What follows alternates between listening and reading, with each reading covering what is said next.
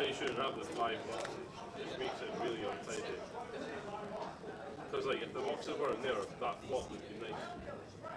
Just have a line. Because every competent dealer is going to know where the cards go. From the start of the line to the end of it. So you shouldn't have the boxes there. Map. This table, the 5 boxes are so like... The 5 boxes are so like irrelevant.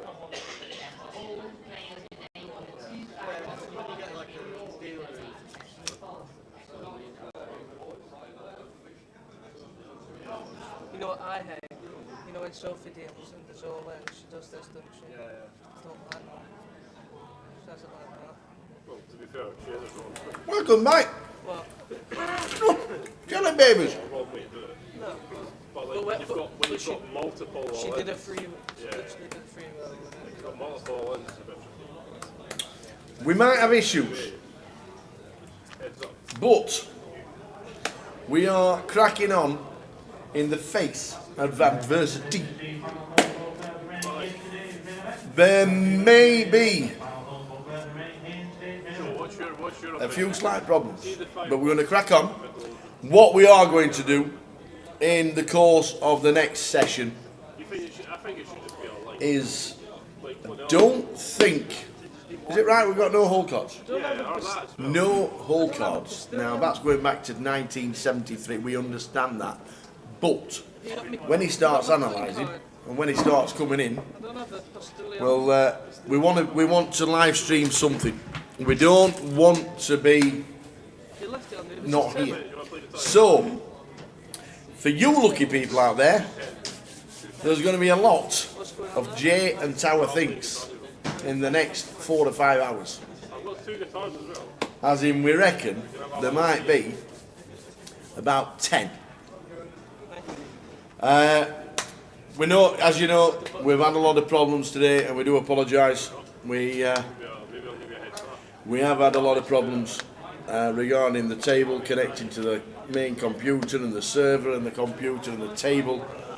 So we are going to obviously a lot of fixing goes on overnight. Can't ask them to do it while they're part of a game. So we are going to crack on, and thanks for being with us. And I know it's not going to be the same coverage as normal, but Just got me one.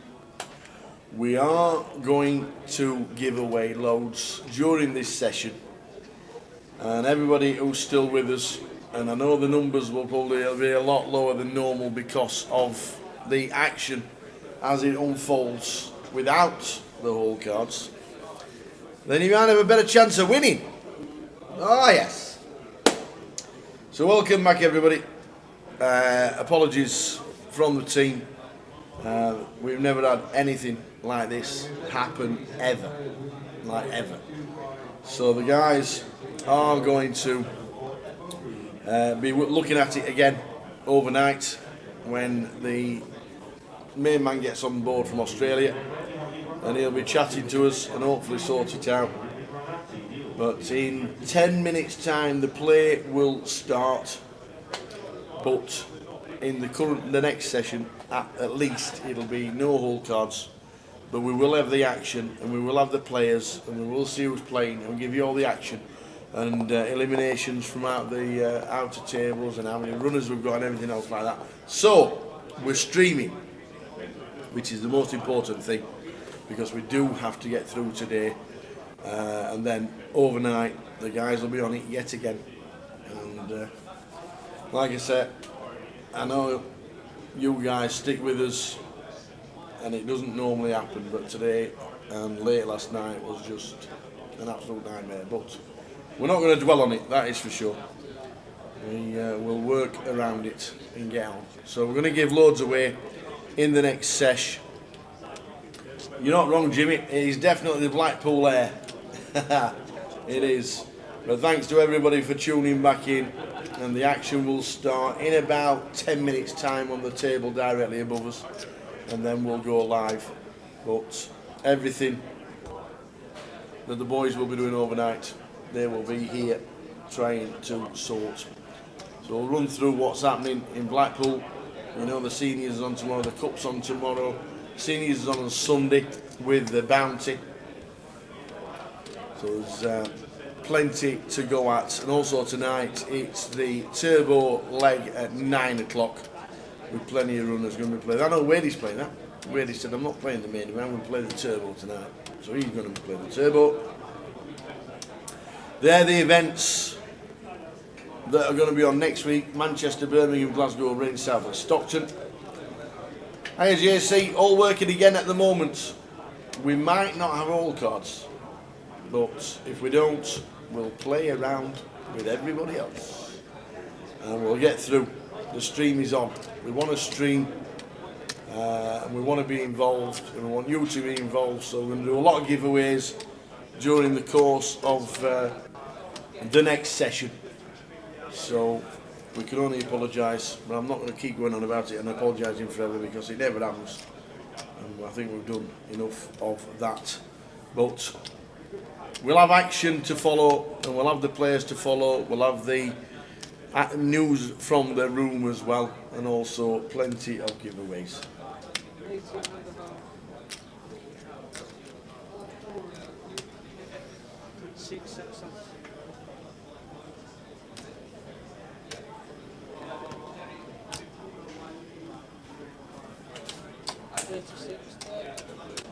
So Mull is going to be donating at least one bullet in Manchester next week at Berry New Road, which is a 25.50.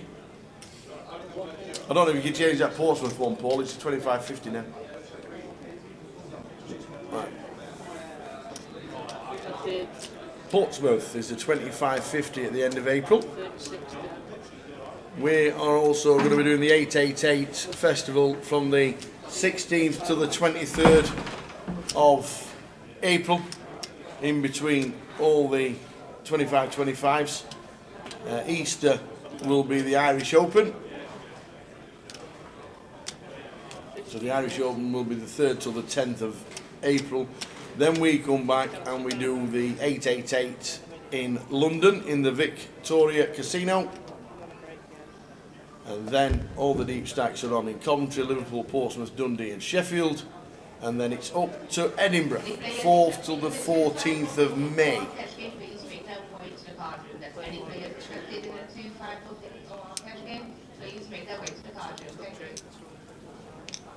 So, but we do have graphics. We do have a TV table. We are going to be testing Jay to his best ability in the world. Whatever, what?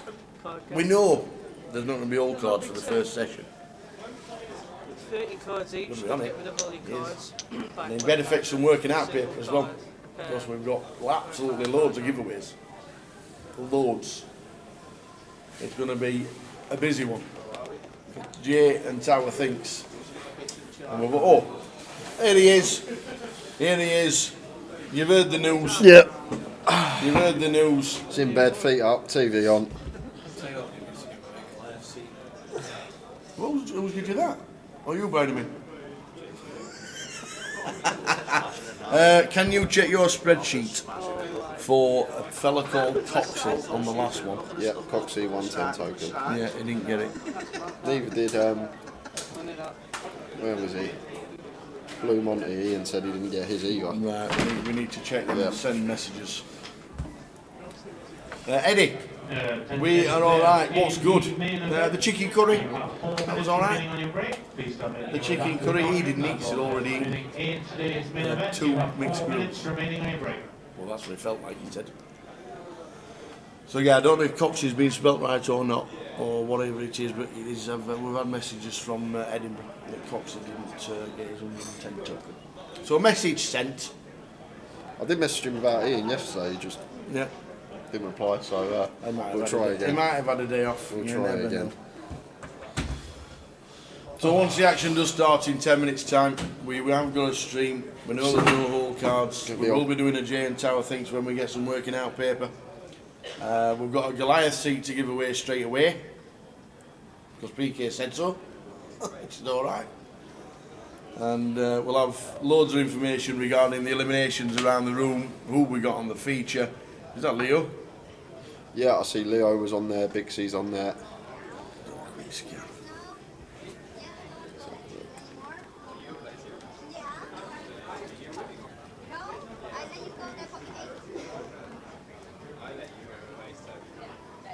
Razor Kev giveaways. Woo!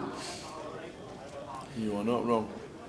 Yeah, so feature table that we are going to have Ron Wilkinson in 1, Leo Worthington Lees in 2, Bixie Yow in 3, Stu McNally 4, Giaz Lee 5, Greg King in 6, The Mad Turk in 7, Christian Popsicu in 8, and Mitchell Malcolm in seat 9. Do you know what Bixie introduced me to the other night? Caramel porn star martinis. Yeah, nice. Delicious. I remember Edinburgh last year with Bixie and the martinis going all. Well, she introduced us to the old tequila Rosé. rosé. Yeah, we were having the tequila rosé. Last week in Edinburgh last year. Yes, Razor Kev. We know for the first session there won't be hole cards. Whether it can be fixed today or not, we're not sure. So we do have a live stream. It's not 100% functional like we want it to be, and we're not going to keep saying sorry forever, because I can say sorry every sentence, but as you know, we never have problems like this. So we're going to run through and we're going to do lots of giveaways for everybody who's tuned in. The only thing I can say is with it not being 100%, then there might not be as many viewers for you guys to win tokens, and we are going to give quite a bit away today, as well as follow the action. We know Jay will have a lot more knowledge with the hole cards not being shown. It is going to be a tough gig for everybody, but we'd rather have a gig than no gig. Yeah. Tango, I've done my job. I've done my spreadsheet. I've sent it across. It's not my fault that Tom hasn't credited the tickets. I've done my bit. The spread's been sent across, and he's just not credited them. If it was me that had to credit them, they'd be done straight away. There you go, you see. Easy comp, guess the hole cards. That'll be every hand. The Mad Turk's coming in, here he comes. Proper old school. Can we not like cut a couple of wooden holes in where the rail is and put a few cameras there, Tower? Somebody sat underneath the table. Ace 4!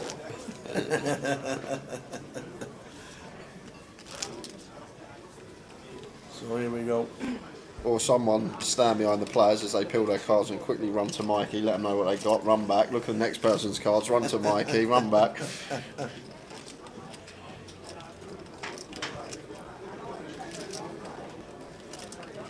It's early day one, man of straw, so everyone's basically still in, and those that are out will be flicking back in. So Yes.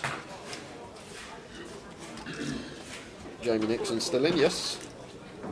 Yeah, we can run through the bust outs and we can run through the eliminated players before the dinner break. Players wishing to play a 2-5 Omaha cash game, please make your way to cash table 4 in the pub room. That's a 2-5 Omaha on cash table 4 in the pub room. Thank you. Players and dealers in the main venue have any finals. 200 big line, 300 for the 300 big line anti. Dealers, please begin to do. Over 200 in now as well, which is good to see. 205, that should get to 300 by the end of the day with the turbo Yeah. flight. I've got a great question for the first one. Okay. Jay thinks first one. Have you got paper? No. Well, I'll go and get some working out paper.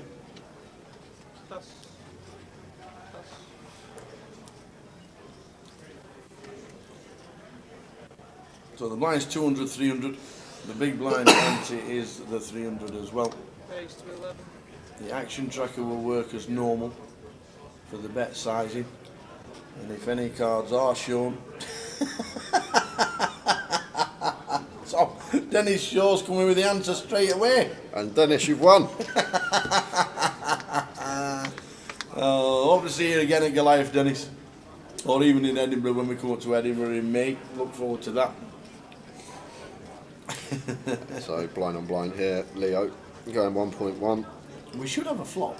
We should get the flop count. Yeah, but the problem is Mikey has to input the flop manually, Tower. Ah, right, okay. So it should come up very shortly. The dealer's probably just telling him through the. Yeah.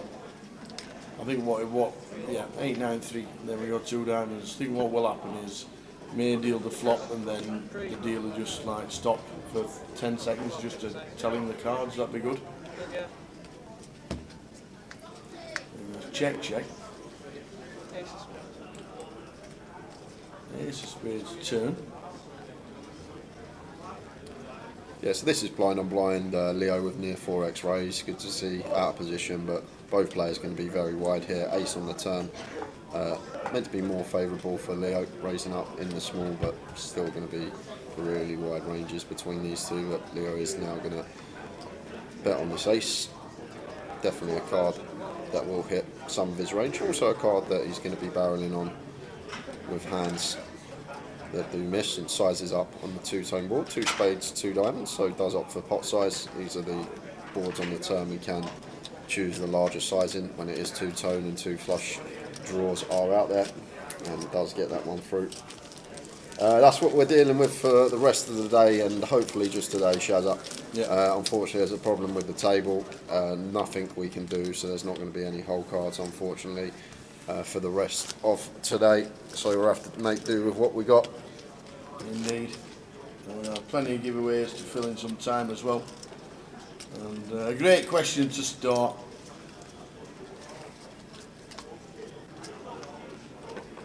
Hiya, John. Hiya, John. As you know, as a regular viewer, we don't have issues like this ever. Raise to 900.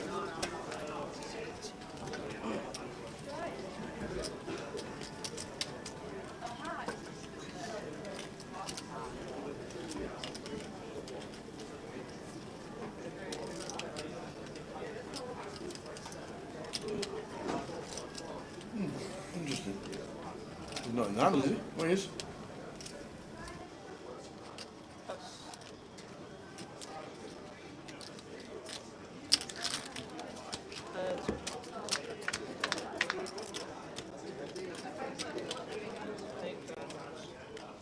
Check. How interesting is that when we can see the whole cards? How amazing is that we can see the whole cards? Okay. Check. Has it been fixed? Has it been done? Da, da, da, da, da, da, da, da, da. Check.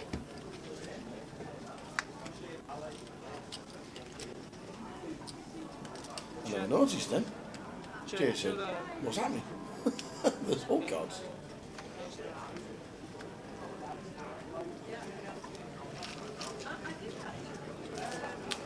Yeah, me too, Mark. Well, obviously, during the hand. Well, This is thank you.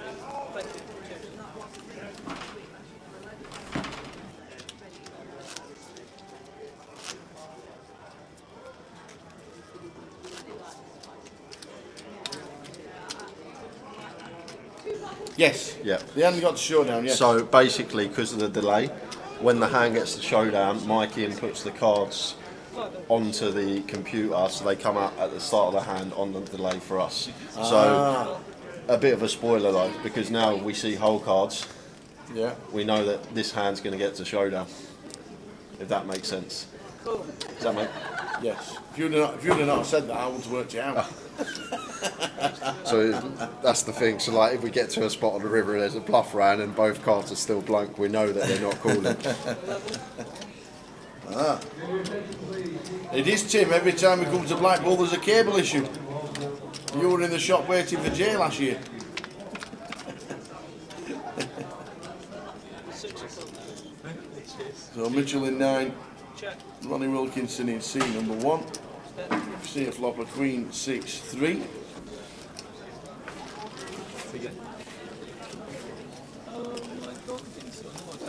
So big chip leader at the minute. 285 bigs at this stage of the game is massive. Green's good. Thank you. Change that, please. Well, that's September. I'm definitely going to go before anything. Fine.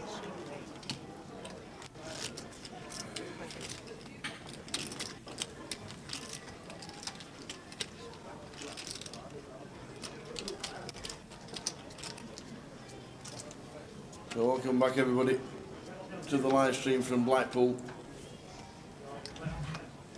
Run through some eliminations as well. Raise 1,000. Oh, Mad Turk, 4 deuce of clubbies under the gun. Raises to 1k. Pass. Mitchell calls. Pass. Pass. Cool. Gregory comes along in the big blind.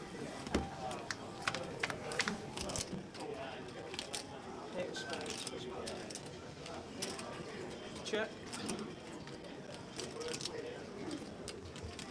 7 of diamonds. No, 7. 7-8-3 flop, 2 diamonds. And Mad Turk goes for the 2.5k into 3.5k. Thank you for your gift. Just shy of 2/3. And Gregory not going to be going anywhere here from the big blind. Probably just happy to play flat here versus the gun open from Usel. Also have all the other pairs here, and Gregory does make the call to the turn.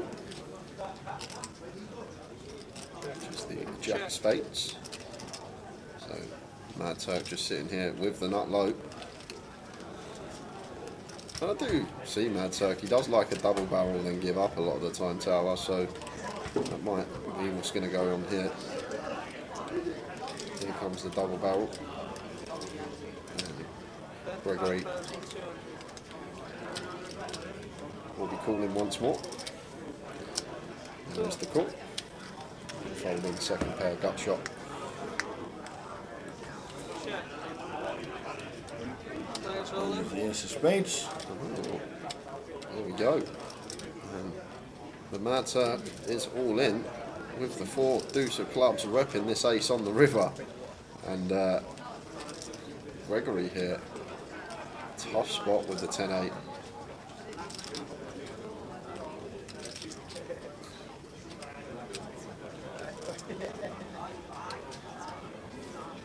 Cool. And makes the call. What's a good call? Great call. And What a Mad good Turk call. shows the 4 deuce of clubs. What's a good call? And the 10-8 for Gregory.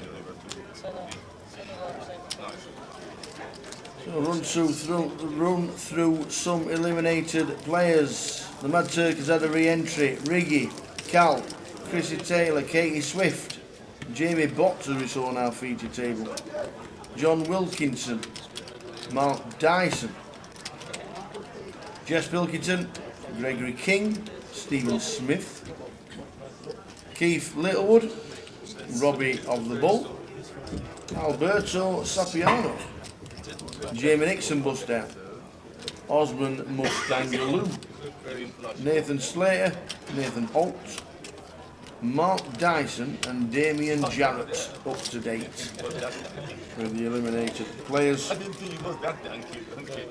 209 players in total. Yeah, up to date with the eliminated players from around the room.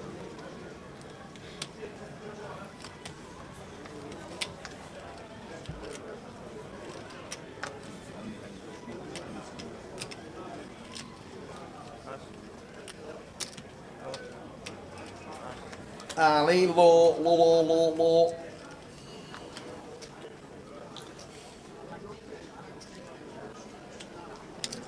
Raise 1,300.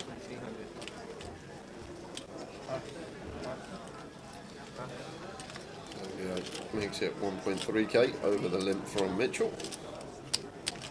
And Gregory comes along in the small, Mad Turk out the way in the big. And calling after limping.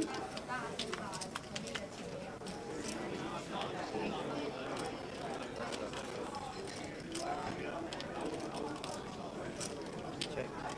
Check. 7 Bet 1,500. 8-7-7 2-spade board. Leo does opt to continue here. Pass. Let's just get that one through. Who's going for working out paper, me or you? Do you want me to go? Do you Shall know I where go it get is? some? Yep. Found it.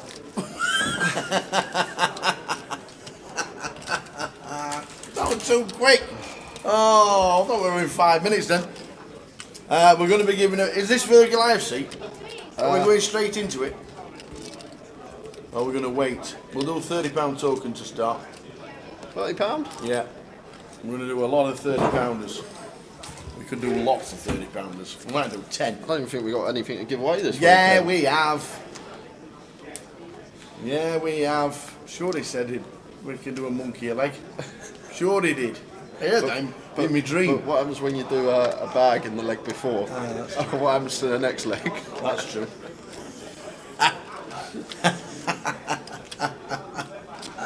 That is true. So the first giveaway as the hand continues, we know, as we can see, obviously there's no whole card, so we're going to fill a lot of time with some giveaways. So we're doing £30 tokens, all online tokens, to get yourself into the 110, to get yourself into the closer, get yourself into lifestyle. So, rules as always. You know the giveaways, you know how they work. It's one guess per person. We've got the chat boxes open. You can't have multiple guesses. Don't guess until he's written it down, because that's more important. I don't want you lot giving him clues or anything like that.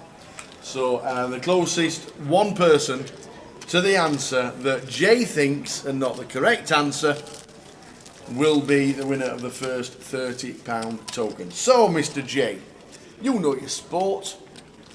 This is the only question I'm doing on sport today. Depends what sport.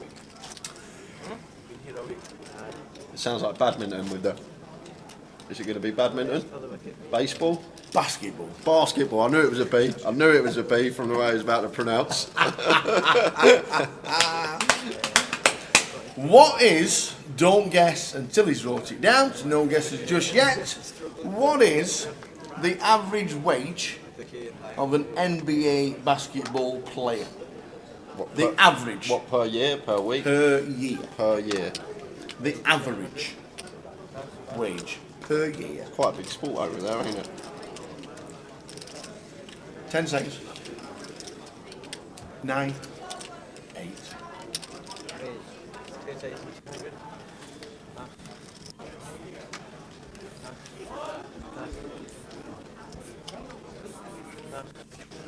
Done. Done. So there you go. What is the average wage? What is the average yearly wage of an NBA basketball player? How did you even come up with that? It's just brilliant. So there we go. You got about 5 minutes. It's a year. What they earn Per average year? in a year. Yes. See, I'm going to do it on football, but then because you've got League 2, you see. Yep. You got League 2, which are on about £2,000 a week. Yep. And it'd be interesting to know what the average is for a professional footballer in the UK. So what is it? What's the average yearly wage of a American basketball player? But you got to think what I think. Yes. It's not what the correct answer is, because I don't even know the correct answer.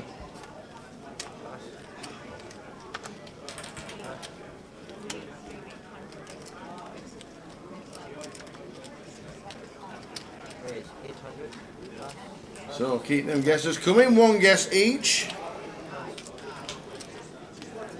One guess each.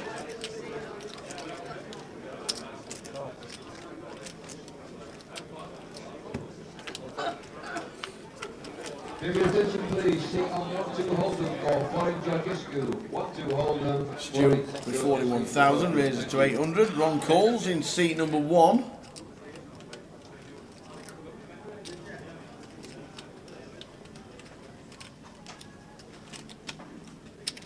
Yeah, 1,300.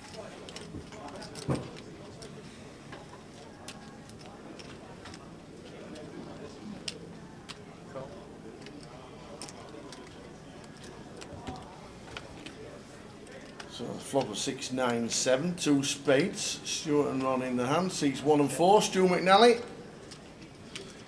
It's the diamonds on the turn. Going to be a card better for Stu than it is for Ron. And really start going after some one pair holdings from the big blind that call flop.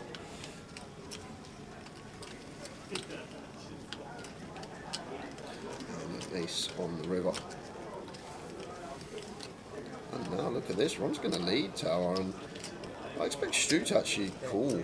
We don't know what his hands is, but I expect him to call most of the time here, simply because he can have kings, queens, jacks, tens, this type of stuff that would definitely check on this 9 turn. Does make the call, and Stu was good. Unfortunately, we don't get to see the whole cards.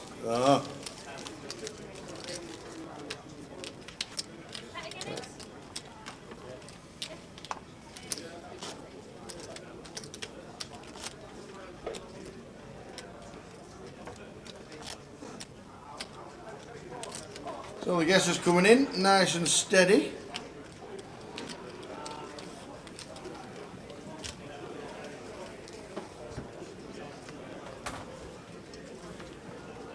Just on another question, do you know how many NBA players there actually are?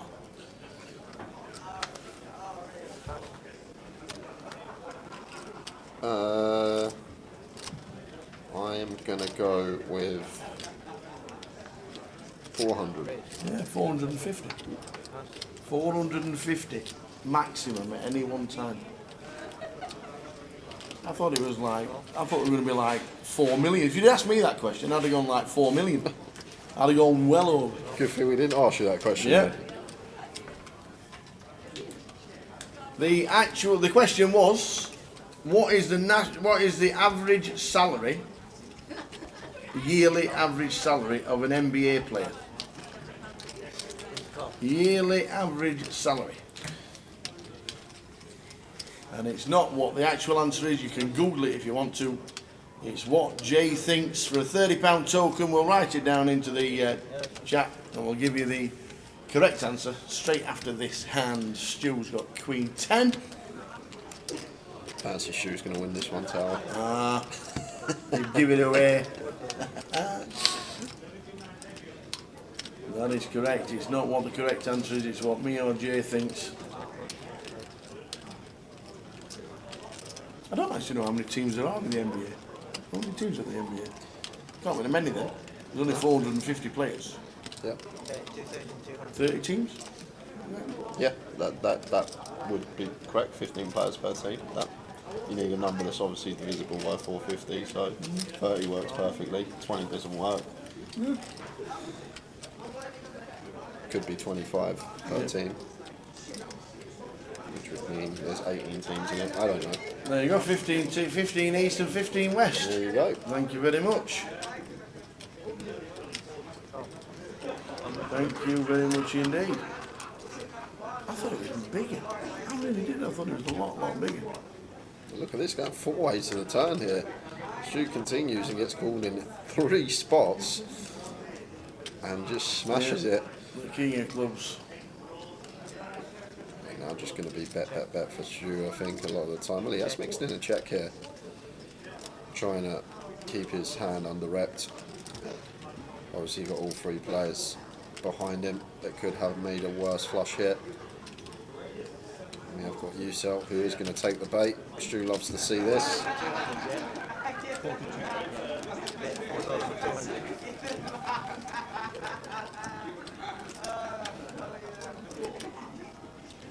That's 4.2. Actually in the think tank. The smallest club. Still with Nelly. Just calls. I like it.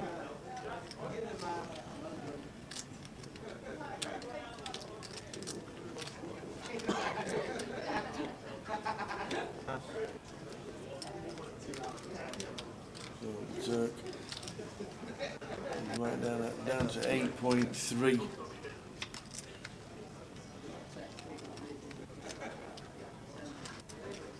And the 4th club, not good for Stu and Nelly.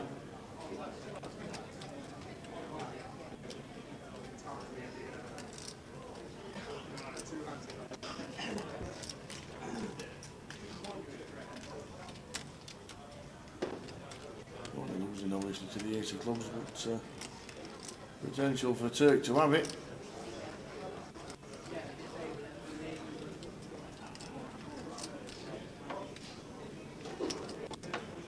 It's a bad call. card for me. Yeah, it goes check, Oh, you check. check. Yeah. No, check it. I said it was a bad card for me.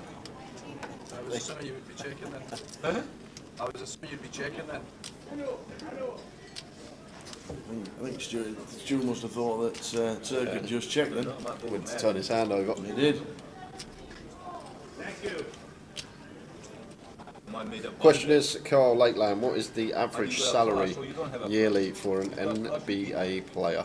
You don't have a flush, you don't. You're way behind. Very bad on the floor.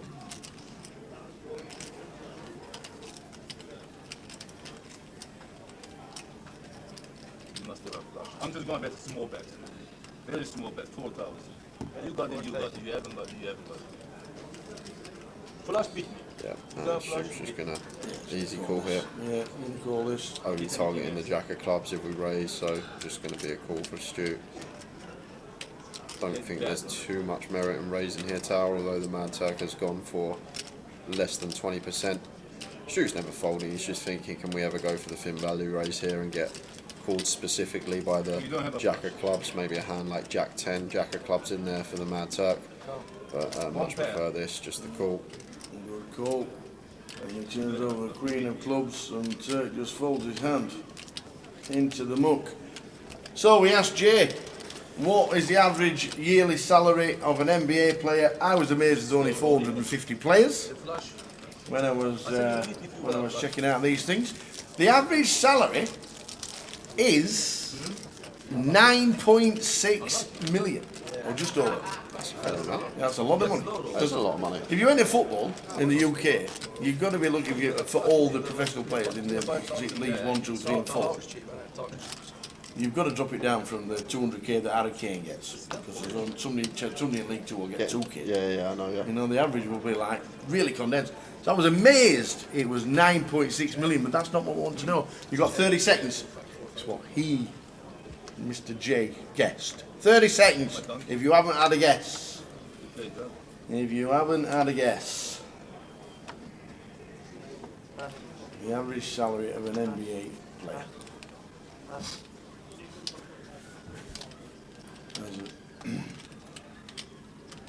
The buying for this was $12.50 in total. Hey, Mick the Mod already doing it again. Flicking it on, thank you very much. We're going to have to close the comp today because Mick the Mod's working.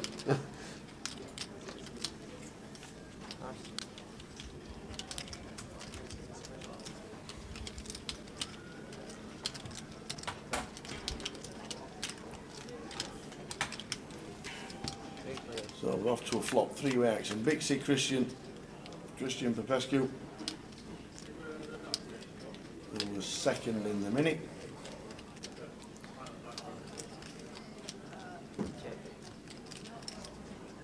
Check. 10-8 flop, 10-8-2. 130.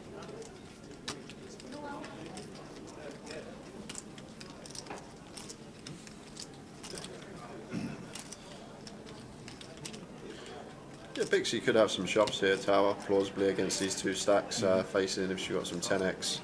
She could just move in versus Mitchell's 1k bet. And with Christian only sitting with 4.2k, but she's just going to call and take a turn. Mitchell just with 6k left behind. Yeah, no whole cards, unfortunately, Chris, today.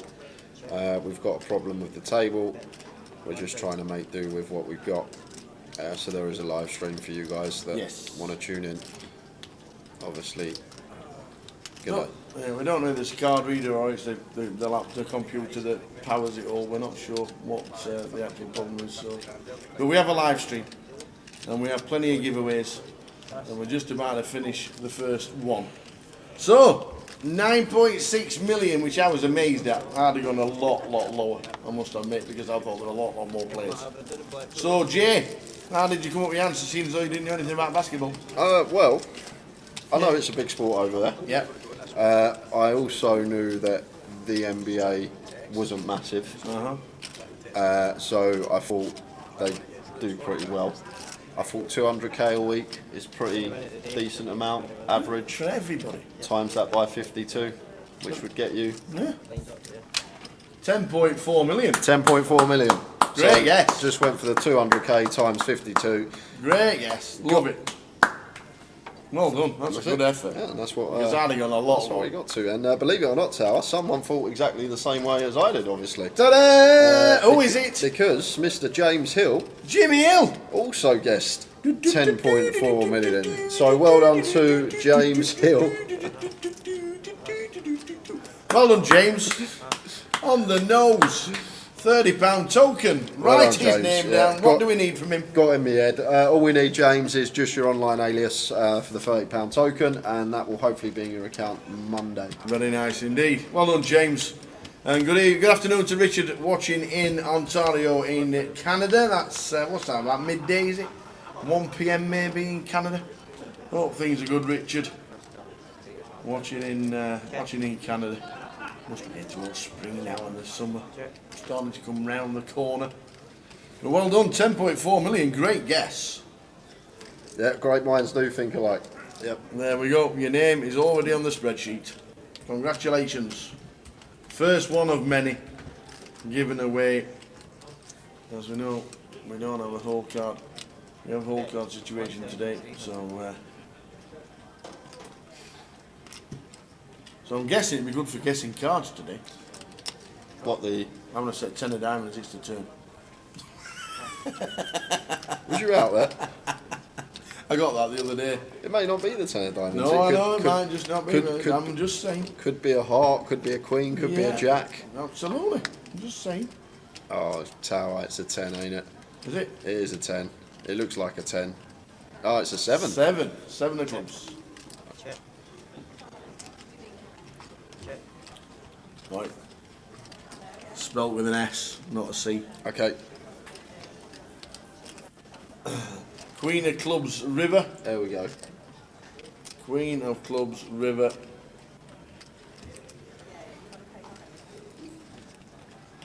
Check. Check. And this just obviously checks through, and Stu will take it with the queen jack. Yep. No bigger prizes for getting exactly. We're giving away tokens willy-nilly here. We don't even know if we can. It's a free stream.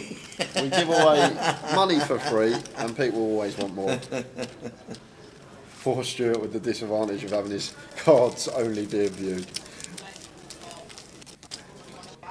So well done, James. First one given away of many. We will later this evening be giving away a Goliath seat as well as direct buying to Goliath 2023.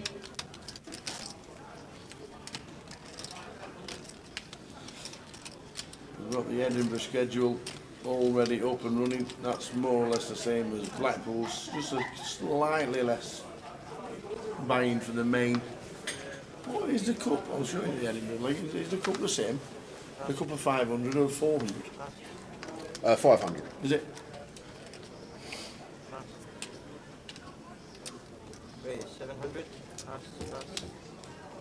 So funny as well, guys. Tower took Mick the mod's job today, and he got ready. He put comp his clothes ready in the forgot. in the chat box, ready to press enter. And I've just looked over, and it's still there. And I realised that. he forgot to put he forgot to press enter. There you go. Company's closed. One job. One job.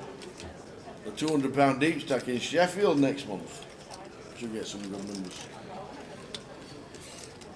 So Mitch here opening off of 29 bigs into the big blind of GS. Thinking about this one. He's just going to call. Yes. Eliami? Is that how you say that? Eliami? Eliami. Yeah, we're not sure whether it's the server itself or the computer to the table or the table, but there is an issue obviously that the guys will be working on later tonight. Yeah. But we do have a stream. But when if a hand does get to Showdown Live, our action tracker will try and input the whole card so we have them from the start of the hand. Yeah.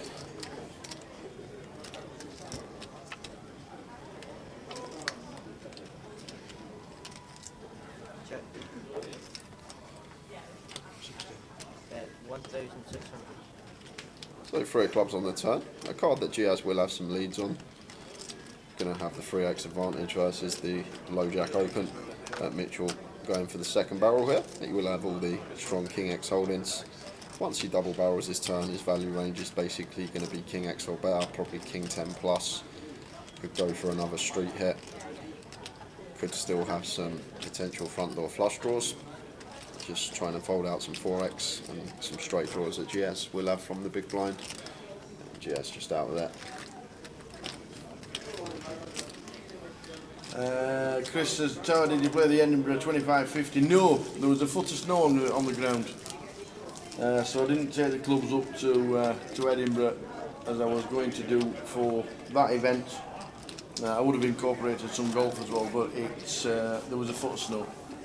So we didn't get up there. It was also -9 on 2 of the nights. Forget that. But we will be there in May with the sticks. What's the time for the Goliath ticket? We're not telling you now. It's sometime tonight. Sometime tonight. We don't know when. We're just going to randomly do Jay and Tower thinks most of the evening. Tom doesn't know yet, but he's giving us away lots of money. You were texting him today. He's not replying to me, so I've got no chance. Leave it to somebody else. I think it might have to be a cup of tea time. And one of the Jakemans. You know what they are? You know what they are. Is Katie still in? Well, she bust out once. She might still be in. Go on then, we'll have a Jakemans. Have a Jakemans. She might be in again. She bust out once. Yeah, Katie's in. Yeah? I saw her, yep, she was playing, so I'm assuming she's back in the mix. What you're having? Could I just have a water, please? Water? Council water? Do they have the fridge bottle water here? Like at other stops? I haven't seen it all week, so I'm guessing no. No. Oh, yeah, there's no fridges. Yeah. Yeah, go on, we'll have just the council water, as Tower calls it. Just a little dusting, you're joking. I got a picture sent of Aberdour. Could not see grass anywhere. It snowed a lot. But I will be up there in May with the sticks. I'm looking forward to it. Did you see Rory McIlroy's drive? No. 375 yard par 4, put it to 3 feet. Today? Today. Really? Yep. Jesus. 375 yard par 4, drove it to 3 feet. Wow. 349 yard carry to the green. That's some time. Yeah, that is. Jeez. I was watching it.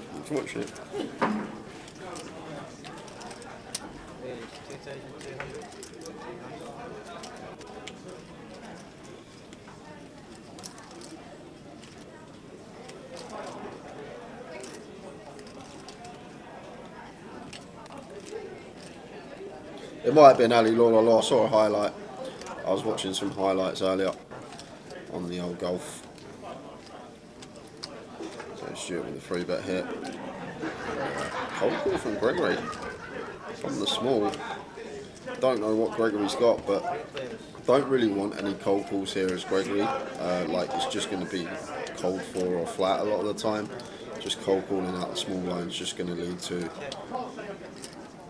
a lot of sticky situations out of position. Like the things that happen when we call. Leo is always going to be calling very wide, getting a more attractive price, closing the action. And then we're going to be acting first on every street, which isn't going to be a good thing. And then the final point is, we're then in this sandwich situation as well. The times that it's checked to Stu, and Stu does elect to c-bet, we've now got to make our decision against Leo, who can still have a wide range of hands behind us. So, as Gregory here, would have just liked to see a 4-bet or a fold pre from him, regardless of hand that he's got here. Just don't really want to be cold calling 3-bets from the small blind. Don't really want to be cold calling 3-bets at all, really. But there are some situations where we can. But this one, whatever cards Gregory's got here, I think he just wants to find the 4-bet or fold pre-flop.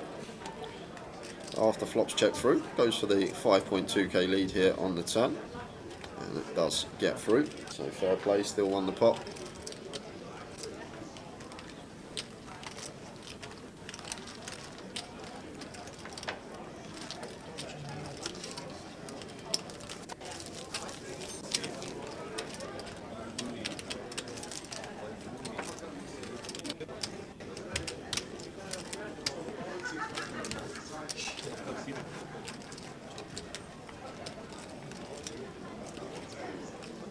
Need a J versus Tower match play. That would be fun. He'd get the ump, trust me. He'd make a par. He'd make a par on a par 3. I'd make a 5 and he'd lose the hole. We'd get the ump.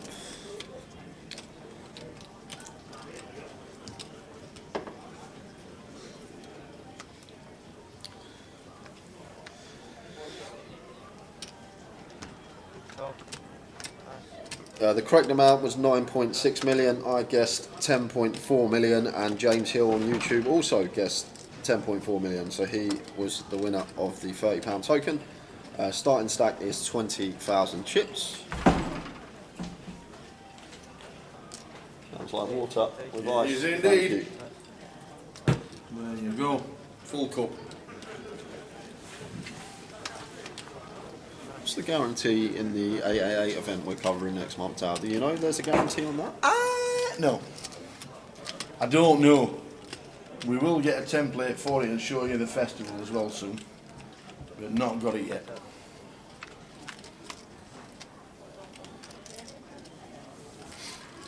So. Check.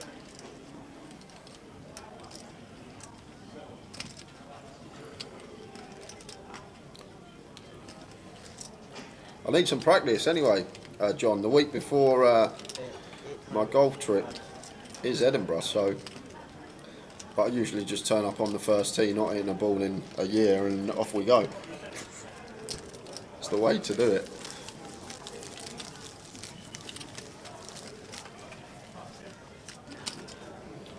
Looking forward to going back up there and back up to Edinburgh. Always good. 160 in the main today so far. 160. Price will getting close to $250,000.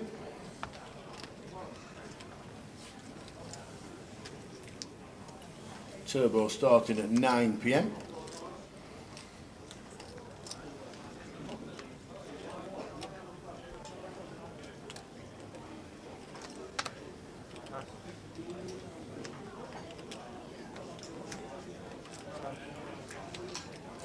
And good luck today if you're going up to Edinburgh to play the Big Friday game.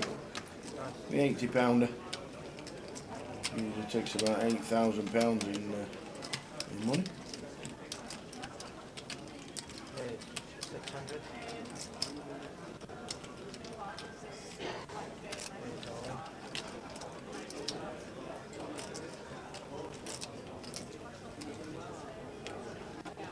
So Christian here shoving from the small for 12 bligs over the button open from the Mad Turk, and gonna get that one through.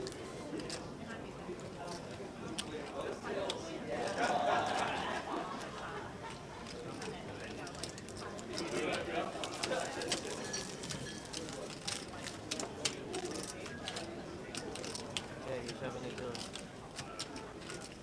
That's the one.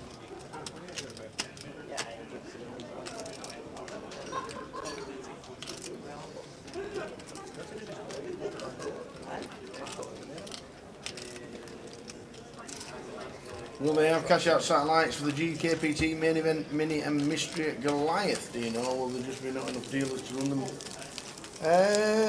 Cash out satellites will be on every day, I reckon, at Goliath. I reckon. Maybe not for the main, maybe not for Goliath, but definitely for the GUKPT that will be there. Some change, please.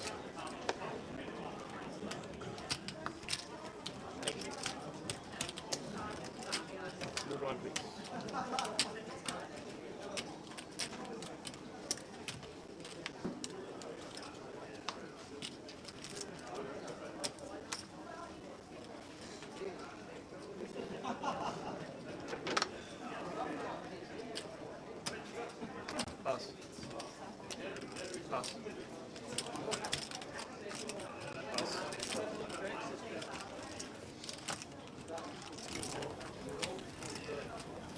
Starting stack 20k. 20,000 for this one. 60-minute clock.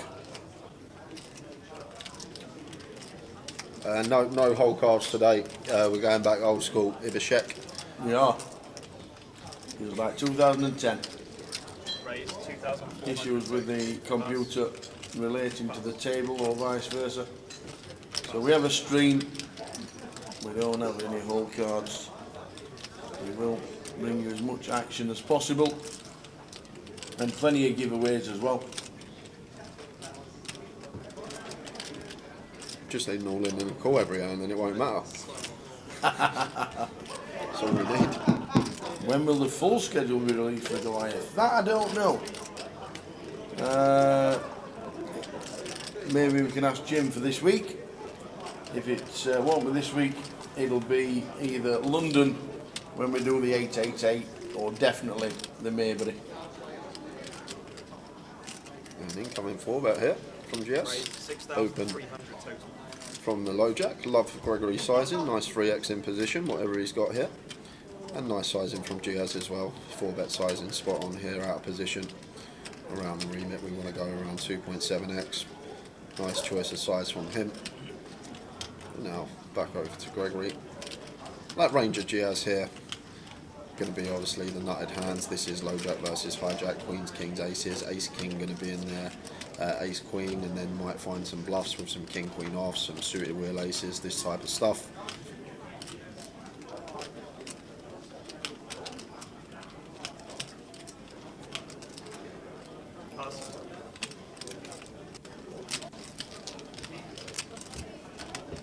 Giaz gets it through. Are the Red Tooth events there again as the thing? I think so. I do believe so.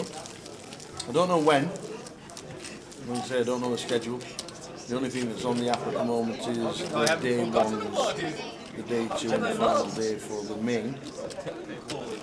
So the Red Tooth, I have been sure in listening that there definitely is going to be some Red Tooth events again. Lost the key, Pesky. Take the padlock off your purse and put a shilling in the meter for the table. Lost the key. Didn't lose it, I saw him throw it in the sea while he was off North Pier. He went to the back end of North Pier, threw the key in the sea. Won't be needing that. Your permission. Since you know, I'm making a list. You know how many donkeys in Birmingham? I would rather the donkeys come to me. Oh, okay. I'm just saying, if you're interested. Do you know how many in there in Birmingham? 96 donkeys. This is also a folder as well. So I would like you to go over 97. Are you going to start staking? 700 now. Mitchell opening I back said 3 donkeys before. 700. So did I. 70. Oh, it makes loads of sense. I'm all told. You're all told. Thank you, Thomas. Can we get Alan on the table? So Jay can try and guess his old cards. Watch back for 3 years to make all the sense. I mean, on the third. Leo going to defend here, so it's 2 really wide ranges. Going to have all the ace X, most of the king X, all the suited queen X, a lot of suited jack X on the bottom, all the pairs, suited connectors, suited one gappers, and then Leo going to defend just as wide from the big, slightly wider even. Closing the action. Queen o'clock, queen 5, 6. Turn. If I didn't know For it to be blocked, it would be like 12%. If I didn't know, yeah, I would.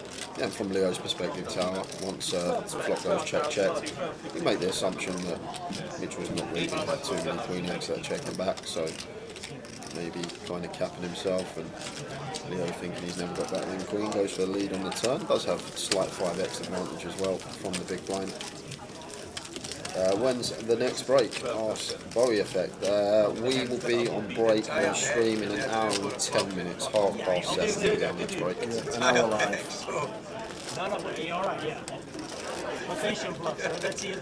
But unfortunately, Andy, as you can probably see, we've had a few issues with the table. We've got no whole cards today. 90% I should have it there. The towers here to fill us in, but they are. Absolutely. 90% pro. Absolutely. Everybody's got ace king. Have to give him the height. Raise 800 total. Pass. Stu with the ace deuce of spades. It's so funny as well. The only player that's had to show his hand on the stream is Stu because he's the only one that's showing down. Oh, the mad take with the nines. See what you can do with white chips.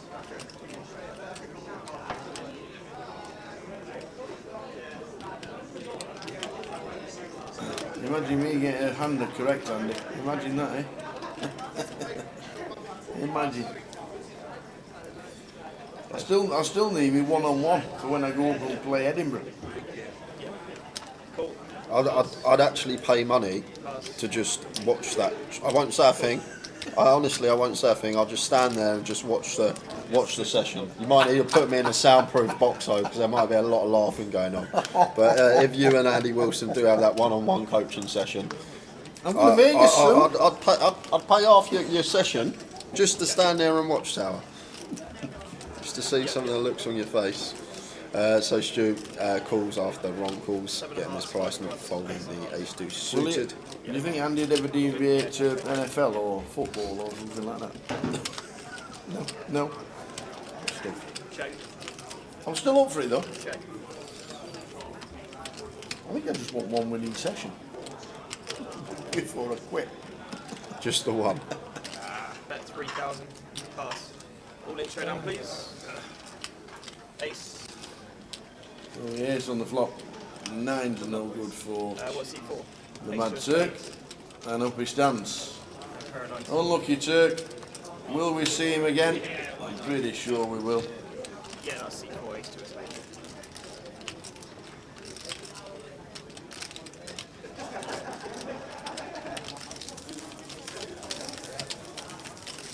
Christian Popescu down to 16 bigs and 5,000 chips.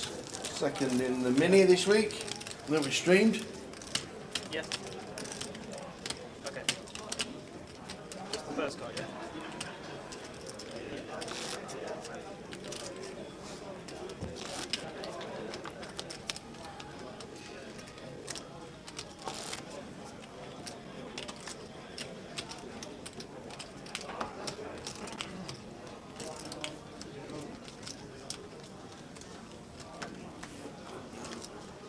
See if we're up to date with the eliminations in the room. Pass. 800. 9 did you say? No, excuse me. You said 9. 161 entries to date. Pass. Pass. Pass. We've just seen the Mad Turk eliminated. Andre Sidorski, Lee Horton, Wendy Watson's gone. Oh no. JN, that's not Jamie Nixon, sure. I know it's a C4, Stu McNally. Floor feature, please. Boz, John Adderley's gone, Warren Osprey, and Ben T.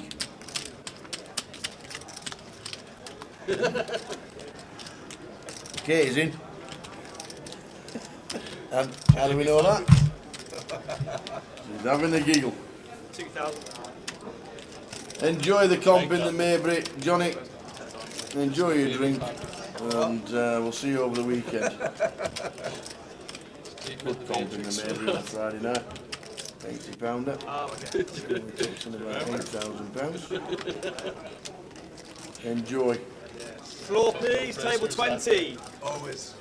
I know Neil Feenan was on about having a golf day and a poker night as well. You'll have to let us know if he still fancies it. Got out of his seat out of 10. Up in Scotland. Well, he was trying to organise something when I saw him in Coventry. See what the lads say up there, Johnny. And we'll have a chat. I actually asked about that to Mike because I've got a good friend of mine that's got owns a golf course and a hotel complex where you can run the poker tournament. So right, okay. And said about potentially getting it on. Mike actually never got back to me, but I've actually got a really good location where we could actually potentially get it. You'd have to travel down south. I don't mind travelling. I've got a car. I've got petrol money. But literally got like a hotel with like a big convention room that you could use, Oh, right, use okay. for the tournament. Yeah. You got a golf course which you could use for the golf, That's always good. and you got rooms if people from up north are coming down and stay over. So, Absolutely. but I really want to get that going, Tal. That would be a lot of fun. Raise 700. Golf / poker. Pass. Pass. I think that's all it comes down to, the logistics of it all, getting a venue, getting a location, getting everyone involved. Don't even want people dropping out either, because if it's all set, you obviously have your 4 balls you're going out in. But it's definitely something we want to get done for everyone that plays golf and watches the stream, and be a good laugh. Then if it goes well, potentially make it a yearly event. Sounds good to me.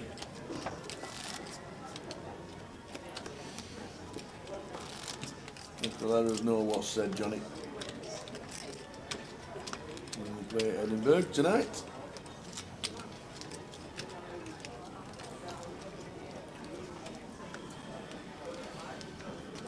So we just lost the Mad Turk from our stream. 161 runners so far today, and building turbo at 9. Raise 700 total.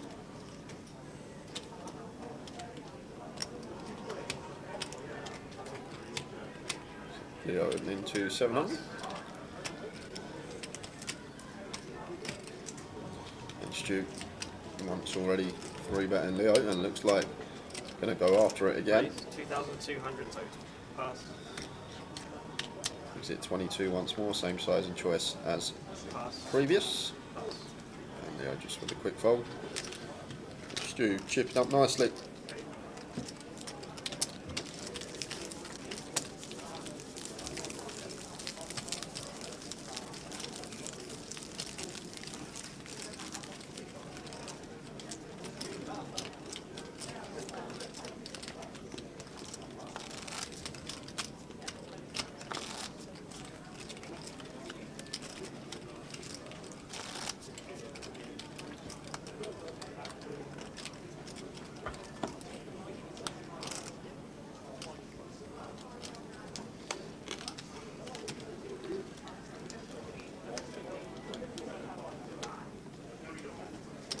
Cool. Pass.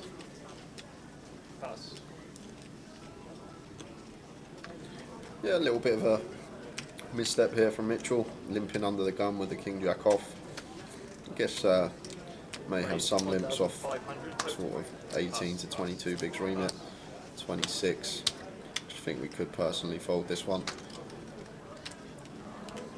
But he's going to get the chance to get away from it, because Christian's going to have an easy all in here with the pocket 8s, the 14 bigs after a Bixie hijack open. And there's the shove. And Mitchell now can get out of the way with the king jack. And then we will see if... Actually, he's not going to get out of the way with the king jack. I've just realised, because we can see his whole cards. He's not going to be getting out of the way. No, he reshoves for 7.8k. And now Bixie out of there. On their backs, please. And he's going to like what he sees. Like to see that he's got 2 clean overcards to bust Christian. Like still, we've got 26 bigs to start the hand. King jack off. Getting it in after a raise over our limp and a big blind shove. Very unlikely ever to have our opponent dominated. A lot of the time we will be dominated, and then best case scenario is going to be a flip situation like we have here. And gets a lovely flop, post flop flip. So 9, ace, king or jack to bust Christian. He doesn't set of 8s. Yeah, on the river. Set of 8s. And that just all comes from just continuing the king jack off there from under the gun in the form of a limp, and then calling it off. If we just muck that hand tower, we're still sat there with 26 bigs. Although in terms of stack size, what we start with, it looks like a short stack, but 26 bigs is heaps on an hour clock. You're sat there day 3 with 26 big blinds, you're fist pumping, you're doing cartwheels in your head. Just because it's the start of day 1 and you're stack short in terms of starting stack doesn't mean that we just need to try and get chips back. There's so much time throughout the day.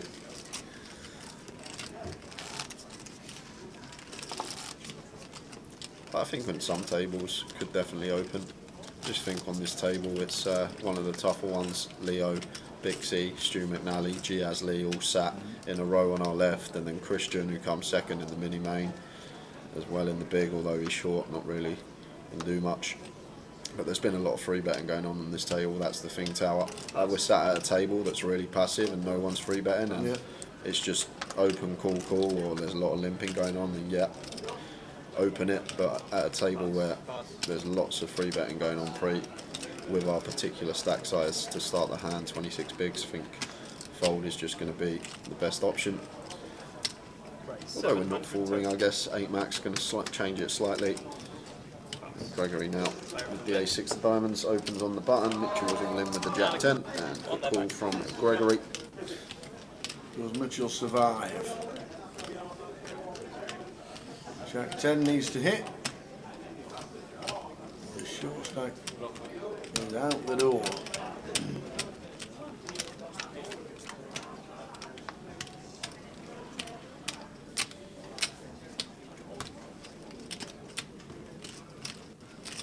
King 2-2.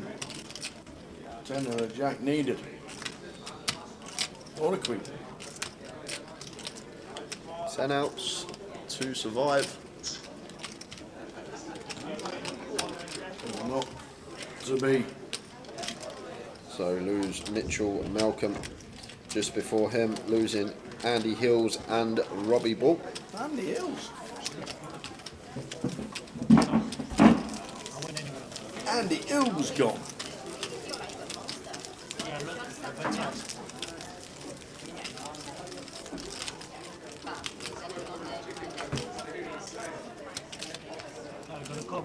See it open on feature seat 9.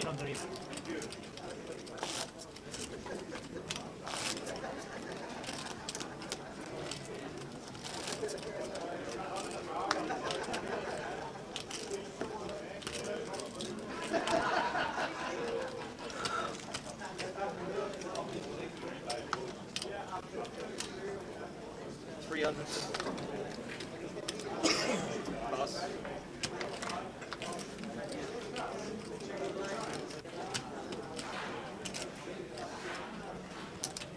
700 total. Pass.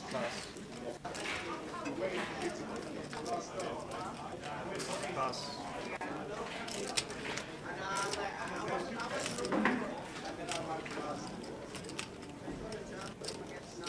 Cool. Cool.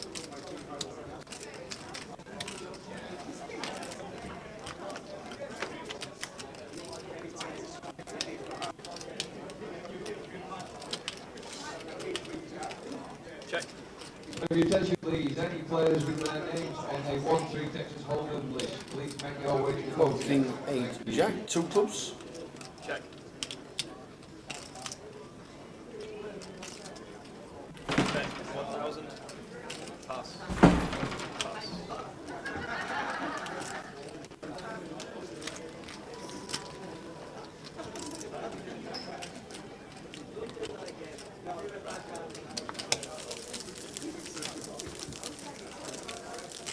How are we doing, John B?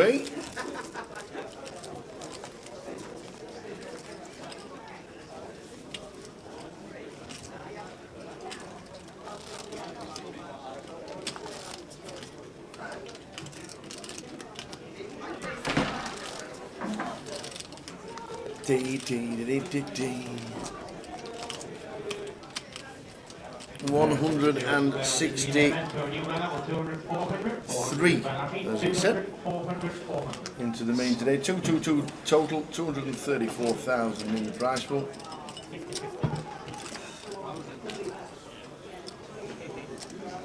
Raise 700 total. Pass.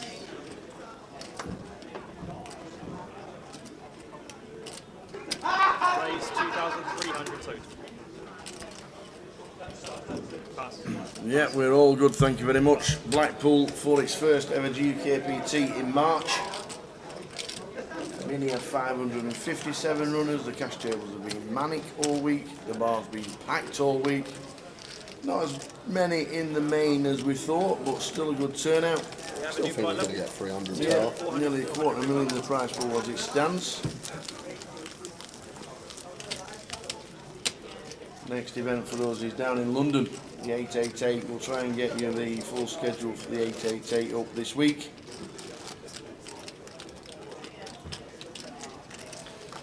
And the next GUKPT will be Edinburgh in about 6 weeks.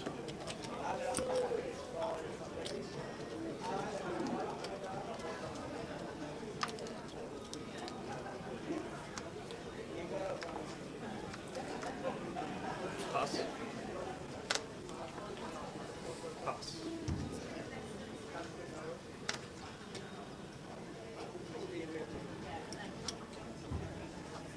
Raise 800 total. Pass. Pass. Pass.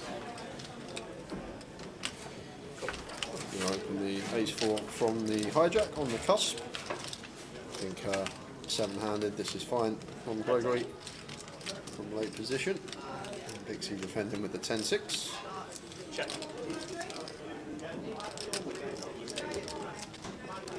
No, Carl, not tonight. Now then, we won't be messing with the table until players finish tonight, and then the guys will be on it overnight again, like they were last night. Bet 700. He does pick up bottom pair, so we go for Blaze Seaver. Easy check call for Pixie after opting to check a 10 on the turn.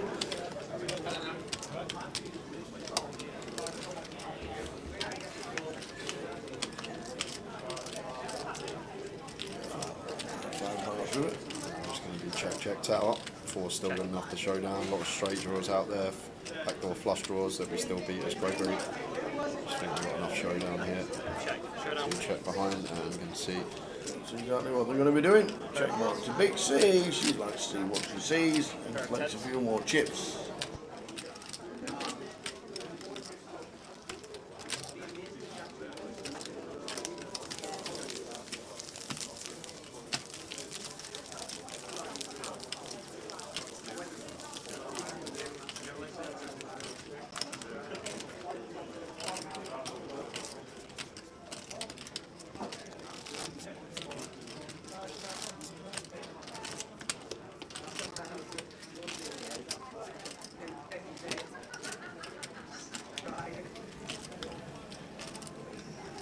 So 163 today, £234,000 in the prize pool. Turbo starts at 9.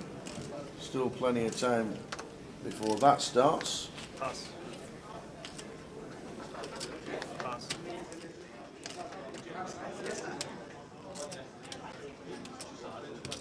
Raise 900 total. Pass.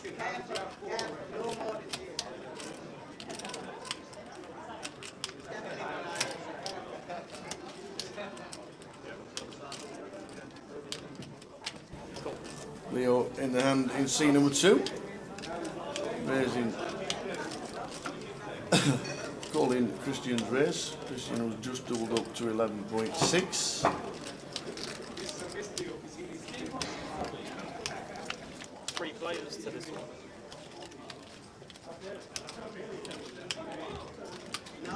Check.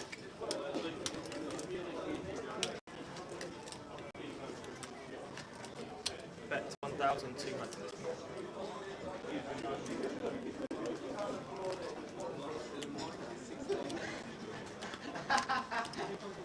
Pass.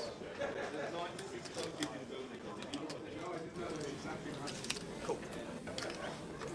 Stu with the check call. Heads up to And this while we one. don't have the old card, Penny Smith's back to entertain us. Check. Evening, Penny.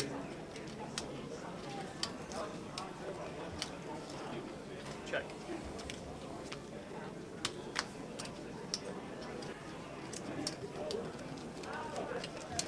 Six of Hearts River, perfect for Stu McNally.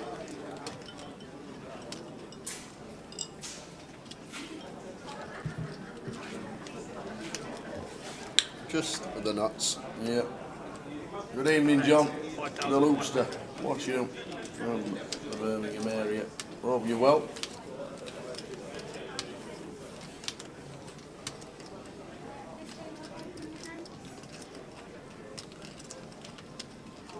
Like Christian will have some check back ace-x, perhaps even a hand like King Jack, Queen Jack, Jack 10 that picks up showdown on the turn. And like Shu can still credibly represent some 3x, some deuce-x for the gut shot on the flop, some front door club possibilities.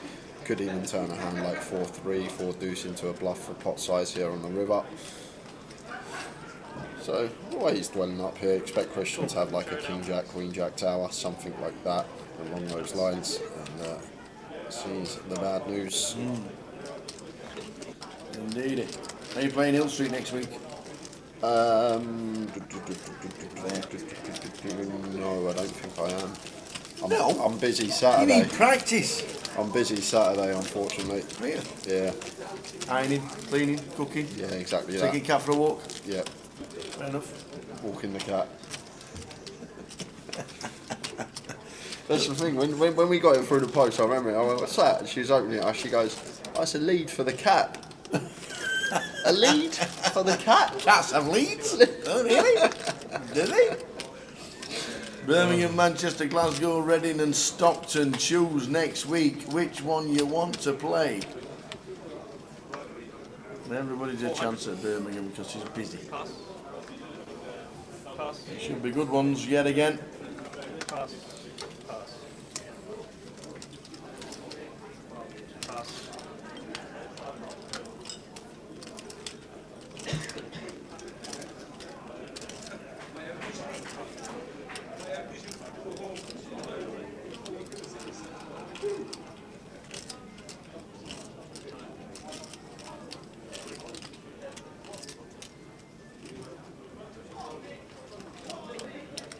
Right. 1,100 total. Yeah, to be honest, yeah, Loopstar, she's probably more likely to play it than I am. Actually, she'll probably be there playing it. I don't think I will, just because I've got a really late night Saturday night down in near Stansted. Wait, Stansted, the airport. Heads up to this one.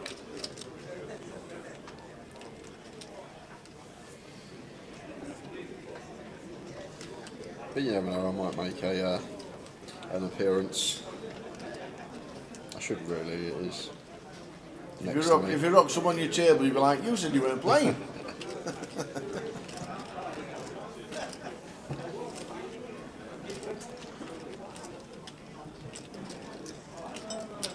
That's 800.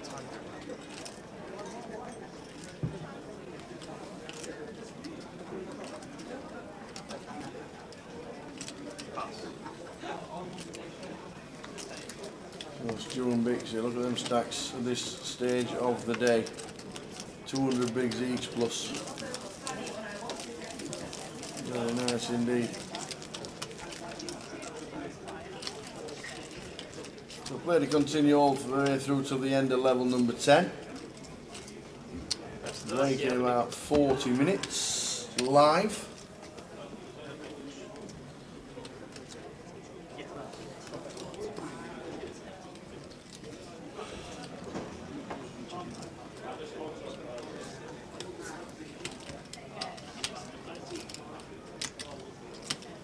And a few more bust outs to tell you of. Chris Gatley, Andreas Olympius, and Wendy Watson gone again. No way! Wendy Watson. Wow!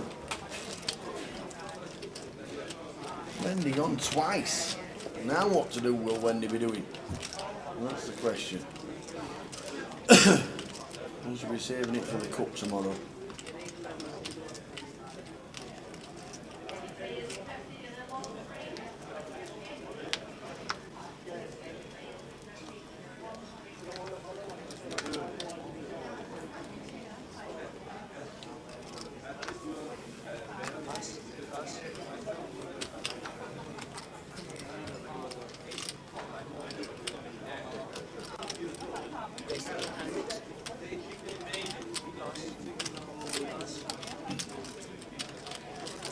That's Wendy what happened. Doesn't always get it in line, does she? Bust out twice in 20 minutes. Raised to 3.5. with Wendy too. I don't think we'll have to ask what happened. I think we'll No, probably get we'll just told. sit there and wait. Yeah. She'll do the round. She'll come to every table. So nice sizing choice there from Giaz. Goes for 4x sizing out of position and choosing the 3x sizing when in position. So just good understanding the bet size there of how we need to go larger when free betting out of position than what we would in position. She might even be watching the live stream at the bar. Maybe.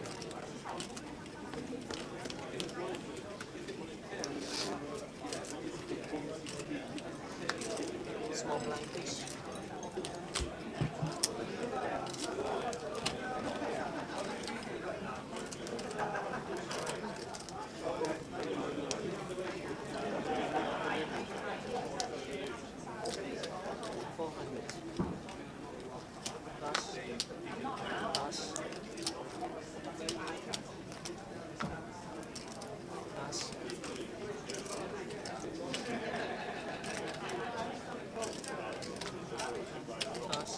Raise to 900, seat 4. Pass.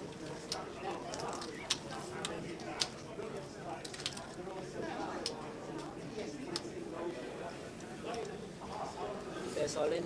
Open from Stu to 900 and a shove for 12 from Christian. Quick fold from Stu. Down. Up to 16 bigs now, 6.4. Ronnie Wilkinson in C number 1 on 16.7.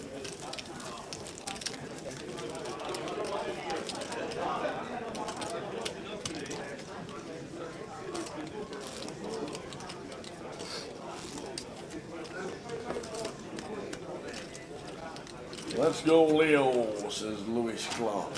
Watching on YouTube. Evening, Lewis.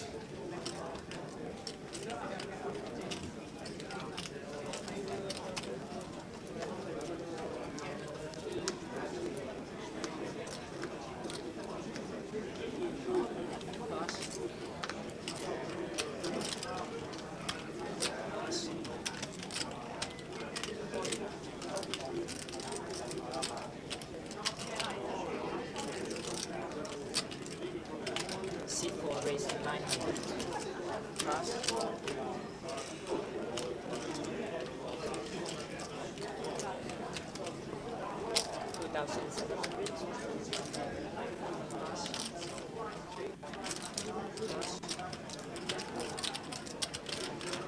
Gregory with the free bet. Once more, nice size and choice. Stu just out the way.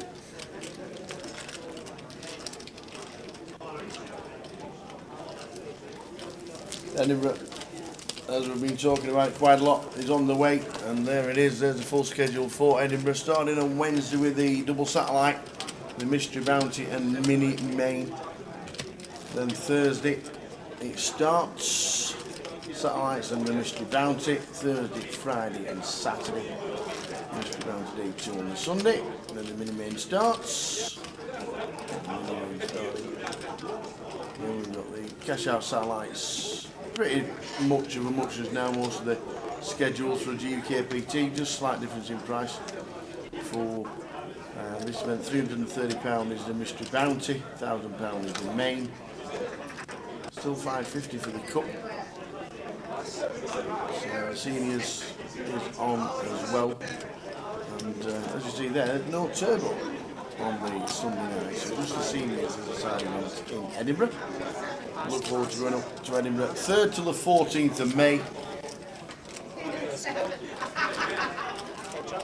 The next GUKPT, where we do have an 888 event in London in between. We'll be changing tables at the next break, which is in about 35 minutes time. 7 o'clock. Dre's back. Yep, just busted.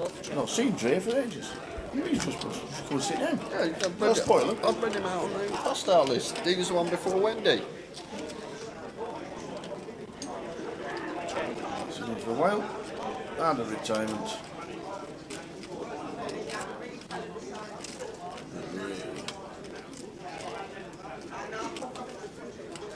It's not most attractive table, this one, Tower. There's better ones out there in the room, I can assure you of that.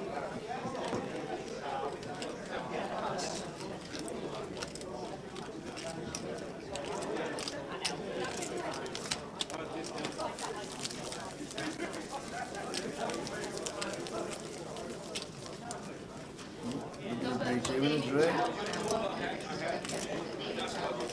Rich is on phone. Leo's very consistent this year as well.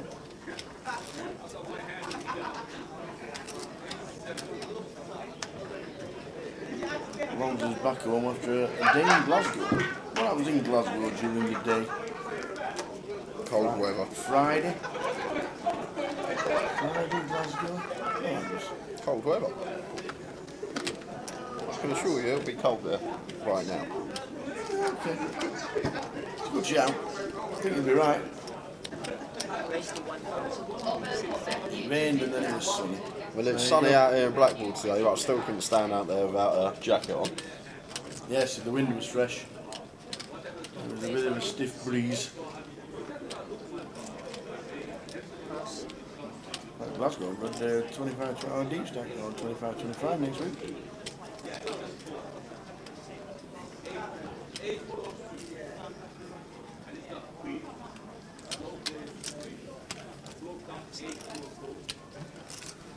On your backs.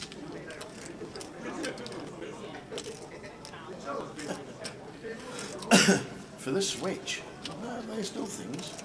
Here's 10 for Christian, here's Queen for Leo. Christian needs help.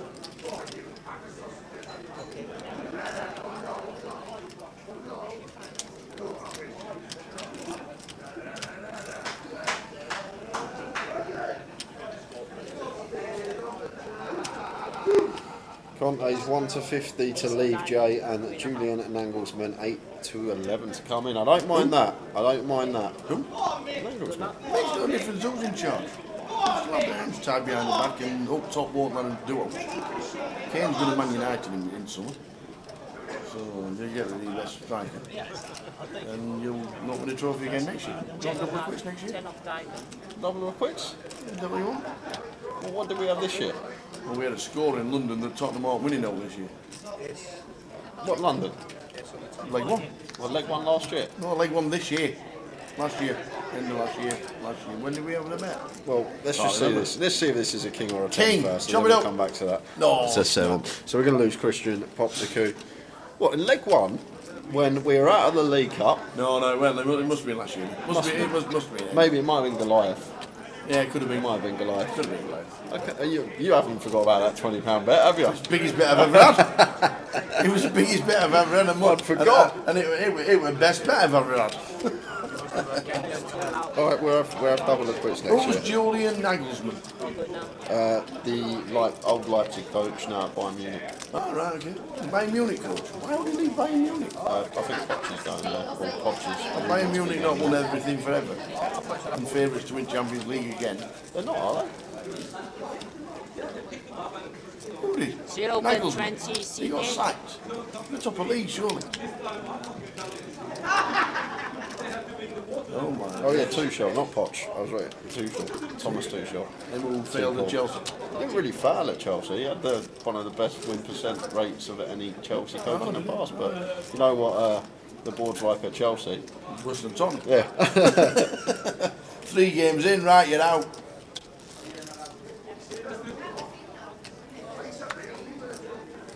It's all good getting a coach in. A coach that's done well. Yeah. But then when he comes in and Levy goes, you've got 12 million to spend on one defender and you can't have anything else, then what? Well, that's true. Yeah. I should just confirm that Julian Nagelsmann was sacked as Bayern Munich manager. There you go. Race to 1,000. I think Bayern Munich were flying. Pass.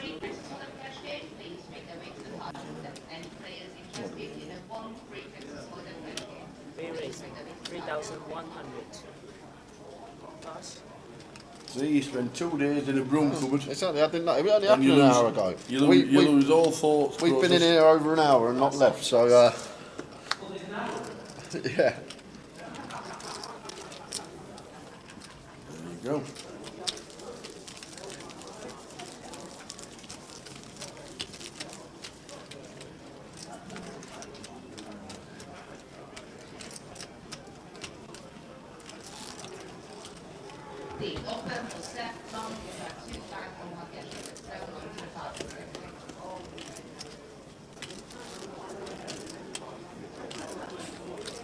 They're 1 point off the top by Munich. Get rid of them. Well, get rid of them.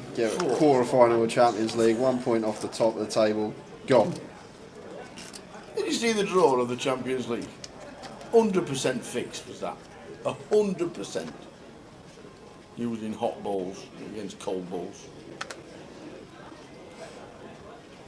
Nice. Nice. Raise to 1,000.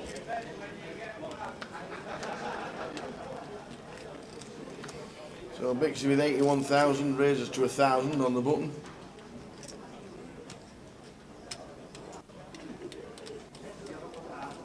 Call 1,000. Nice. Still calls. Jersey gets out of the way. Heads up to the flop.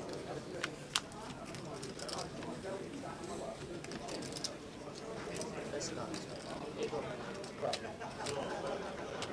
Check. 8, 4, 7, 3 clubs. I'm on our board here, so if Bixie is going to elect to continue, should be small size and choice from her. Bet 700. One care?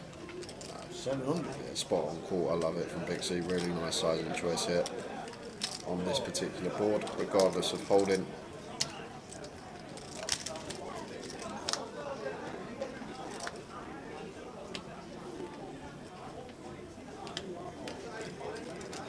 Check. Reinhardt's turn. Check.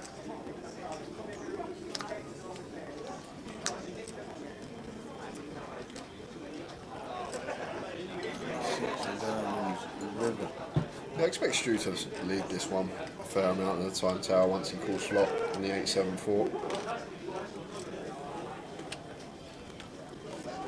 We'll have all that like 10-9 suited, 10-8 suited, Jack-10 suited, Queen-10 suited.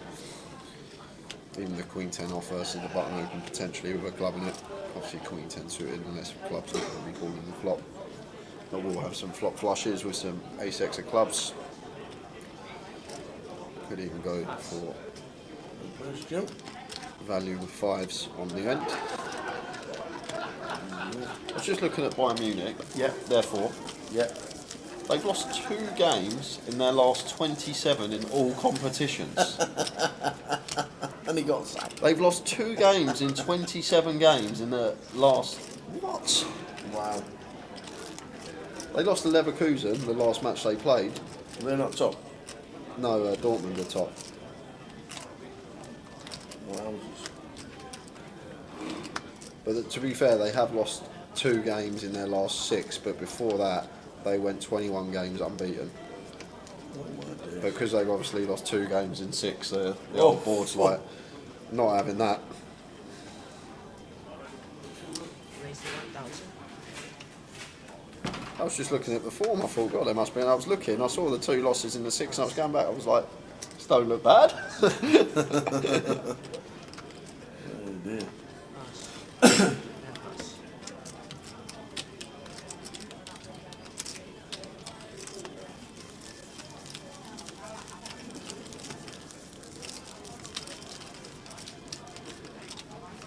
Was there a cutout earlier? Yes, there was, Mr. Bradders. We do have a live stream. We don't have all cards, unfortunately. That's just the downside of today. But we are live, which is good.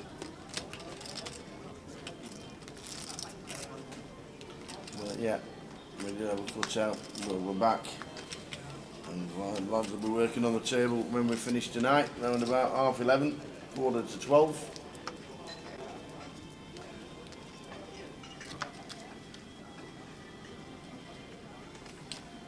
Nice. Nice. Nice. Nice.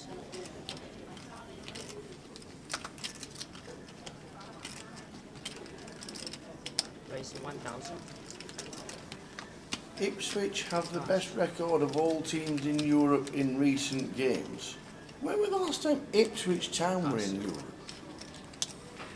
I think it's just 80s? I think it's just saying in general, like out of all the European leagues. Oh, I see. Like you meant in Europe. Well, to be fair, Sheffield Wednesday have only just lost 1 in 23. Lost against Barnsley the other night. That was the first time they'd lost in 23 games. Nigel Martin, remember him? Yep. That's a good shout. Goalkeeper, Nigel Martin. Up Leeds, weren't it?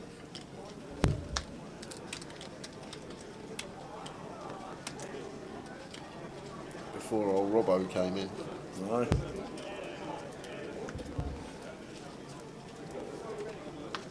And Gasback Barnsley to win 4-2.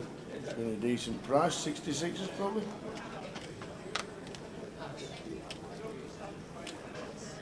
$1,000. Oh. Nice. Nice. Head up.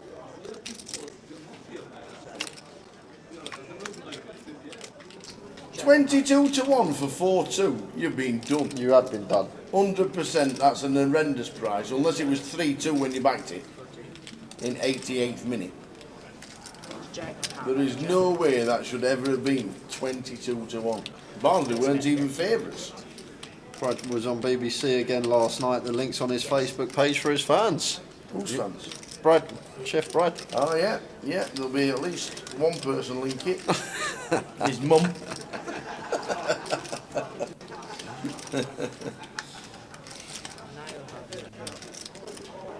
Bixie has improved so much, Tower, over the last 2 years. I know she obviously been getting some very good guidance, but just understanding here, we want to have a lot of checks out of position, even as the opener on the Jack high board, choosing to check this King Jack of spades. Nice combo to do it with the backdoor flush draw against the button in particular. Respect 3,000.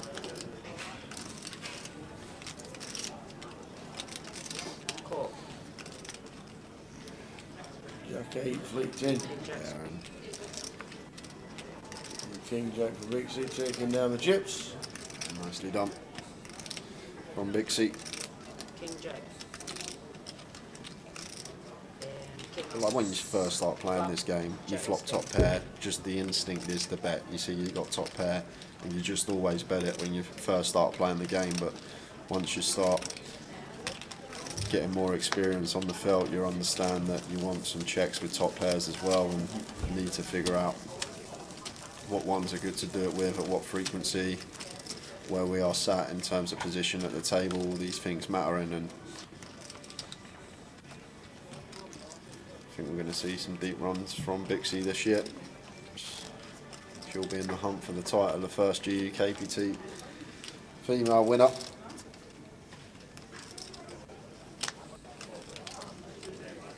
I think we'll get a lady champion in the next 3 years, Tal, I think. Yeah, I think it's a good shout. I reckon next 3 years, the way the game's going. That's a good shout as well.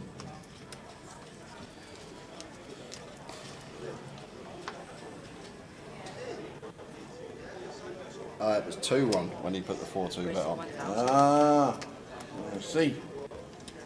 That makes sense. Pass. Pass. Pass. Pass. Pass.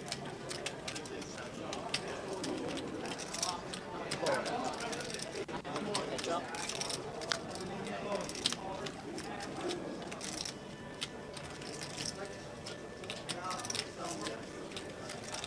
Pulls. Drop. Check. Check.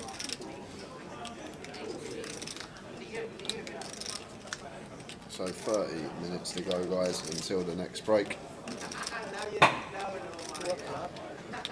Nearly. I think we are going to get a feature table change, although obviously we've had some difficulties with the whole cards. Get some fresh faces on. 2,600. Respect 2,600.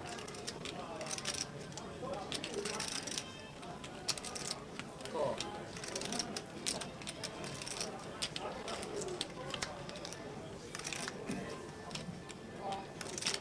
It's always a good turnout for the ladies in Goliath and the seniors events. Also £100 events as well. Second turnout in the UK Open for the ladies event. Katie was hosting and unfortunately didn't play because of what happened to her on the way up. Respect. She did play it. 2,800. Did she play it? Yeah, she did play it. Oh, did she? She made last, I think, 3 tables or Oh, something. right, okay. I'm pretty sure she did. 3.8. And then fell ill as well during Coventry. King 2, 10, 3 ace, 3 clubs.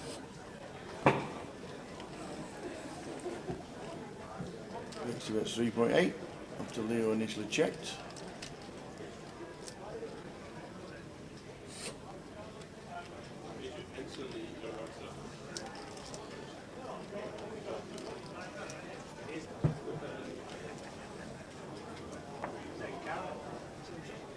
And we raised it.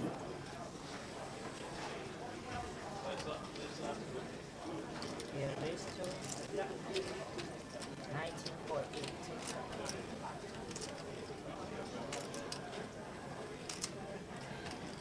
Big raise as well, Tower. 5x from Leo. Repping a flush or maybe like Queen Jack with a club here potentially.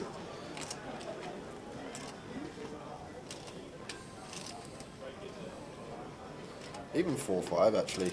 After flop goes check check, he'll have all pure 16 and 4-5. He'll have all 16 of Queen Jack, and then he'll have countless combos in terms of flushes. And as well as this, Tower, this is a board where Big C can't really have too many flushes.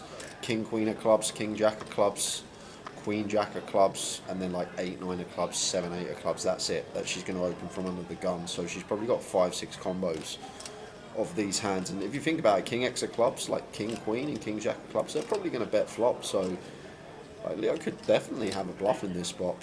He'll think these things as well during the hand, that from the under the gun opening range here with the ace of clubs on the board, it's very difficult for Bixie to actually have a flush in this scenario. Only a few combos, so like Leo could for sure turn like a Jack 10 with a club, a Queen 10 with a club into a bluff here on the river and going after some of Bixie's ace X or 2 pair plus, simply because he has just got a huge advantage when it comes to flushes here on this board. Like, he's going to peel the 9-3 of clubs, he's going to peel the 9-4 of clubs, all these combinations that he's got, whereas Big C can only really have the King Queen of clubs, King Jack of clubs, Queen Jack of clubs, and then 9-8 of clubs and maybe 7-8 of clubs in there. So that's 5 combos, and then we probably can't even give her all those 5 combos because she's going to probably bet the King Queen or King Jack of clubs at some frequency on this particular board.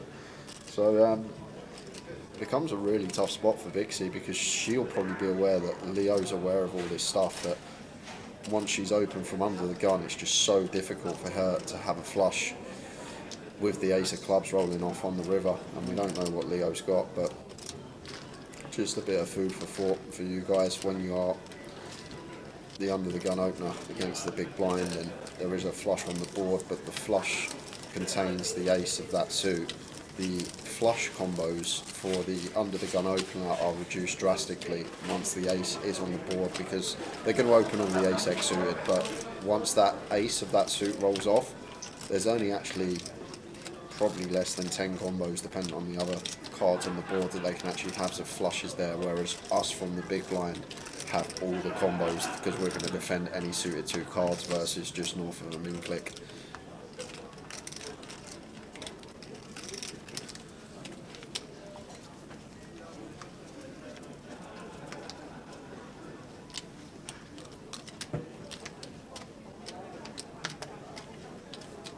Pass. Nice from Leo. Good reasoning. Not been able to see the cards from Jay as well. Testing him this week. 1,000. Testing It's him hard. out. It's very hard, Tower. Yeah. I said to Tower, this feels like the longest session of poker I've ever had to commentate on. It really has dragged this one. Longest 2 hours ever. It's good we can still stream and show you the faces, and got all the bet sizings there, the stack sizes. Got some giveaways as well. We have.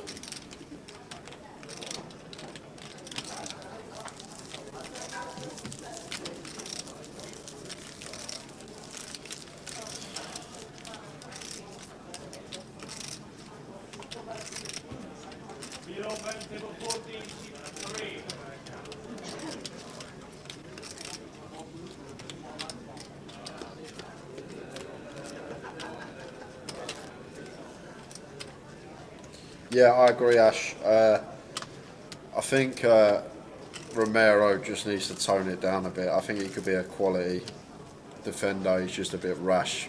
Just needs to keep his head a bit more. But keeper, yeah, you're right. Loris has passed it now. Obviously, Forster not going to be. Forster, is he still playing? Yeah, he's back. He's been playing for Spurs the last 3-4 weeks while Loris has been injured. Has he?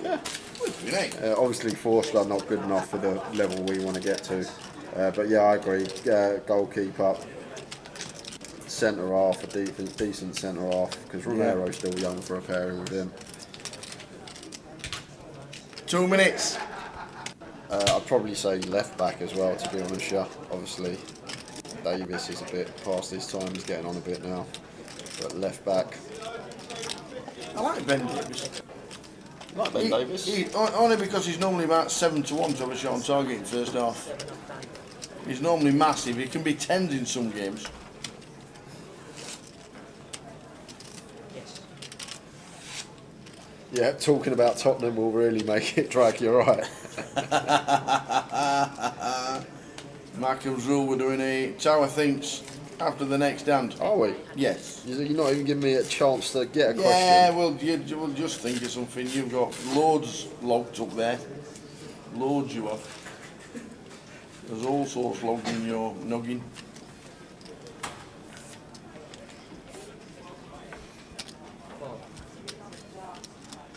Another £30 token on its way.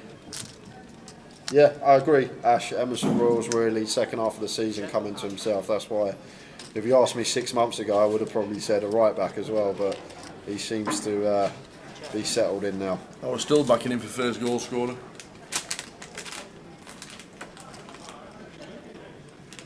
Check. Oh, Ben Foster. Really? Never heard of him. You've never heard of Ben Foster? No. Well, I'll give you a clue. He's got more Premier League goals than Richarlison Well, that's not hard. this season. He's probably not got one. In fact, didn't he cheer a goal that got disallowed for 10 minutes? Yeah. He's got more Premier League goals than Richarlison's got this season. I have never heard of him. He's a goalkeeper. You must know, but you have to know Ben Foster, Tower. You can't not know who Ben Foster is. No. No idea. He's been around for years. Ben Foster. No. Ex-England keeper playing for Wrexham. Well, there you go. Absolutely no idea who Ben Foster is. Oh, no, he's here now.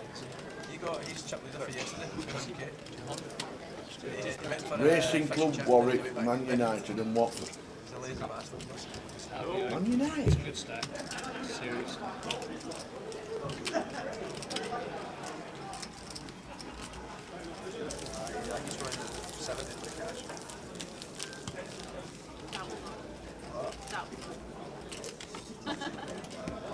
Call from Chorley. Catching up. Massive Blackpool fan. Long live the Devilfish. Absolutely. Good old Devilfish. Polarised. The last one, I probably don't know what it was when we commentary because you know that. Seen you around a good project. I usually don't. I never sit with them because I get. Long live the Devilfish. Day 3. We can't see the cards because of the problem with the main computer and the team. It's -4 in here. I'm alright, yeah, I'm a bit cold. I'm not really in a nice lolly mood. Solero. It's not Solero, I thought it was. David Seaman was my niece's next door neighbour. And I know David James is because he was a decent keeper. He played for Liverpool. And Paul Robinson used to play for Leeds. There you go. I've just never heard of Ben Foster. I have no idea who Ben Foster is. Right, guys. You want to finish that first? No! Yeah. Somebody face them in all the... In there, it's 104 degrees. In here, it's 4 degrees. Yep. And they fetched us lollies. So you have to participate. After I saw you in Caskin, your play had changed when you left not long after. Yeah, I was at that game, the Harrow Arrow. I was at that game at the end where the goal was scored. I remember Paul Robinson scoring from about 90 yards. David Seaman got lobbed by Ronaldinho as well, didn't he? Back in the day. Didn't the big boy with the black hair? He's a rock. No, go on him. Well, I'm thinking of my rocket. All right. So Tower. Yes. Do I need working out paper? No, this is a pretty easy one. So, Good tournament. What's it on? Formula One. Season started not long ago. Did it? Yeah. Already? Yeah, there was a Grand Prix last weekend. No way. Yeah, there was a Grand Prix last weekend. Well, I thought it was- I saw some cars going around on I the thought it telly. was- I thought it was summer I sport. thought it was a highlight. Well, it's nearly the summer. We're nearly in April. It's coming up to summer. Don't feel like it. We're in spring, couple more months, be in summer. Anyway, Don't feel like it. of my time, I'm not sure about your time, but one of the greatest Formula One drivers, Lewis Hamilton. All I want to know, since he has been competing competitively, How many years is that? how many laps has Lewis Hamilton done for every race that he has driven in Formula One? All I want to know, Tower, is how many laps has Lewis Hamilton completed since he's been in the Grand Prix? How long have I got? You've got, not till you finish that ice lolly, you've got 20 seconds. How long has he been racing? Rules are as simple as this, guys, because I didn't run you down as the rules. Why he's thinking. One guess per person. You want Tower's answer, not the correct answer. And the question is, how many laps has Lewis Hamilton completed whilst he has been a Formula One driver? Absolutely no idea. Yeah, Mads. That's his nickname. He's been racing a lot. No guesses yet. If we good friends with him, Aye. Should I try your blood out of stone? Get blood out of him. I don't know. he runs around with them. Tower's answer is in. Go. Absolutely Get- no guess idea. in, Sorry, in. guys. Somebody's going to be playing something from one of my guesses. I've got no idea.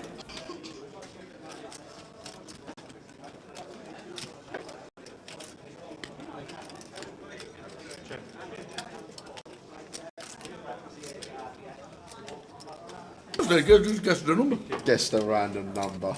Guess the number. That's all I did, ladies and gentlemen. I guessed the number. How many guesses? How many? Well, surely he's. Now I can think out loud now, you see. Really good at it. Yeah, he is. He's been up in Glasgow a few times. His friends I thought that would be a good question. That's a great question. I like it. How many laps has Lewis Hamilton? Is that finished or?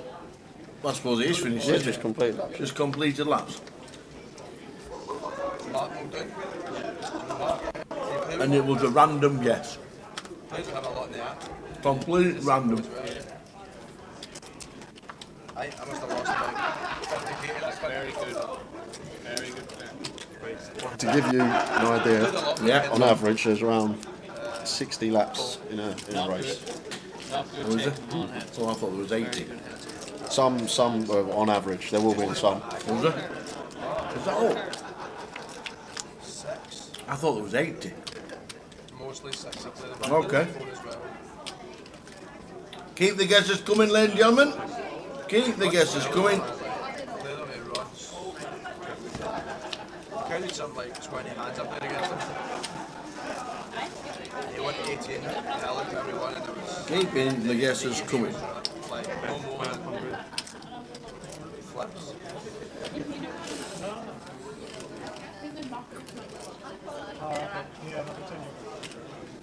He's lucky enough, yeah. Does his money in the horses, I heard. All of them.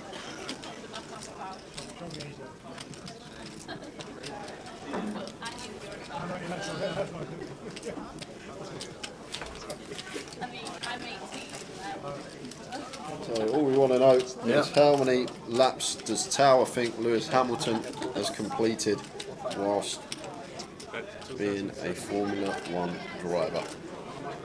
I know how I worked it out. How did you work it out? I can't say that because people are still guessing. Okay. I'm telling you, mate. Sure. So after this time, we'll give you the correct answer. And then we will reveal Tower's answer shortly after, as we are 10 minutes away from a break. So Tower, yes. Lewis Hamilton Yeah. has completed 17,093 laps, 17,093, since he started in Formula 1. 17,093 laps is the correct answer. But that's not what we want. Not in the slightest. We want Tower's answer. Indeed. Good luck all. Blair Toast has gone for 166,400 laps. Well, if that's the correct answer, I'll pay myself.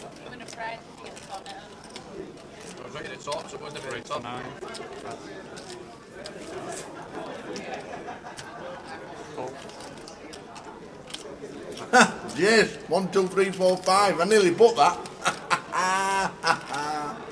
I don't know what it includes, Daniel. I just got the answer off of Google.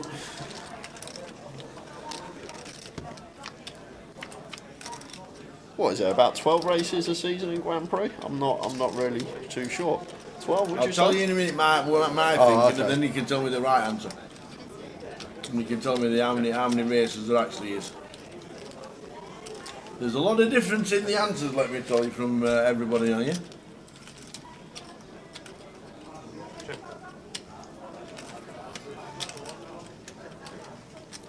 There are 299 Grand Prix in 16 seasons. So divide that, so essentially 18 Grand Prix a year, 18, 19 Grand Prix a year. 17.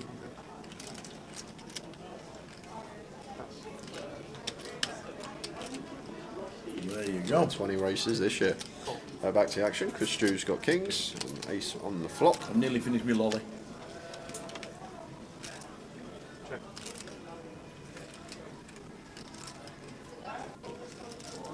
And a King on the river.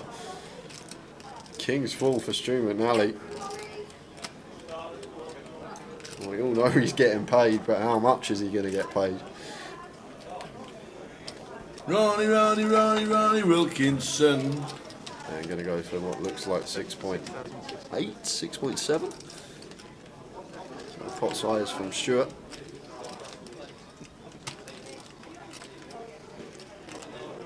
.6.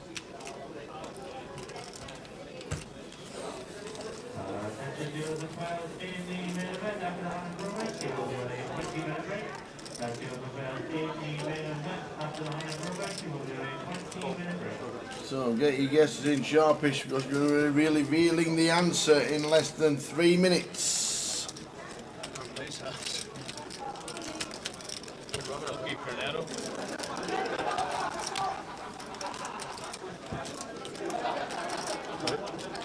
Tower is answering the question. I know that does matter. Yeah, 100% it does. 100% it matters. So the correct answer was 17,093, and we're going to play one more hand, and then we will reveal the winner of the giveaway. Is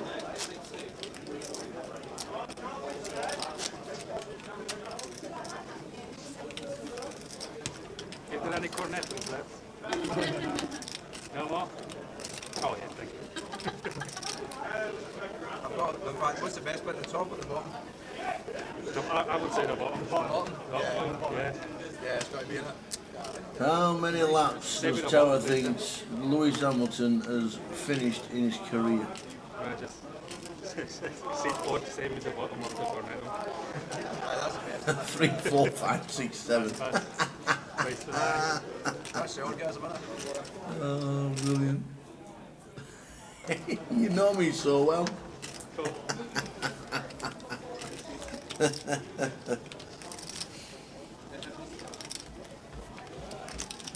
Phil says he got fairly close to the actual answer, so going to be miles away from Tower's answer. Absolutely.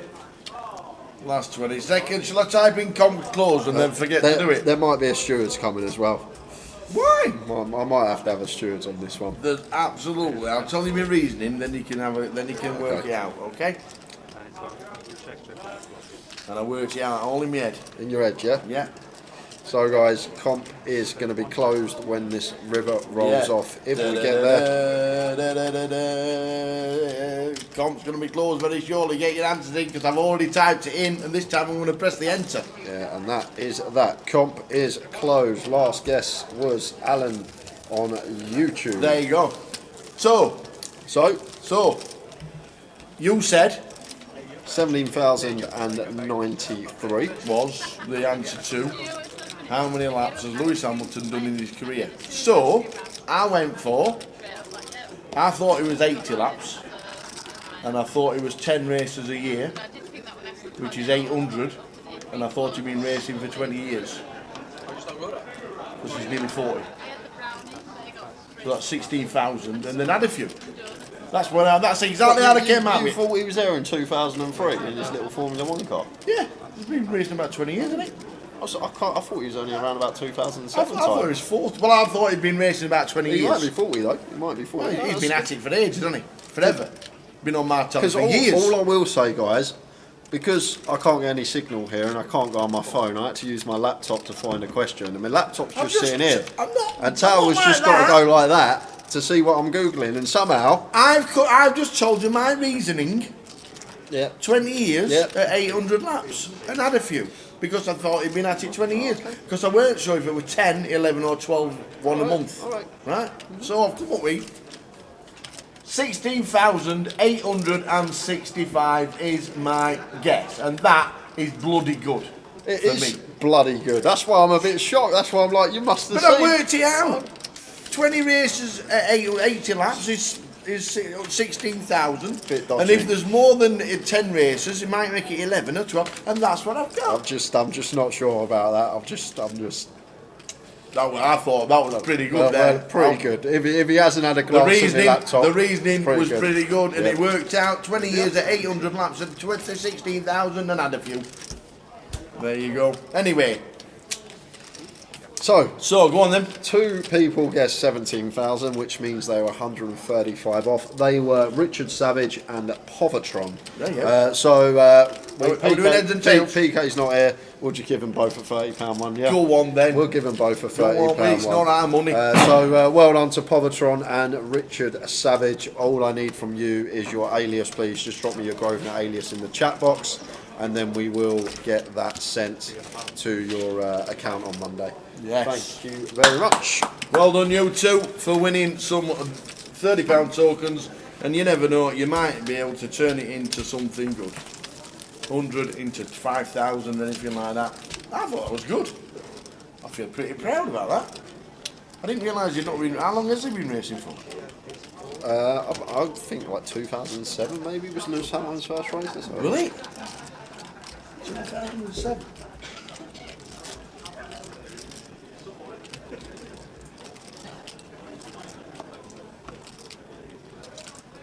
March 18th, 2007. You know a lot about Lewis Hamilton, you. 2007, I thought it was a lot before that.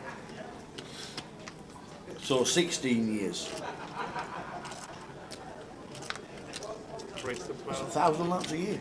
Yeah. It's well figured out. That's a lot. I also didn't realise that Formula 1 was only 50 laps, as you said. I thought it was a lot more.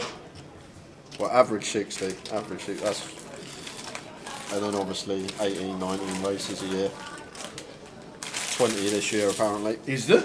Wow. So Povatron and Richard Savage. Yes. If you are listening, I need an alias from you to get it on the spreadsheet. If you want to receive that £30 token. If you don't have to put your alias in.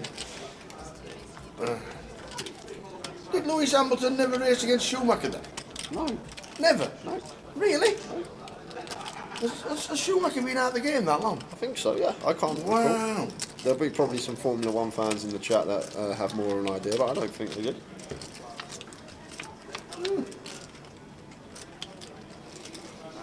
Anyway.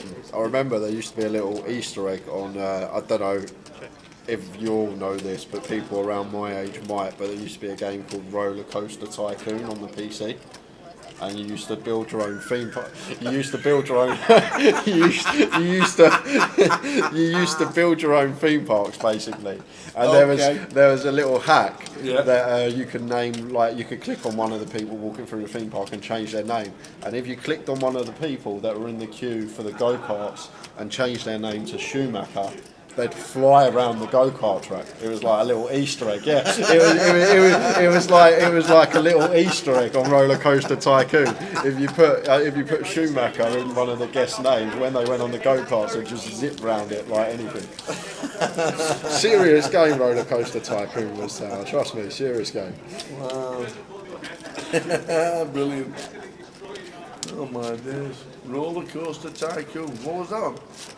Just the PC, alright. Yeah. You used to build your roller coasters. You used to like put all your things in. I remember spending a fortune on a PC to get a new graphics card and a new memory card to play COD with on the PC, and I didn't like it, so I just spent all that money for one game, and I didn't play it after about 2 weeks.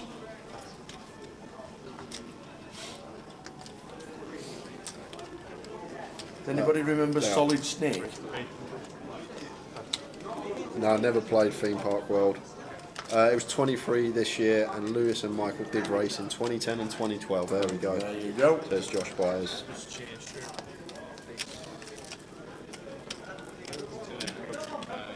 Tower's banging form, Sarge's jumping on the treble. Yes. We have got one more hand before the end of the session. And then 20-minute break. We need a break clip. I still need these aliases, guys. Povatron and Richard Savage, if you're watching, please drop it into the chat box if you want to receive your £30 token.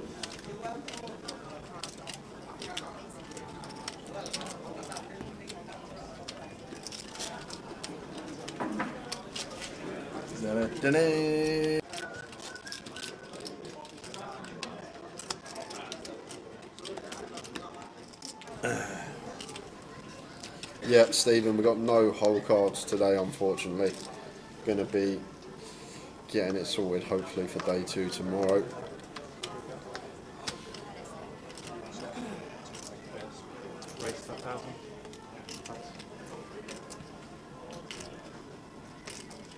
Everyone raises to 1k. Big C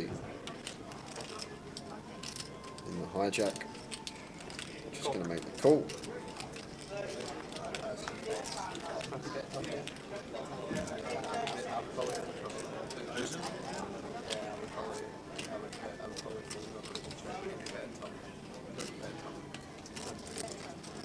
Gregory will get out of the way.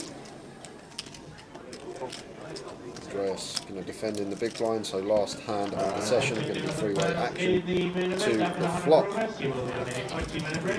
As the other player in the main event after the high progress, he will be running 20-minute break.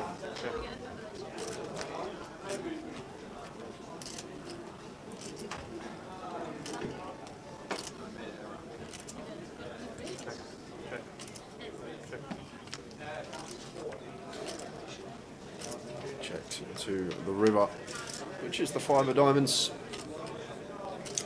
Yeah, no hole cards, Hercules. Sorry, only just joining the stream.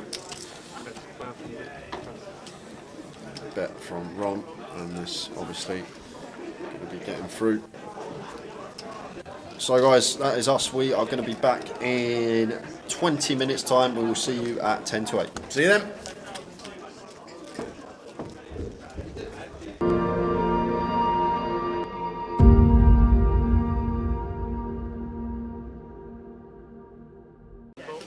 So we've gone 3-bet to 375. Rodrigo's culled. Jamie has 4-bet to 1.7. And now it's back round to Vinny, who's up to 20k from 5. Yeah, I can't see Vinny calling tower. Jamie here, ace 10.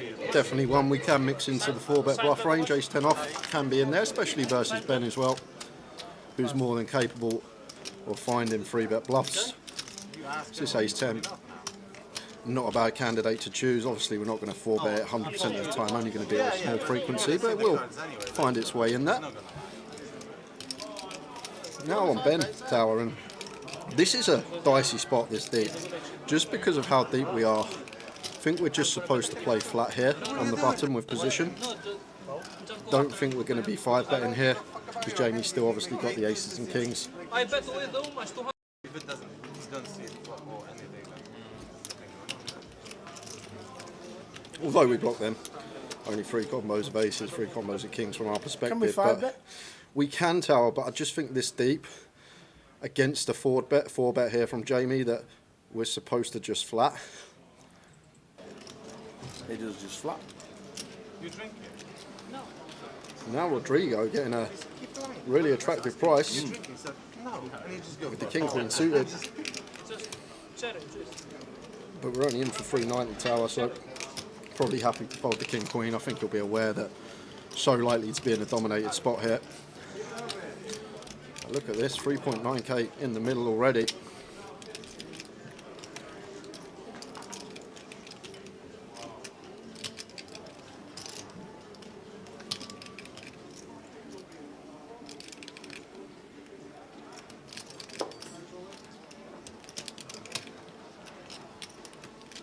In the tank is our Rodrigo. I'd be surprised if he called tower. And the other thing I will mention as well, he's got 4 1k plaques there and probably a 2k stack of things, so he is actually a lot deeper than what the graphic shows. I'd be surprised if Rodrigo was going to come along here after this action that has just occurred. So here we go, guys. Nearly 4k in the middle. 4-bet pop between Jamie Lee and Ben. Battle of the GUKPT champions. Jamie winning Luton last year. Ben winning Manchester back in 2019. Jack 9-7 Rainbow. Yes, we have flop day gut shot here as Jamie. If we are going to elect to c-bet, should be a fairly small size choice here. But Ben will definitely have the jacks, the 9s here. I'm not sure he's always going to be 3-betting 7s. But I think it's a board we will play some checks on as Jamie as the 4-better. And does choose to check. And over to Ben with the ace-king. Now I've got to start thinking about Jamie's range. I think Ben will be aware Jamie's good enough here to be checking some overpairs, the aces, the kings, because we're just more likely to have the 9s, jacks, these type of hands. I guess Jamie will call 4 jacks as well, can have top set. Ben weighing his options up. It looks like it's going to be firing. 21? 1,100. Oh, 1.1. Yeah, 1.1. Small size in here. Going to be small size choice in the 4-bet pot. And Jamie, just expect him to play check call here, tower. Getting this price over 4.5 to 1 on the call. Should just be a check call from him. Does elect to check call, but look at this pot, 6.1k in the middle, and the best hand is ace king high. Oh, what a turn! Oh my word. And this is danger for Ben now, tower. This is dangerous because Ben, in theory here, as the caller of the 4-bet, should probably have a lot more 10x here than Jamie. So in terms of ranges, he's going to have a few more straights here than Jamie. So it may be a card that Ben might start taking off on here, just because of the 10x advantage that we should have in this spot, as Jamie as the 4-better and us as the caller. Surely Jamie just has to play check here for that reason as well, and Ben did have the better lead after firing flop.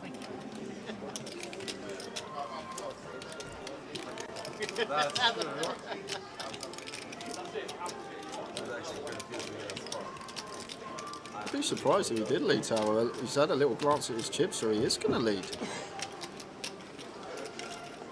You see the dark blue chicks plaques? Yep. The 5k. They're 5k. The dark blue plaques are 5k. So that looks like just under 6. No, it's not. Oh, the that 500. one's a 500. There is, yeah, there's a different one. So 2600 was the bet. That was a 500. There's a massive pot here already. I think Ben now going to get away from it. The thing is here, Tara, Jamie checks, Ben might have gone for it. Oh, well, he is going to go for it. He is going to go for it. He just knows he's got the 10x advantage. And he is drawing dead to a chop. Ben has gone after it. Jamie snap calls 9 of spades on the river. And we got a 24k pot in a 5-5-10 game. Ben Maraged's going after it. Can't fault the heart, but oh my word. Was not expecting that tower. Just unleashes the 9k rip on the turn with ace king high. Drawing dead to a chop, and all that's down to is the 10x advantage that Ben should have in that spot. But oh my word, that was something else. 24k pot going Jamie Lee's way. Ben bluffing for chunks. That takes some calibre, Tower. Oh, and he just sat there and he just nonchalantly went. I know you may be watching, looks like Ben's just dusted off 10, 11k, but not many people can pull the trigger for that amount of money. But Ben was just going on the 10x advantage there. That's all it can be, Tower. Jamie as the 4-bet are going to have less 10x than Ben as the caller of the 4-bet. Alright, everyone. Jamie scooping by far the biggest pot of the night, and I think that's going to sport him well over a 20k profit now. Yeah. What a hand. £25,000 hand. You've seen it live. And look at Jamie's stack. That just looks beautiful there, literally. Lovely looking poker stack. More to come, please, stream. Wowzers, wowzers, wowzers.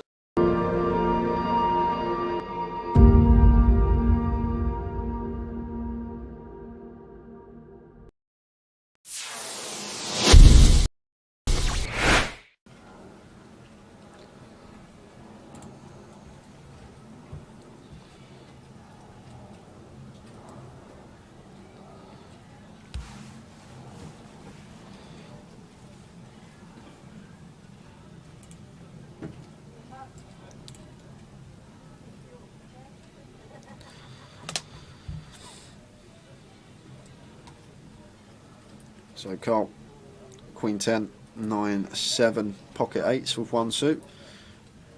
Gary with double suited kings, although the cards working with it aren't the most attractive, but still going to come along on the button with position on Carl. Mitch is in the big blind, and Mo here with ace king jack 5, 3, 3, closing the action. Oh no, he's not, he's got nil on the 50 behind him, my mistake. Oh, is Mo just going to put it in here with all this dead money out there?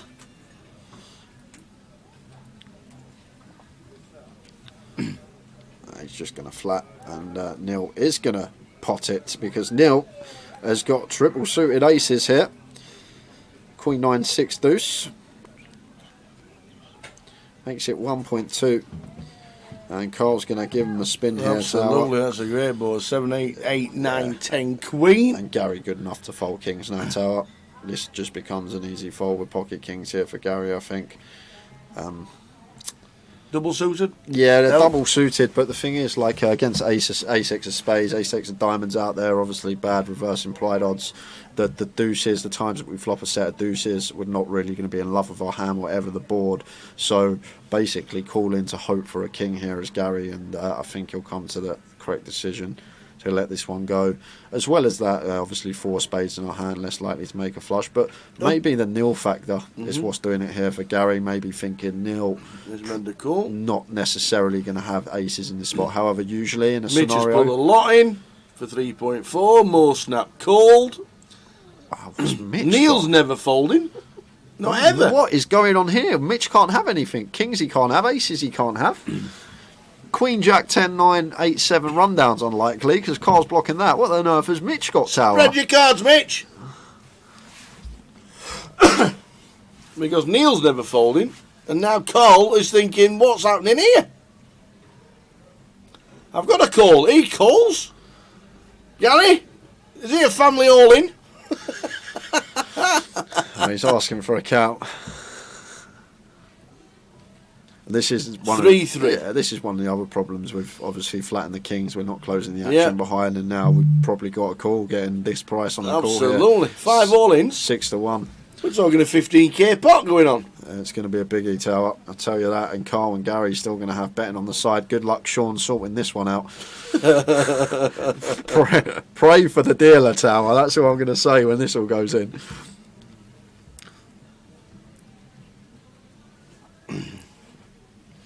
I mean, it's still like to know what Mitch has got. Yeah, it just don't make sense to me because obviously he can't have aces, he can't have kings. He's just took a picture of them for his fans. I reckon he's going to have Queen, Queen, Jack, Jack, 10, 10. We'll go with that. Queen, Queen, Jack, Jack, 10, 10. I'm going on the dead cards, Tower, but the fact that he's taking a picture as well, I'm guessing it's a hand he's not going to have too often. Yeah. So Carl and Gary both just getting the lot in. Well, he can't have kings. He could have queens. Yeah, Queen. You could have jacks. Queen, Queen, Jack, Jack, 10, 10. Something like that for Mitch. Spreader, Mitch. Maybe with the ace of spades in there. There we go. He's got the King, Queen, Jack, 10, Queen, 6, 7. There we go. 6, 7, 10, Jack, Queen, King. Having a little gamble. Neither his suits lives. Heart's not working for him. Diamond's not working for him. So Mitch going to need a miracle here. Good luck, Sean. Oh, he's got 3 suits here, Mitch, to be fair to him. He's got the Shablammer. The Shlabama, I do like that word. So we have a 5-way all-in, 15k pot, and it's 459. There is a side betting because we've got 2 people still with money. It's checked. 10 on the turn. Yeah, that's a massive turn card for Mitch now, Tower. He has got the super wrap here. Any 6 through King that doesn't pair the board and isn't the club is going to give him the nuts. 9 on the river. Who's got the 9? Who's got the 10s? Does someone have 10s? Carl's got 10-9 for Carl Shaw. Carl Shaw, baby and gentlemen. He's going to scoop the lot. 21.5k pot. Whoa. Going the way of Carl. Phelps the entire table, but Mark and Carl is just up to 21.9k, just like that. And the 10-9 does it. Wow. On the end there. Well, if nobody pulls up, we've done. There we go. There we go. That could be it, guys. He's felted everybody. Oh. Wow, Carl Shaw. 10-9. It comes 10-9, turn and river. Wow. What a game. Well done to the dealer. Big round of applause, please. It's just Kelly and Mark weren't in that one. Well, it shouldn't be too hard, Tao, because I think Carl's got everyone covered. So it's not. It's just everyone give Carl their chips, I think. I think that's how this is going to go. I think everyone's just going to be giving Carl Shaw money.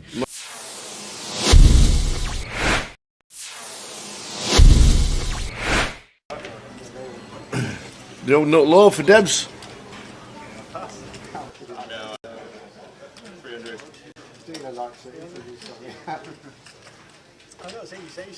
3 bet to 900. The old KK, Camille. Louis going to call. Bit cheaper this nutcracker.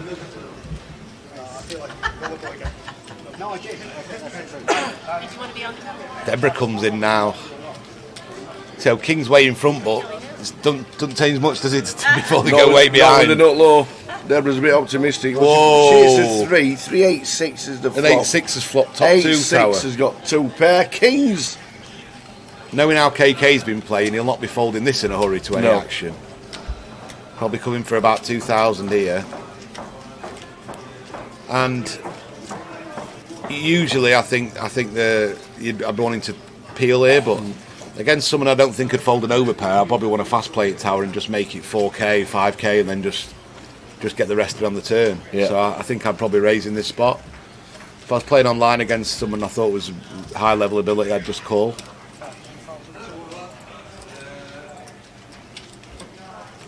And I think he's going to double up tower unless the King's improves. I think this is going to get jammed all in by KK. Yeah, raised to 5.2 from Lewis. He's going to see the bad news in a minute.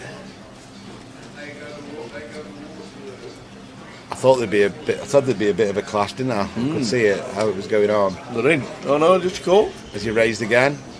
Well, he has. Looks like he's raised again, tower. 3 bet at 12.7. Yeah, Louis all in. Yeah, now they're going in, and then it'll be a call. And he's going to call, yeah, and he's going to need to improve. The old 8-6 at the moment, busting the Kings. Deb's out the way with a 3-2. And Kings are going to need to improve.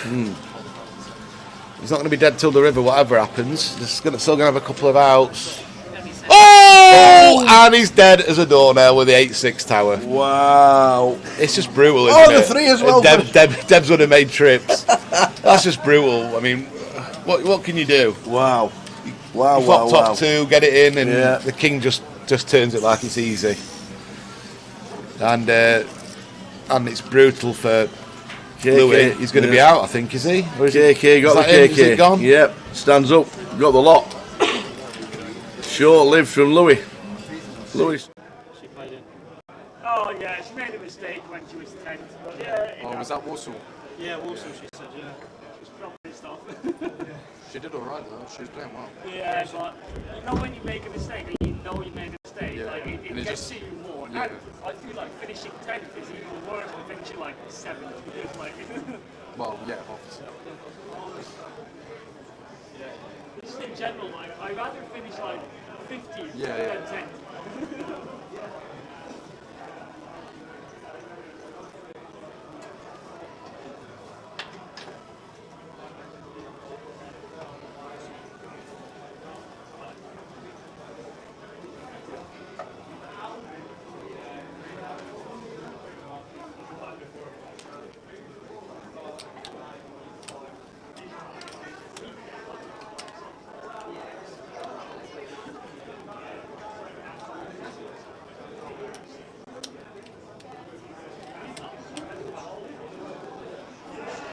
Was this the button on your table? Yeah, I think so. That's correct. The stream's all the time. There's no whole lot. That's the only difference. What's that? The whole card? There's no hog, so Not even better, so I can just keep fucking getting you. You can just keep muffing you. we're going to have a poker stream. Attention, this is the final call for players remaining in today's main event. They will be back to the table. We have 1 minute remaining on your break. As final call for players in the main event. We bring you back to the carpet. We have 1 minute remaining on your break.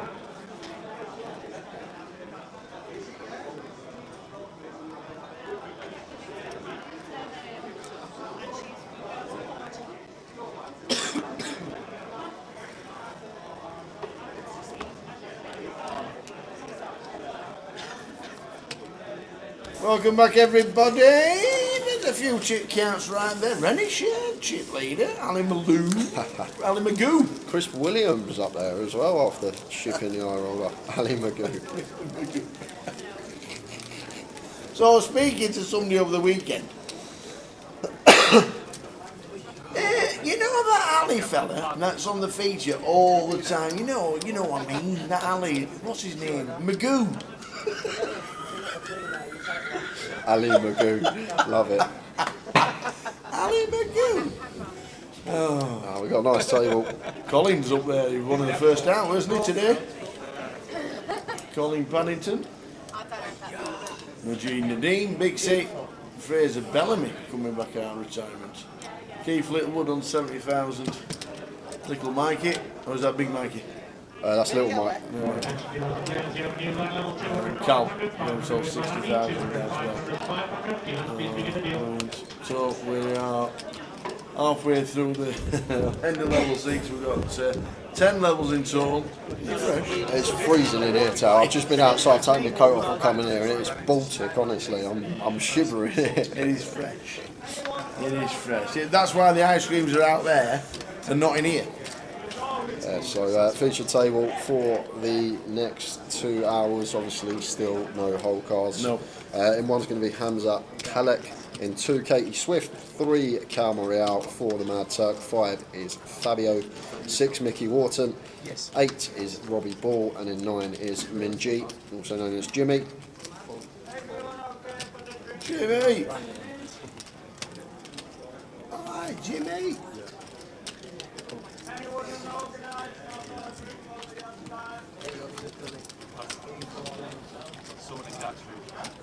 For the following players, please take their way to table 5. Not have the best days here, the Mad Turk. Bust out and then it's still understarch.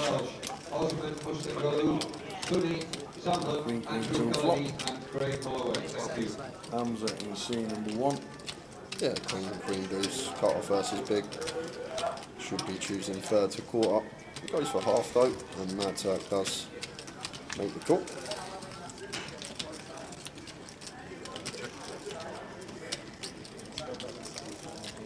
And on this Queen Deuce rainbow board here, Tower, it's just going to be Turk's range of Queen X, Deuce X, and some strong raise highs that can still be ahead. Especially once we're faced with a size of half as well. Used to facing a third or a quarter on this particular board. Queen Deuce rainbow can have our smallest sizes. We're facing a double barrel, and gets out of the way. 10 levels of play, 20-minute level, and 3 are currently being taken in the pool. That's anybody wishing to play our table main event. Please make your way to the corner.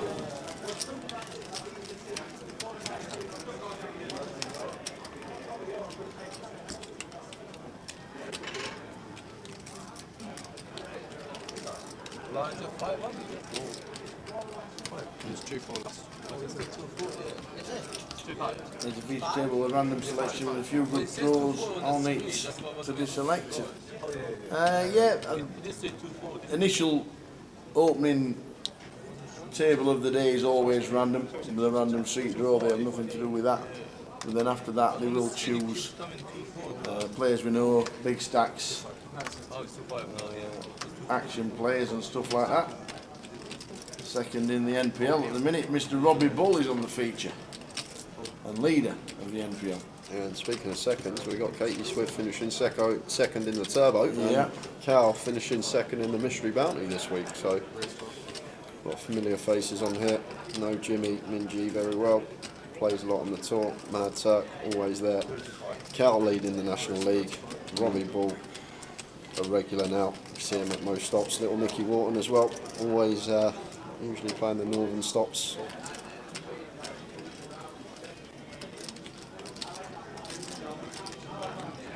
Hi Alan, as the Edinburgh schedule being announced, we'll show you straight after this hand. I know no hole cards, but still good to see the players involved in the hand.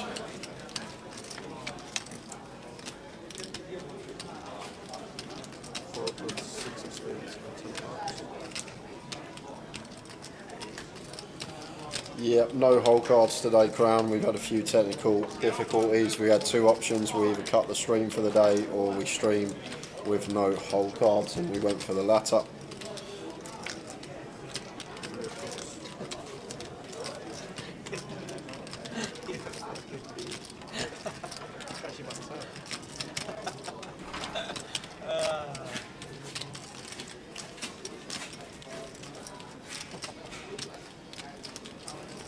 Searching again. 2.5.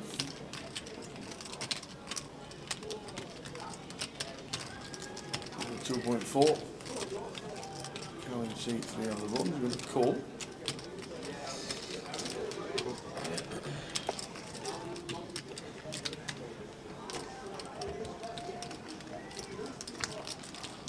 Circle only half pot left here now. And this river, conceivably better for us. No King X out there for Cal. Cal's not going to have any King X on this river. Only King X that really get here for Cal is going to be King 10 suited, which is probably going to be fire and flop. We'll have some backdoor flush draws that complete. That does go for the check.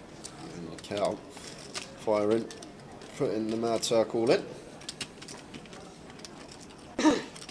How are we doing in it? Hi guys, do you think the whole card issue will be fixed for the weekend? We hope so. We don't have 100% confirmation yet, but we are hoping so. I'm hoping so. Tower's hoping so. Indeedy, indeedy. Certainly makes for a lot better. And talking of Edinburgh, as Alan wanted, there it is. The Edinburgh schedule. Don't forget, if you want to take a screenshot so you got it on your phone. Ready? Take a screenshot now. 3, 2, 1. And I will take it away. Mystery Bounty satellites, the Mystery Bounties, the Mini, The high roller, more and less, more nowadays it's more much as whichever town we go into. £1,000 main event for this one, £330 mini. Mystery, £250 mini. There's plenty of ways to gain, and a £1,500 high roller. So take a screenshot and check it out whenever you want to. Right there, Dennis. Hey guys, quick question. During the break I was watching a hand back. Stu McNally had kings and his whole cards were shown. Is that just random? Basically, when whole cards do show, that's just our action tracker that's input the whole cards at the end of the hand, so we get to see the whole card from the start of the hand. So live when the hand finishes, basically what's going to happen, if it does get to showdown, Mikey will input the cards on his laptop, then it will come through from the start of the hand on our delay. Like here, for example, we know that Cal's going to be calling this one off because we've got the cards shown, we know Mickey's not. Because the cards are shown, so we know Mickey's folding, we know Cal is going to make the call. Surprised actually that Cal calls this off tower, ace deuce off here.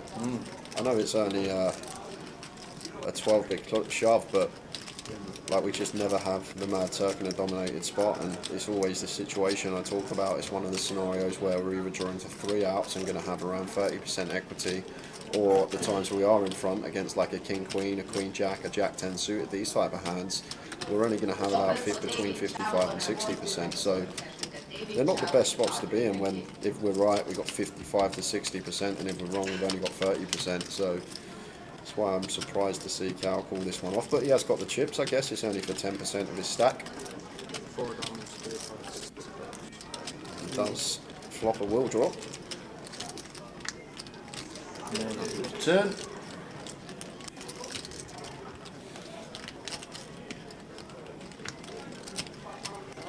King's hold. I lost 3 games against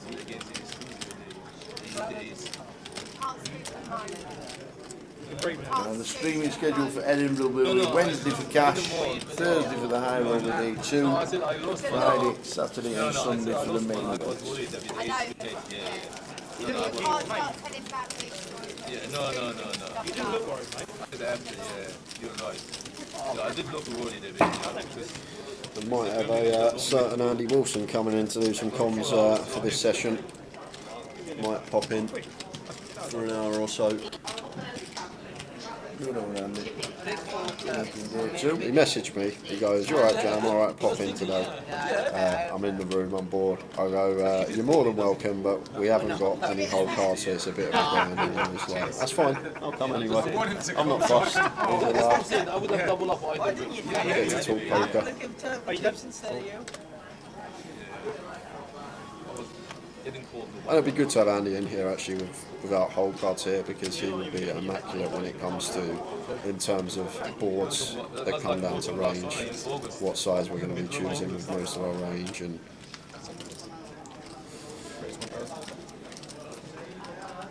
it'd be good to have him in for the penultimate session of the day. But it's just a 2 book Hijack. Making it 1k. But the thing is, the stadium's so old, so the infrastructure hasn't changed. You know, when we sat down, there's not air con, that's what I'm saying to you. That's why obviously where we thought before. 4k free bet from Mickey.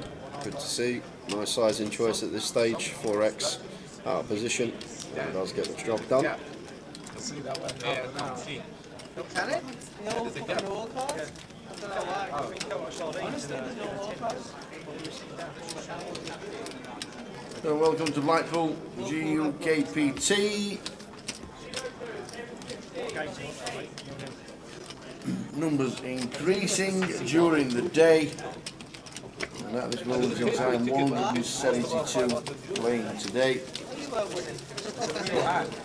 Bounty going, there's a turbo going on at 9 o'clock.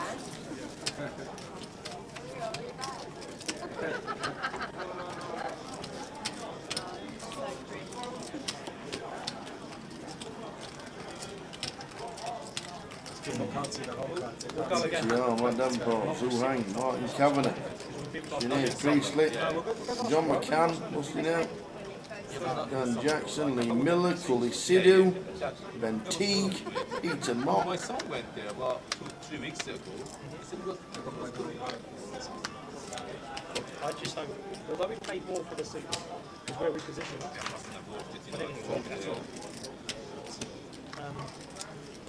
You know, Mitch was sitting right up top. Why not? He said it was hot, but it wasn't what the top was. 172 playing today. Winning close to $250,000 in the prize pool.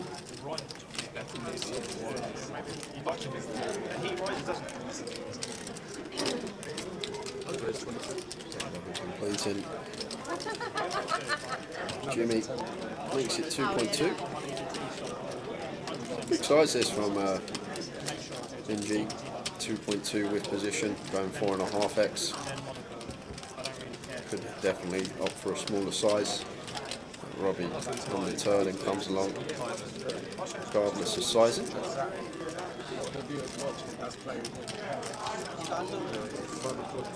I'm in South America next week. Come back and I'm in what work? Does that mean they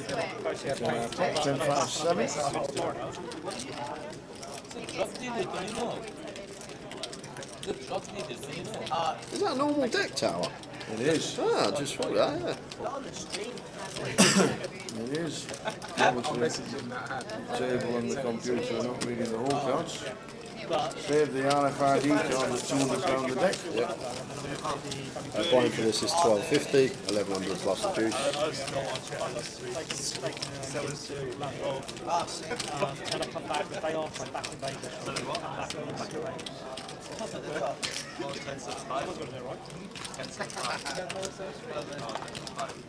First Vegas trip is more of a it's about 20 of us. Get excited. no, that's okay.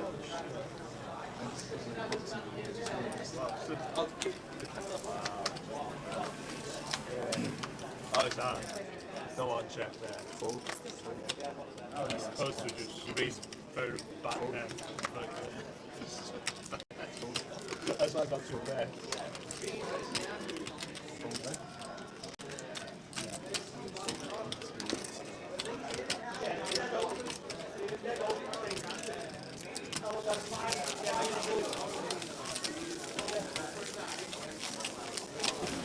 All good, here he is. Andy Wilson comes to join us.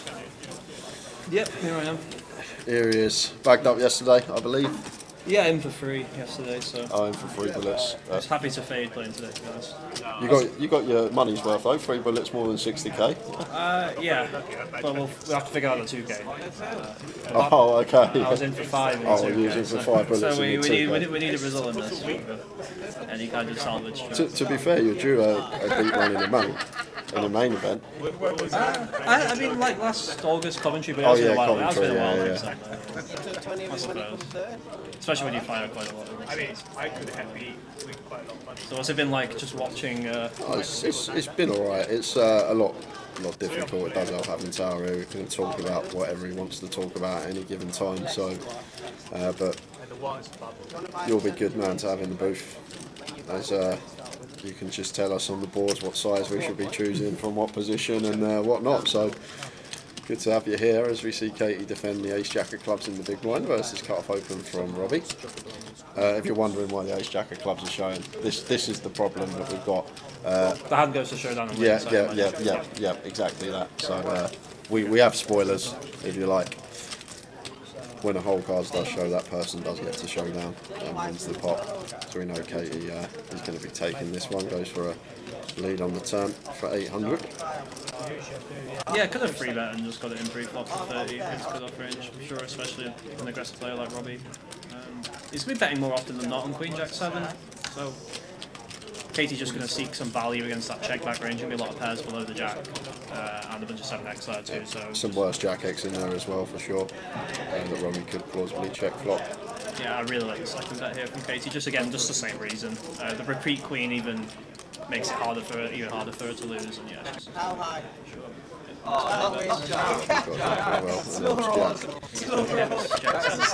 Didn't see anything. Didn't turn the other way. getting in the max. That's a proper score, all that, like. So you thought Blackpool was the place to be this week, Didn't Andy? say anything to show Well, I've just checked out. I just moved out of my. I actually got an apartment in London, but I just moved out. So Oh, okay. I'm kind of back on the road again until I find a new place to live. With the foreseeable. So I thought I'd pop up here. I've never been to this casino before, so I've heard good things. So I may as well. Yeah, it's been a lot quieter this week actually. Usually it's just mental in November. Like got 800 runners in the mini last year, 600 in the main. But the March leg's just been a lot quieter. Not sure why, but I think it's just been very hectic with UK live tour. Yeah, it has been a lot. And I think maybe there's a bit of burnout. People to go into the snow. Absolute snow cold night. Maybe they just start to pick and choose at the point.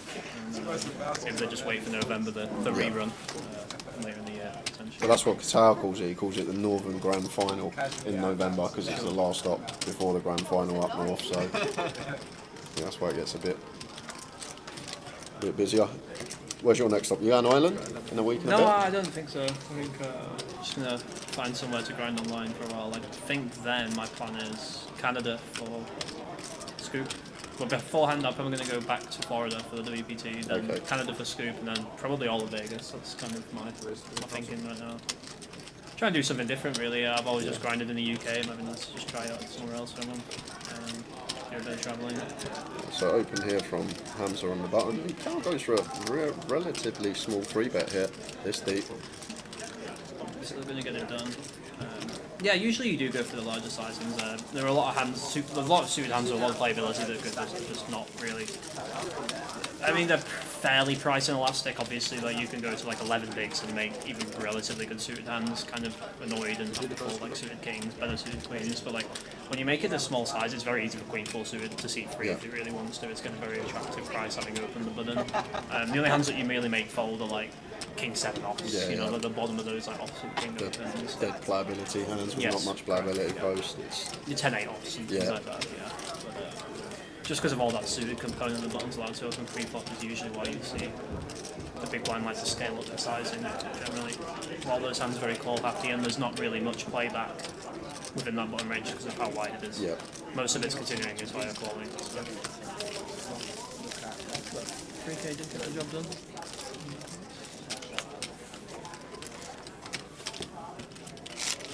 You watched the England game yesterday? Yeah, well to be honest, the stream went down, and as I sat down, the England game just started. So I thought I'd back my nation, and we won. And I was 2-1. I thought 2-1. I know we were away, but I thought it was a great price. We almost made a dog's dinner of it. Yeah, I know. Fantastic first half, and then the usual England questionable second we half. We should have been 3-0 up at half time, but Grealish missed that sitter, didn't he? I couldn't believe it. I was watching. I could kind of see it from my main event table. I couldn't believe he'd missed. But just got a little glance of it as it happened. Just thought it was destiny when they went 2-1 after him missing that Neville was going to win, but somehow we ground out a result. I actually thought they'd equalised when they scored that goal because I've not seen the scoreboard, and they just really quite happily celebrated that goal. When usually 2-1 down, you're rushing straight for the ball and trying to get back to the halfway line. But no, they had just head going the funniest thing about that game, when the Italian player goes down injured, their physio runs on in a full suit. That's the thing I find funniest about the Italian team. Like all the other physios are just all in their tracksuits. Just runs on in a full suit with his medical bag. I mean, Italians, isn't it? Home fashion. So then, once check two. Continues for 1.3k. Sorry, not continues. Robbie was the initial opener, so fire in for third. And the Mad Turk. Yeah, and I think it's like a kind of a misconception that people have that Robbie should be betting a lot on this board. And realistically, when you've been fighted by the person next to Axe, they're actually going to have a tighter range than your opening range. They don't get to like call the bottom hands that you get to raise. And despite them probably not lacking ace king, maybe like ace queen, they three bet a bunch, like you're going to have all of these hands, but you still just have like, I think Robbie's bottom opens like middling suited kings. Min's not really going to flat those from the so. And he's going to have a lot of hands that don't really want to free bet and face 4 bets, ace 10 suited, ace jack suited. So you actually want to be pretty careful as Robbie, just like firing away with the C bets on this board, and it can be quite exploitable. So for that, we actually see him find the check, and I think the overcall would mean that he probably has like ace 5 in the back door for Plays quite naturally, has that backdoor. Sounds good.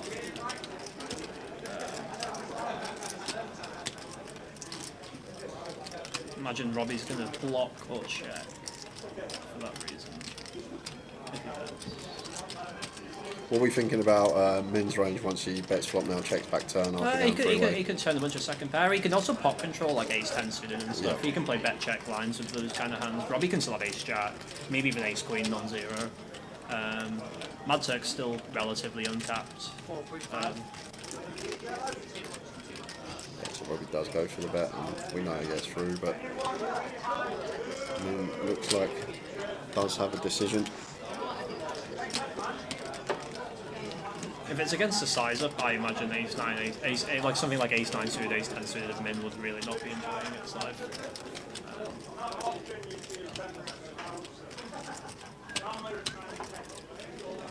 Everyone is kind of uncapped. I mean, Min's kind of uncapped still, like it's possible he can have queen 10 suited. Robbie, I mean, no one else can really have queen 10 suited, so you could probably have like all-ins of Min. Although that play would be pretty infrequent. It's something you could maybe throw in once in a blue moon. No one else as well. Mad Turk probably just had an 8 or something. Or 3 with that draw. Yeah, so the 4.5 gets it done for Robbie, just shy of 60% in the end. Yeah, and I think maybe a turn 2 pair for Robbie would make sense if he's like clicked him up a little bit. Maybe ace-queen that's relatively comfortable with the situation. Both of those hands would make sense. I mean, Min's just never going to have ace-jack checking that return. That hand needs to just keep going for as the imposition player once he's faced 2 calls. So ace-queen's looking relatively strong there for Robbie if he chose to check over call it, which is not completely unreasonable at all.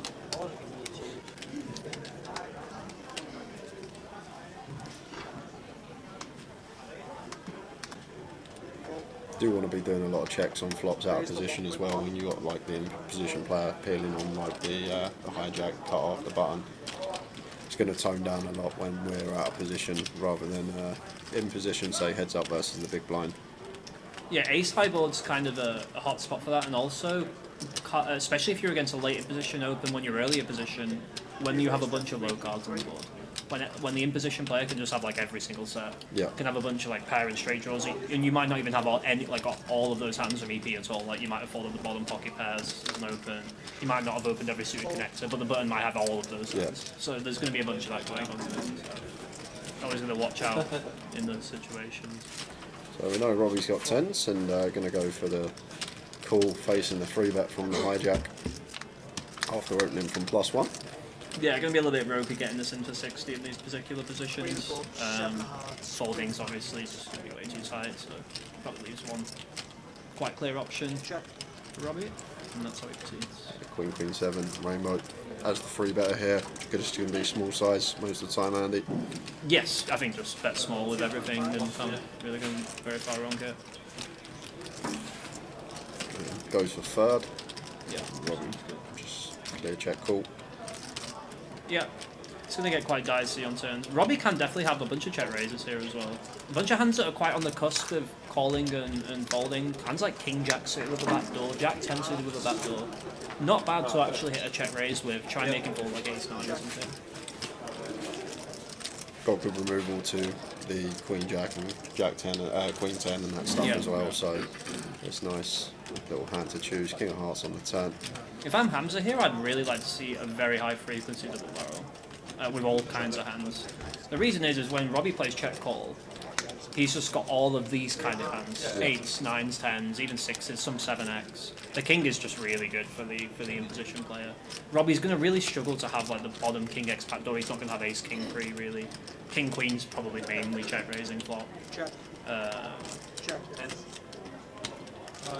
I think Hamza are a really nice spot there. Just you don't even like necessarily have to go like 75% pot. You can put a lot of like 40% pot bets in and still value bet like King Jack suited. The reason is you're making like hands like 10s really hate their life. Yeah. When you're getting 3-1 out of position, you've kind of capped yourself for the most part. You have to start playing. It can become really easy to overfold for the price basically. When in position, you can still just have ace 5 suited. You can still have ace jack offsuit. It becomes really difficult to defend your range against like a medium bet size there from Hamza on the turn just because of the nature of the two broadways. When your range is just so heavy with pocket pairs, you end up just not being able to hit your defence for the price, and which means that in position just gets really profitable barrels in those kind of situations. And those are spots that like really good for picking up chips, I think, that some people might miss just with like hands that they've not, they might not see they might not even have a good shot. They might have ace-5 suited and just like maybe wave the white flag, but in reality it's probably a really nice candidate to carry on barreling. Just attacking that, really targeting that pocket pair region. Yeah, it makes sense. There's Cal in the cut-off with the 5s. We're getting some whole cards. Pretty trivial open here. Oh, okay, so this is just going to go jam call, obviously. Fabio sitting here with sub 15, all in with the 3s. Cal. Yeah, Cal not loving it. He'll just verify the stacks and make the call. Cut off against small blind here for less than 20 bigs. 5s is just going to end up being a little too strong. 7.6. Just verify the count and make the call. There are spots later in tournaments where there's like enough kind of extra risk premium on stacks where you would have to start seriously consider folding guns like this, but just for the naked chips quite early on, like you know, in the day one, gonna have to just run it. You're going to be flipping most of the time, but occasionally you find a very good situation like this. It's not always, you know, flipping at best. The free shove, obviously, against a cut-off open, also very standard. Yeah. Not really much to say. It seems good. 5 spade, 5 diamonds, 3 spade, 3 diamonds. Cal's already had a very good result in Blackpool. Yeah. I noticed. Yeah, busted me, he did, on the FT. Got me. The doggy on the cards, if you see it, you'll see it now with the flop cam. He puts a little magic dog on his cards, a little card protector, and it's invincible. Oh, it's not there, it's not there. He's usually got a little card protector. So just 2 outs of Fabio. That suggests he's getting a big for his boots, essentially. Not even requiring the dog. Yeah, so holds there with the 5s, but the dog's gone. He didn't put the dog, he usually has the dogs on the old cards, but... It's controversial losing faith, I don't know about that. But, yeah, he's been on good form, Cal. He's playing well, running well, really good combination. Exactly what you want. Yeah, second in the mystery bounty this week. Looks like he's off to a very healthy start in the main. On this particular bullet, at least, I don't know if he fired yesterday or what the situation was like. But on this bullet, at least, he's making some early headway.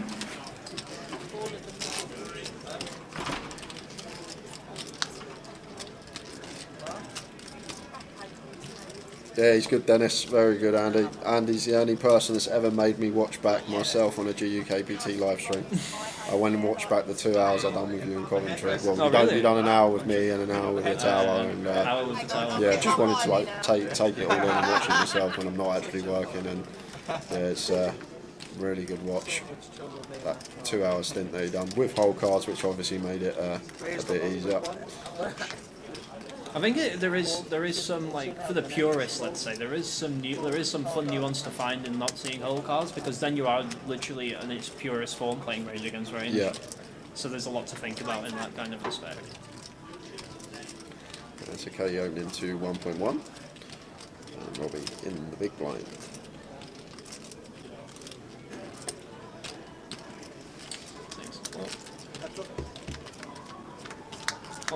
Always try and work out in my head when I'm about to defend pre-flop what my margins for 3-bet calling are, just to try and keep myself ticking over all the time.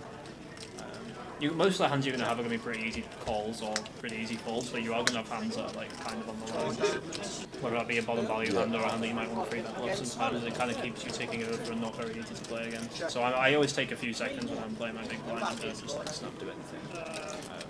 Excellent. So Katie didn't choose to c-bet the King 9 Deuce Rainbow, one that I think she should have some higher frequency bets on. But what would be the hands, like in terms of range, we're going to have lots of bets versus big blind on this board.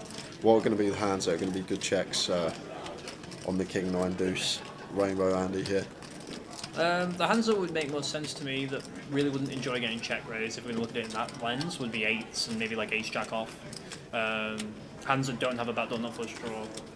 Or hands below the 9, and that's where I assume Katie has landed here for the action. Robbie just finding some kind of hot size bet on the river. He doesn't really get to go massive on the river. Yeah, 125% on the end. Yeah, that's probably about as big as he gets to realistically go. Most of the range that he wants to value bet on the river is just going to be top pair. Like if you have King 5 on the turn, there's no reason for you, like, after check on King 9 Deuce and the turn's like a 4, it's a very inconsequential static board. Usually I build a strategy where I play very large bets as the out of position player. Yeah. I'm like, because my hands are very clearly wanting to put a lot of money into the pot would be deuces, fours, 9 fours suited, King 9, King Queen. So like when I have a hand like King 5 suited, I'm usually like, because this happens quite a lot, you know, where someone checks on a board that's, you know, maybe a higher frequency bet board. A hand like King 5, I'm just going to probably usually slide it into my check and play it still as check call. Yeah. But after the turn check, then the coast is clear and we need to get one kind of really chunky stream of value. Yeah. And that's where I would find that kind of Robbie pot size with a value bet.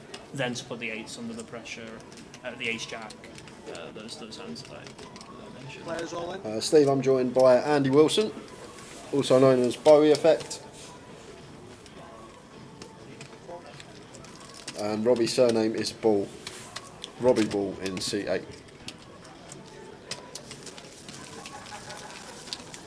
Gray's falling off is when he makes the cut-off. And then putting him to the test from the way down.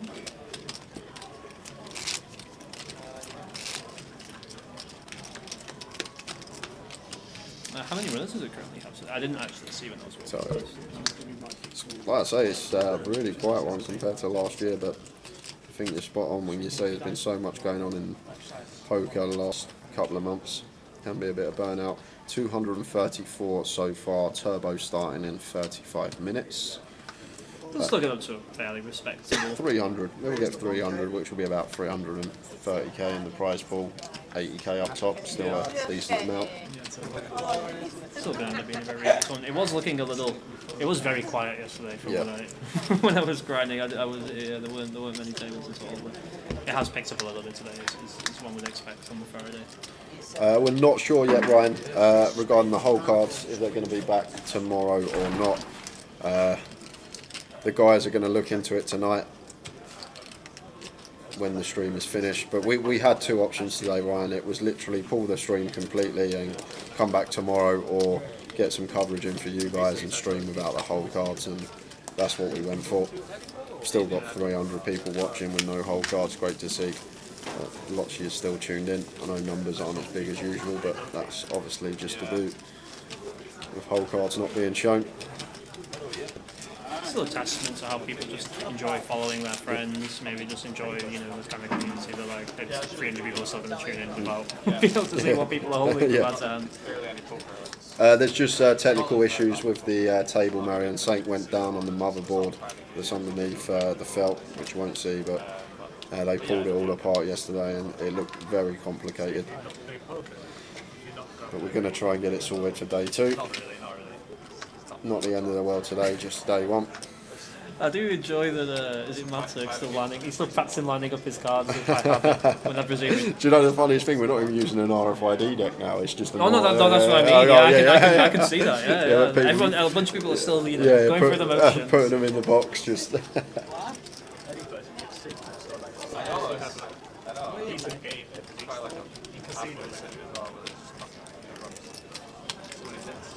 Once again, familiar position, this time we get the 6 through. So like what do you get set up if you quit it? Yeah, it's not When you're preparing for a day 2, Andy, do you go home the night before and run a lot of spots off of your particular stack size, playing certain positions versus certain positions, or is it just go home, wake up and off we go, it's already all in there? I think it's a lot more of the latter nowadays. Yeah. It did used to be better the former, and it definitely is if you go deeper. Yeah. Especially if I've got like time to prepare for some kind of final table, I will usually like model the final, at least for the first orbit. But then I also will do like, well, what if this guy doubles? What if this guy doubles? Then what happens? Oh, okay. So I was on the rail for, I was on the rail for Benny in December, and like that was like kind of the focus of the work before that final that he played. Was like he had that big chip lead, and then he had a clear second place on his left, and we you know kind of modelled what would happen if you know if chips went in either direction, basically, and how we would anticipate. And that's usually what most of the work is. Most of the work I'm doing at various stack sizes is just for drilling. Fair enough. Do you think that's one of the reasons that they've got rid of November 9 as well nowadays? Obviously, because like say for example, you got 2 recreationals that make the November 9. I know it's not a thing anymore, and you've got 7 pros that can go away and just run the spots for 3 months. It's just seems a very unfair advantage. I don't know why they got rid of it, but I would imagine it's just like the scaling down of TV budgets with regards to poker. I don't know. But I just think there is something in that. Yeah, like this day and age now, I just think it give the pros a massive edge. With, like they've made that FT against a recreational who's just going to have 3 months off in the sun, probably, and not look at a poker round. Yeah, I think you are spot on with that as well. I think it does kind of protect the Rex a bit, just because a bunch of the pros that play the main event in particular won't necessarily be like high stakes multi-table tournament players. Or just like even with a day, if you give them a day, they'll model the entire final table and know exactly what they're doing and find that edge regardless. A bunch of them will be like cash players, like cash players. But like you say, if you give them 3 months, it's going to be pretty easy for them to actually have the time to seek out some kind of high stakes tournament pro and actually get everything modelled to a T. Like, and then you can plan out the future game with some quite incredulous detail, I can imagine. Especially in the modern day and age, obviously the November 9 kind of ceased as an operation before solvers have really kind of taken over, but I can imagine it could be quite a scary prospect in today's game. By just fucking losing the pot. 40. Hamzo's good off 60 blinds. Cal just going to come in for the call. For the most part, that is going to restrict him having Broadway pairs plus, and that should be something that plays in Hammer's 9. At the same time, though, it is kind of a similar situation to what we talked about before. When you start to open from as wide as a cutoff, so just see it and take it. When you start to open from as wide as a cutoff, you do have to watch your frequency of betting because you're out. I mean, I think a bunch of more aggressive players will open pretty much any super king, motion, queen, maybe fold the weakest offsuit aces, certainly most offsuit aces and any pair, lots of suited Broadway, suited 1-gappers, suited 2-gappers, all kind of those kind of hands. Meanwhile, the small blind, while again not going to have the strongest hands in his range, maybe has a deficit in the Broadway cards as well, is still going to be quite a lot tighter. Could be more condensed to the suited aces, pocket pairs, maybe some of the higher suited cons, things like this. So you always got to keep that kind of thing in mind. When tackling boards like this, if you're trying to on the Jack 6 for two spades, what size? So me personally, I'm just play the small bit. I would usually play like a lot of shape and then next thing. Because again, we're trying to get after pairs and give them kind of a real problem down the line. Because half the pairs that he's going to have are going to have a backdoor push. You also just want to give like King Queen offsuit a problem. King Queen's are pretty trivial to do. I guess for the pot there, you can just be beating lots of hands, that's 2 clean overcards. We really need to put some hands like that into the face. The King Highs with a backdoor push. Certainly the Ace. The power.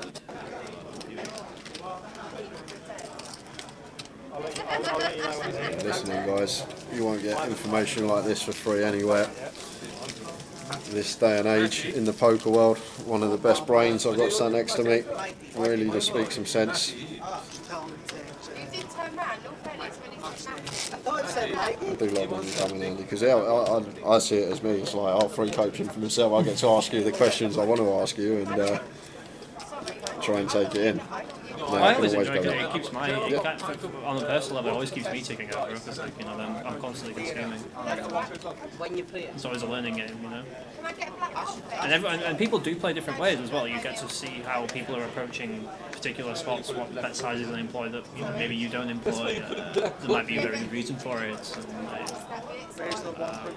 You can also see what parts of the range they arrive with in certain particular areas too. It's just an ever continual learning process, this game, isn't it? Yeah, it's so complicated. It's been open to me, Pete. He raised at 3.6. 3 bet, 50 big Steve. Him being the effective side, of course. always awkward in these spots as KT. You have to be very snug generally. When you get dealt hands like 10s, for example, you're really not enjoying it. Yeah. I think jacks, maybe for about 35 lines, might be the alignment which we maybe just draw the line in the sand and put it in. But you'd almost rather have like ace queen suited than 10s. When you run into kings, for example, you've still got an overcard. Yeah. But you're actually going to block a bit more of the calling range. And also Hamza can just be free betting a hand like 10s and jacks, so you get it in against as well. When you have a hand like ace queen. Dennis, I'm not going to read that out, but funny comment, mate. Funny comment. So back to mid. It's just going to let this one go. Free bet gets through. Yeah, touch over 3x or just over 7 blinds. So you have to be a little bit more careful with the hands that are close between calling and folding. When people make it like 2.5x, you just get a much better price to call. So you really shouldn't be looking to fold like pocket pairs you open, for example. But if they start to scale up the free bet size as the in-position player to like 3.5x, even to 4x, you can actually start folding pocket pairs because your price is a lot worse. And so what ends up happening is if this guy is playing like a well-constructed strategy, you'll end up just shoving more because you're getting a worse price on the call but a better price on the jam. Yeah. And meanwhile, when you get free bet to a small size, you're getting a better price on the call and a worse price on the jam. So you just end up seeing free bet. Plenty of sense. And this is the thing I say about you, like, I listen to everything you tell me and I understand it and I take it in, but the thing how your brain gets to the point to actually think of it in the first place and come out of it is the bit that always bemuses me, and I'm just like, wow, this guy has just got some brain on him. Like, where's he even come up with these ideas and to actually get the words out your mouth and say that? When you say it all, I understand it. It's the actual coming up with it all in the first place and portraying it to everyone the way you do. It's very special. It's just a lot of repetition. Yeah, of course. So, like, I know you're probably more studious than anyone out there in the game, and I know you put probably hundreds and hundreds of hours of work in off the table during lockdown and didn't just fall into like a 800k score that some people will. You proper work for it, and it's thoroughly deserved, mate. Look at this flop. Yeah, so a bit of a loose overcall over the ace. Oh wow! Hate to see that, don't you? As min. I wouldn't have actually minded min betting this flop. Because. Do you mean min betting or min betting? Both. Two in one. Because we would. I think we'd also employ a min bet kind of size. The min from min. Okay. Yes. I think what's kind of interesting, especially when we have like maybe a slasher recreational on the button, is that he is actually going to have the other ace like way more than he normally should. Yeah. And like we just start to build a pot. We need to try and get it, because otherwise if we're going to start playing passive node, we probably need to try and get a check raiser along the way. So if I'm ever late in a situation like that, I'm kind of like, can I just take it the other way and just try and put the money in myself? Yeah. But as played here, I think the turn check's a lot more defensible, just because you actually have the 10 blocked as well. Hands like pocket fours are just completely dead. Yeah. That makes sense. So it goes for a raise to 5k. You can jam as a free roller even call. I don't anticipate Ian to actually ever have Ace Queen. Ace Queen, yeah. Yeah, it just goes for the call, and we'll end up chopping it up. Billy, I'm joined by Andy Wilson in the booth. Yeah, Min probably the only player that can have pocket 10s and Ace Queen or something. So could, there is some argument that sometimes you might actually blocking the 10. Like, maybe Does anyone ever fold an ace though in a live 1k? Like you're not supposed to, but but you still have to jam with hands that beat the board. So you're not supposed to fold an ace. It's one of those weird ones. It's not. The robots get weird about those. A lot more interesting hands happen when you're way deep. I wish I had ace queen there. Yeah, in tournaments we just chop it. Yeah. And if you don't chop, then let's go. and you shouldn't really put too much more stock into it when you're like below hundreds and hundreds of points deep. What are you trying to do? Stop all the air to go Trying to kill him, still at the sidewalk. I mean, one nice thing, of course, about checking the ace on the flop is those pocket pairs I mentioned. You don't need protection from them. Pocket fours is drawing against ace king, but not against ace 10. which is actually something you should think about quite a lot when the buttons go on the pocket pairs. It's why you often see in the solos, freedom time that's bet a lot more realistic. When I had like a full house, like I had like top 2 always go for aggressive actions, but a top set will always try and maybe play more passively. He's trying to trap those like pocket pairs. Yeah. That are actually a lot of combos of particular players' ranges sometimes. Because you just have them in such fashion. And you often have that real effect of blocking hands that can give you chips. It was my second time going. It was my first time at the Bahamar. I don't really enjoy relativity with the price. It's kind of insane. I've never been, so I wouldn't know. It's just so expensive.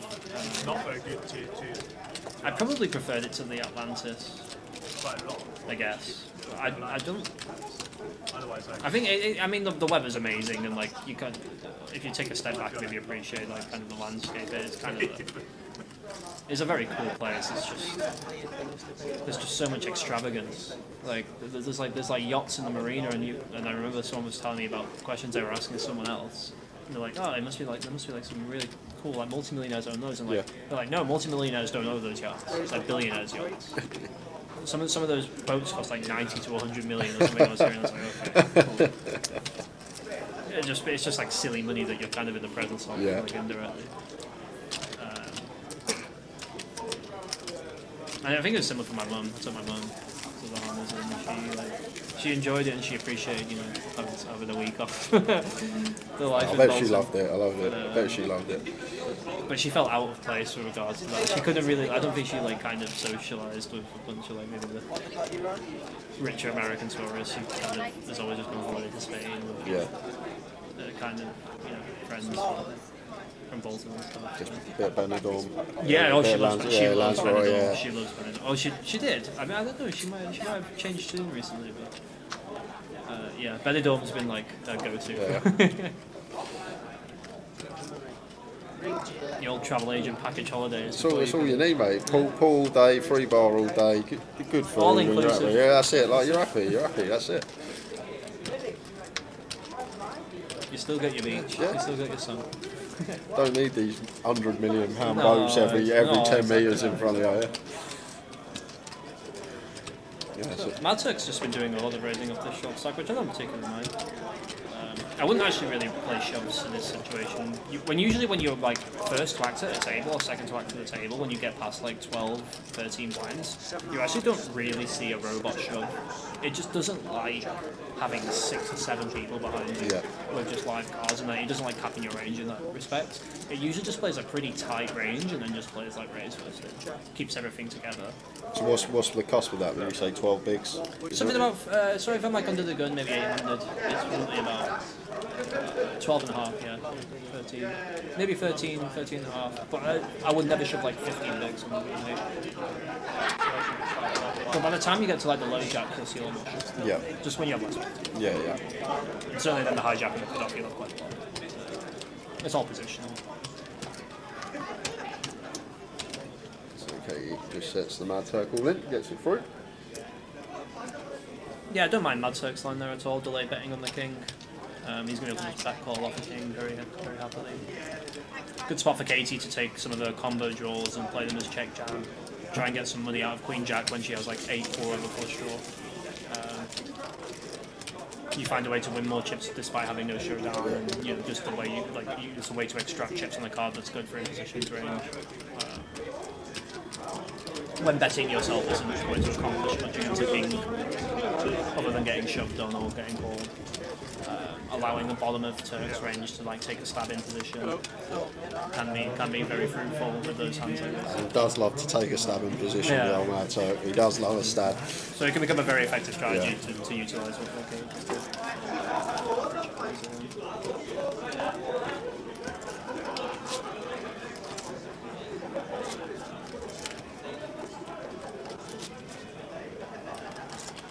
Going back to the under the gun 12.5 bigs, like obviously we're going to have our aces, our kings, our queens, our ace king, our strong hands. Like what are going to be our like attempted stills, and what hands are we going to mix in there as well?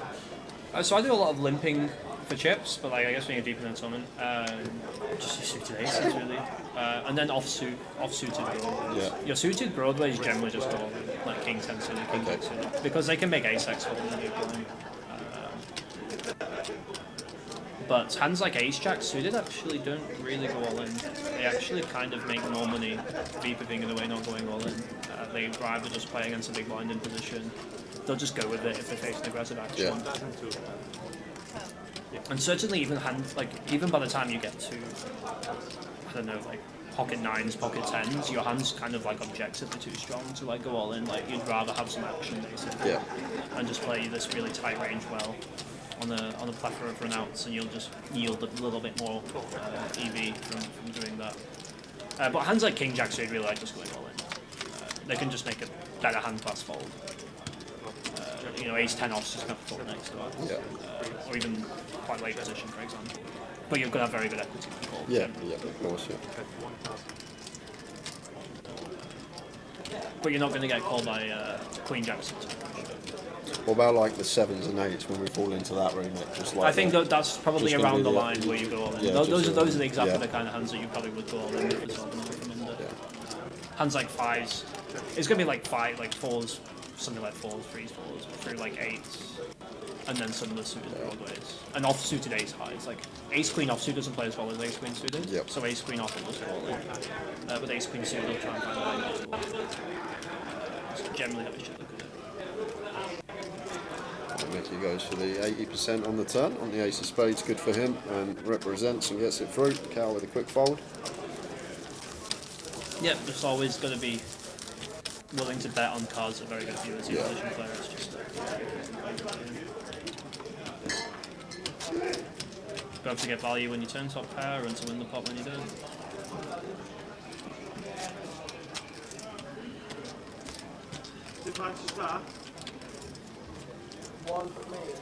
That looks like a tray of beers. We are in Blackpool. When in Rome. There's 2 coffees, 1 black, 1 white. Sorry, lads. Mikey toying with having his cards dead here. A bit more concerned with his sour cram and it's just coming home fresh. Cold and fresh.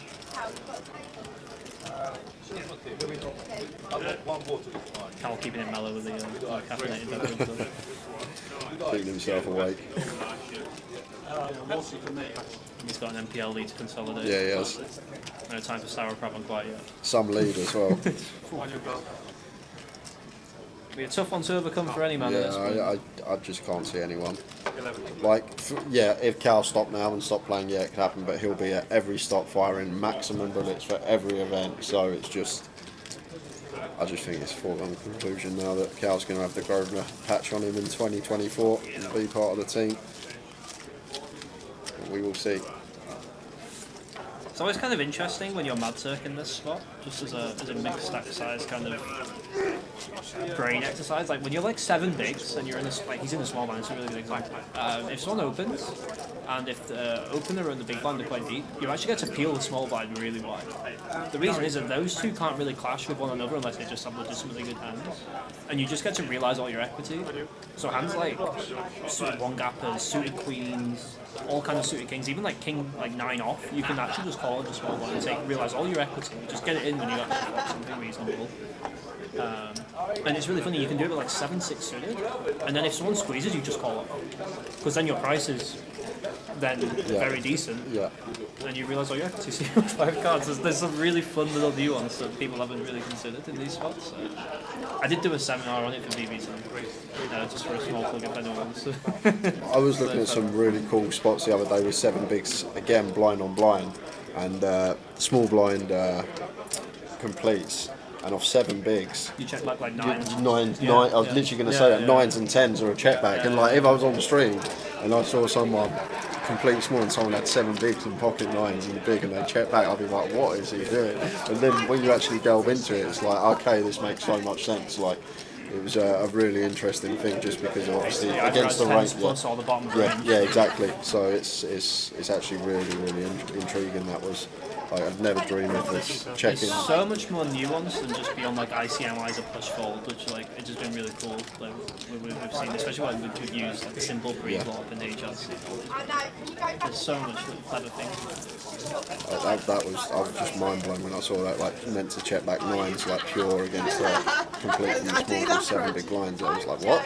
This can't be right. And then you look at it all and it all makes sense. Yeah, I'm doing so much more acrobatic stuff off my 7s to 10 blinds nowadays, just as a result of just doing this work. Like, and that's what I was detailing. In the small blind, I'm just like kind of just completing a lot. Yeah. And just and what's Is this, kind of what point do we get to when we stop peeling these hands from the small? Is it 8 bigs or more? Or can we go slightly wider? Like, when would we stop peeling the 6-7, the suited 1 gappers, the suited kings? It's very dependent on the other stacks usually in the infinite over to acts. First the opener and the big blind. But you can do it off balls. You can do it down to like 5 bigs. Yeah. You can do it at pretty much any depth. Okay. Once you get down to like 3, then it's like when it becomes a moot point. But like you can do it at like 5 bigs. It's kind of insane. Just because your price is really good. What's really nice as well when you're like at like 10 bigs, 15 bigs, there's a bit of an effect that can sometimes happen if early position opens. That you're kind of, it's like a shielding, I call it, where the big blind can't really just squeeze a lot because he just has to think about his early position range, just kind of protecting you. Yep. So you actually, and then when you have hands like 6-5 suit, you don't interact with the EP opening range. Yep. So you get to just peel the small blind with hands like 6-5. Interesting stuff. Because the big blind would just can't really squeeze into a range that's only opening 20% of the deck, versus if he's opening the cutoff, he's opening the other 40.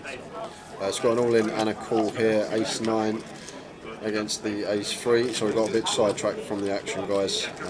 We'll pick up in the all-in and the call. 3 or 4. It is a deuce-9 will play, so double up for the ace-9 of the Mad Tack, I'm guessing. There we go. Yeah, just 8 big blind chip on the button and needs a call for the ace and the big blind. You never throw the ace 3 off. For 8, got to flick it in. Not much to be done. I don't understand that. Because the paid for it and after I paid. He managed to scold me as well. What? He scolded me. Mate, like. Then he bring me attention. That's why backwards that. I'll come backwards. It's alright. That's a really interesting thing, like when you deal with computers now, you'd see something that if it happened 10 years ago, you'd think, who is this at my table getting involved? And now you see it and it's like, well, once it's all broke down and you see the range that you're supposed to be up against, it just makes sense. There's a particular player right now who's doing a lot of very interesting things. I won't name him, but he's doing a lot of very interesting things in PKOs online in the high stakes. And his PKO graph is like nothing I've ever seen. Like, I think I was looking on his starts of the 5,000 tournament entries. His average ROI in PKO is like 38% of like 200 guys. Like, I've never seen that win rate. But then he'll be like limping and calling off short stacks like King 8 off. And it's just like, but then when you take a step back, the price is just always so good with bounty overlay all the time. So you actually like, especially if people multi-tabling and aren't paying, you actually have openings to call off. And like, it kind of manifests itself when you're off at 7 bigs, for example. You just get a really good price to complete the small blind and just call it off. It's just really weird how price works in this game. And like you said, if you'd have seen people doing this a few years, even a few years ago, you'd be like, wow,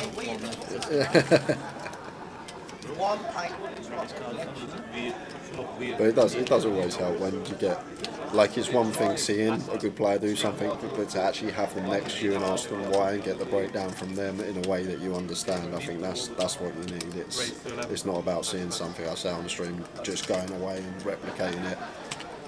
This guy bet 2x pot on this board, so I'm going to do it as well. Like, got to understand the reasoning behind it all. Oh, absolutely. And I think that's why coaching can be invaluable. Despite all the raging debate going on right now, it's fun. It's pretty fun though for the watchers. The bystanders are enjoying it with the popcorn, I'll tell you that. I do love a bit of fun. Mr. P, man, we got no hole cards today. No hole cards, unfortunately. We had 2 options. It was either not run the stream today or we could run it without hole cards, and we had a little chat and we said we'll try and do a day like old school, no hole cards, and see how we get on. And it's been fun so far. How we doing? PBKR Poker. Evening lads. GG on the run this week, Jay. Cheers mate, thank you. Shane can't be there, looking forward to Edinburgh. It's been a good week. We had a very, very good week. Played 3 cash game sessions, won them all. Had the FT and the mystery, got 4.3k in bounties. Only had 1 bullet in the mini main. All fell into place this week. Can't ask so much more. Yeah, you can't. But the PLO games this week were just crazy good, like crazy good. It was really, really good games. Barrel and take for Hamza. I imagine Min probably had like Queen 10, Queen Jack, or an 8 without any further ways to improve. Just to play check call, check call. Thought Hamza's sizing is potentially a little small. When you're under the gun and double barreling on 9, 8, 3, 6, you're going to usually have a strong 9 or better. And you usually just want to play for it all and not be too concerned about pair return 2, pair return straight, because most of the hands you're coming up against are just in very bad shape against your 10s or whatever. The problem is when you start to bet a little too small, there's a lot of hands with that are pretty inelastic to price on that board, yeah, and they just get a better price than they should. Should inverted commas. So the price of speculation isn't maybe as dear as it should be. Once more makes sense when you put it like that. Yeah, Bowie's in the comms. Who else with me? Who else speaks about a game like this? I met Phil in Coventry actually. Yeah, I met him in Cov as well. He qualified and had the degree. Yeah, well, he didn't. He won a 1,500 seat on the wheel. The giveaway we done. Yeah. That was a great start, wasn't it? Welcome edition. Doesn't matter, hoping from +2. Gets called in 2 spots, and Hamza in the big blind. Hamza has a classic spot. I get a lot of grief because I actually play this spot a lot tighter than most of you. When you have more and more people entering the pot, your pot odds improve, but your equity drops more than your pot odds improve. It's kind of not a thing. No, I'm interested. So if, like, let's say you have an open and a few calls, maybe like 3 calls. In the big blind, you actually would pretty much never call like 9-6 suited, for example. You're actually just dominated against one of the 3 remaining players, like flush draw wise, potential straight draw wise, top pair wise. When you just end up playing a 5-way pot out of position to every single player, check calling maybe like 1 pair with like some kind of 9 high backdoor flush draw or something. And it gets really, really dicey. You just never realise it. So the hands that realise the most are basically the exact suited cons around the wheel, so like 5-4 suited, pocket pairs, obviously, for obvious reasons, and then suited aces because they draw to the nuts. What about, like, obviously still always defending suited King X, suited Queen X, or is that? Actually, it depends. Maybe like, probably up to like 4 players, yes. But if you get beyond that, then you actually probably supposed to 4 players too. And what you actually end up doing in a big blind is you start taking your Jack 10 suited and you just go all in for 60 days. And you're just like, good luck to us. Good luck to you all. Probably giving away a little some of the sorts that I've done in pre-flop wise. Well, when I had Dave Doherty in the chat box once, he was telling me about spotting around when it went early position open. Call, Queen 8 suited was a pure shove for like 60 bigs or something, and he was. And it was probably folding like Queen 5 suited and stuff, I imagine, as well. But yeah, you end up just going all in with like everything in the top left of like the hand matrix basically, and just saying good luck to everyone. There's like 12, 13 bigs out there. And what's really potent about that strategy is that it's something that you just don't see. So if you're not familiar with it as like an opener or a caller, you might not know how wide you're supposed to stack off. If you're like the first caller, like in like a live 1K, like if I've opened ace queen from +1, it's gone call, and someone in the big blind ripped 60 bigs. I hate my life. I'm just like, this guy's always got ace king, or I'm flipping. Like, never expecting to do it with And it's funny because everything. against a high stakes regular, you're like crushing that range. Yeah. But yeah, in this you definitely aren't. So it's like it's one of those really polarizing spots. Like when you take a viewpoint of it, like what you brought up was exactly what I was going to say actually. Because if you're like the first caller or the second caller and the opener's folded, you have ace jack suited, you're meant to get it in. You're dominating king jack suited. Yeah. You're meant to just run it. But like you said, No one's in these tournaments. No Correct. one's doing that. So it's a cascading effect. Yeah. So there's actually a lot of money to be made from not only utilising that strategy, but also making that response, as you said, if you have to use it. Lots of fun stuff that happens pre-flop in that spot that happens. You have like a raise and half the table calling. Yeah. It's actually quite complex sometimes, I suppose. Pissed off about the wall. Is that what it takes to piss you off? That's all I get pissed off about. But certainly if you have things like offsuit, like if you're offsuit, A few more drinks from hopefully like Red Bull or pop. you can't have a way to make it flush. yeah. You're going to struggle to win 6. Yeah. That is a monster. I mean, it's similar concept. What about like the 9-10 off, the 8-9 off, all this stuff? I would fold You're still folding. Yeah. when it makes straights, it's going to be on Broadway. Got to be nut straight. So It's gonna be Jack nuts. 10 off plus, basically. Yeah. But even Jack 10 will end up because Jack 10 has problems that it might get like when a lot of money goes in 5 ways on Jack 10 9. Surely Jack 10's good though because you always have the nut straight if you make it straight with Jack 10.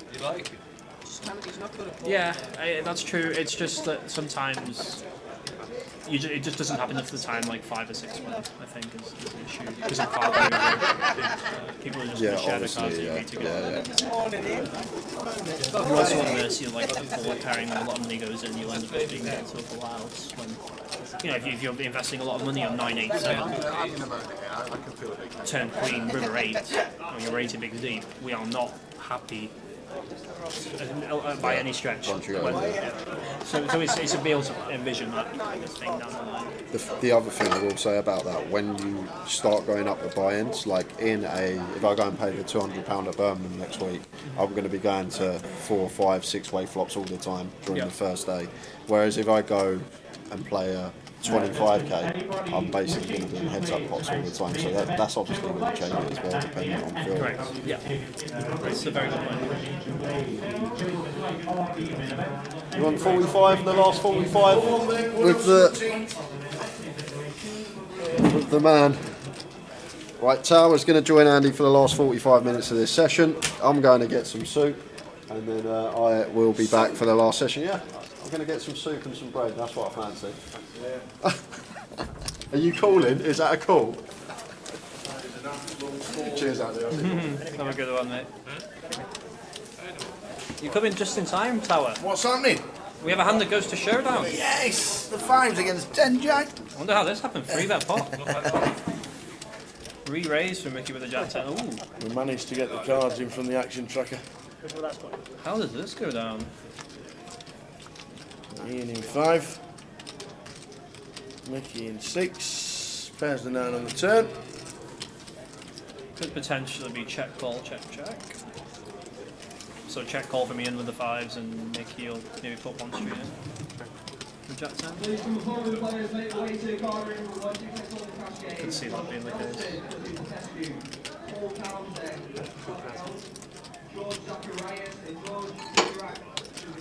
Mickey, that's 2k. Ian with the 5s. Yeah, you're not really loving it. It does make the call. Price is not the worst. Hand struggles to improve though on the miracle. Yeah, indeed. And doesn't get it. But maybe thinking that Ace King might just be putting out a little bit of. Oh. Leads the river with the 5s and gets very quickly called. Yeah. Mickey shows top pair. Yeah, just a very quick call for Mickey, no messing around.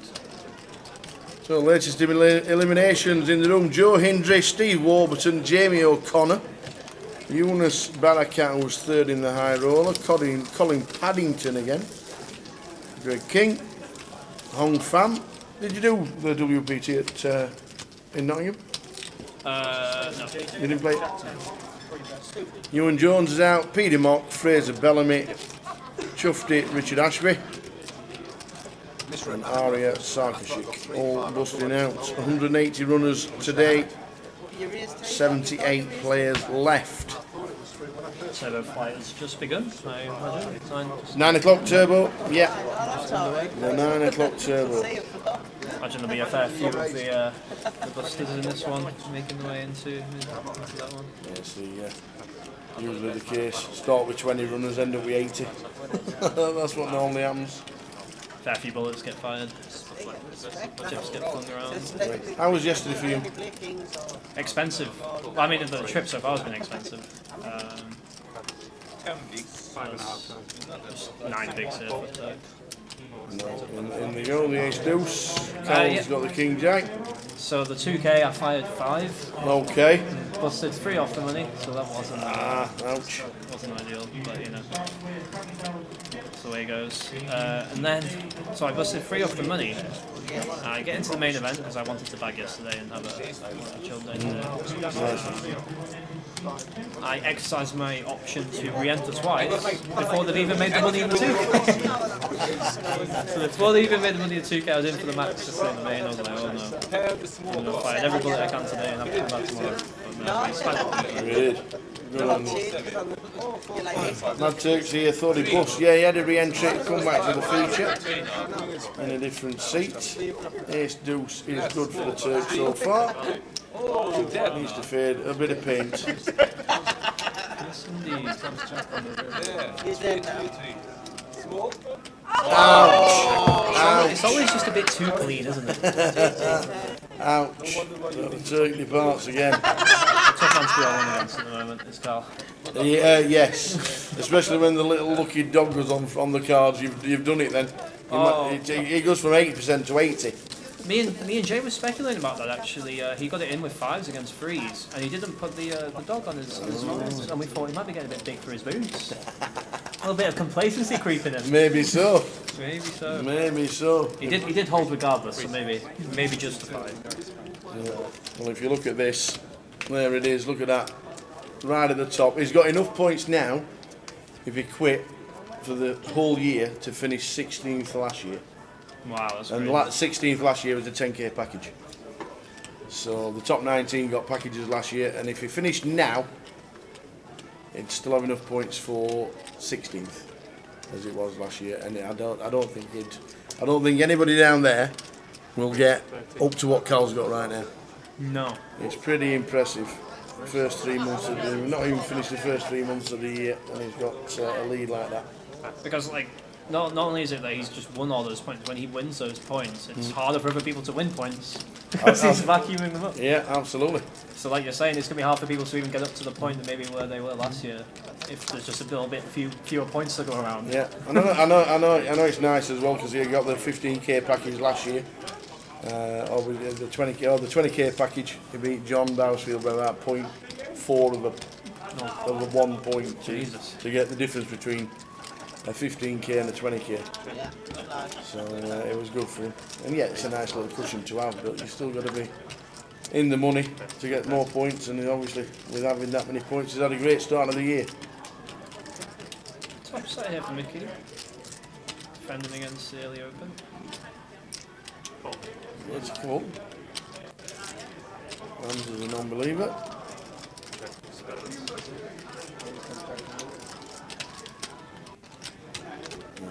Bird River.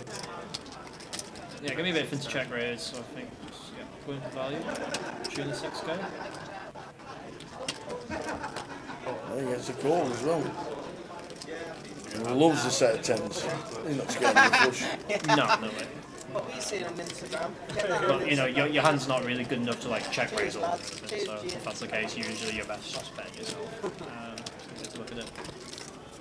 When he went Hamza checks back the flop, he's got a lot of like 7s, 8s, and those hands aren't going to put money in for you, so usually the job's on you to start getting some value with your 3 of a kind. Which is what Mickey did. Which is what exactly he did. Paid off. Lovely stuff, right? Won a few pots now in the past couple of orbits, so he's chipping up nicely. The white and the yellow chips are the 5Ks, which we want the most of at this moment in time. He almost missed a hand picking up the sauerkraut from the waiter, but the dealer was a bit lenient, I think, and let him. Okay. the cards were right there, and they hadn't been claimed. It was a grey area. Let's just put it that way. But he got given the benefit of the doubt, I think. Pay for your drink first. The cards will worry about themselves. Priorities, yeah. How's Katie been? Snug? Yeah, she got a check jam through against Turk and she found the big blind, but otherwise she hasn't been involved too much. She was pondering once against the raising of 3 bets, so she probably got dealt something quite nice, but was kind of handcuffed in what she could do. Yeah, just trying to find the spot maybe to get the chips in. She looks like she's a little short at the moment.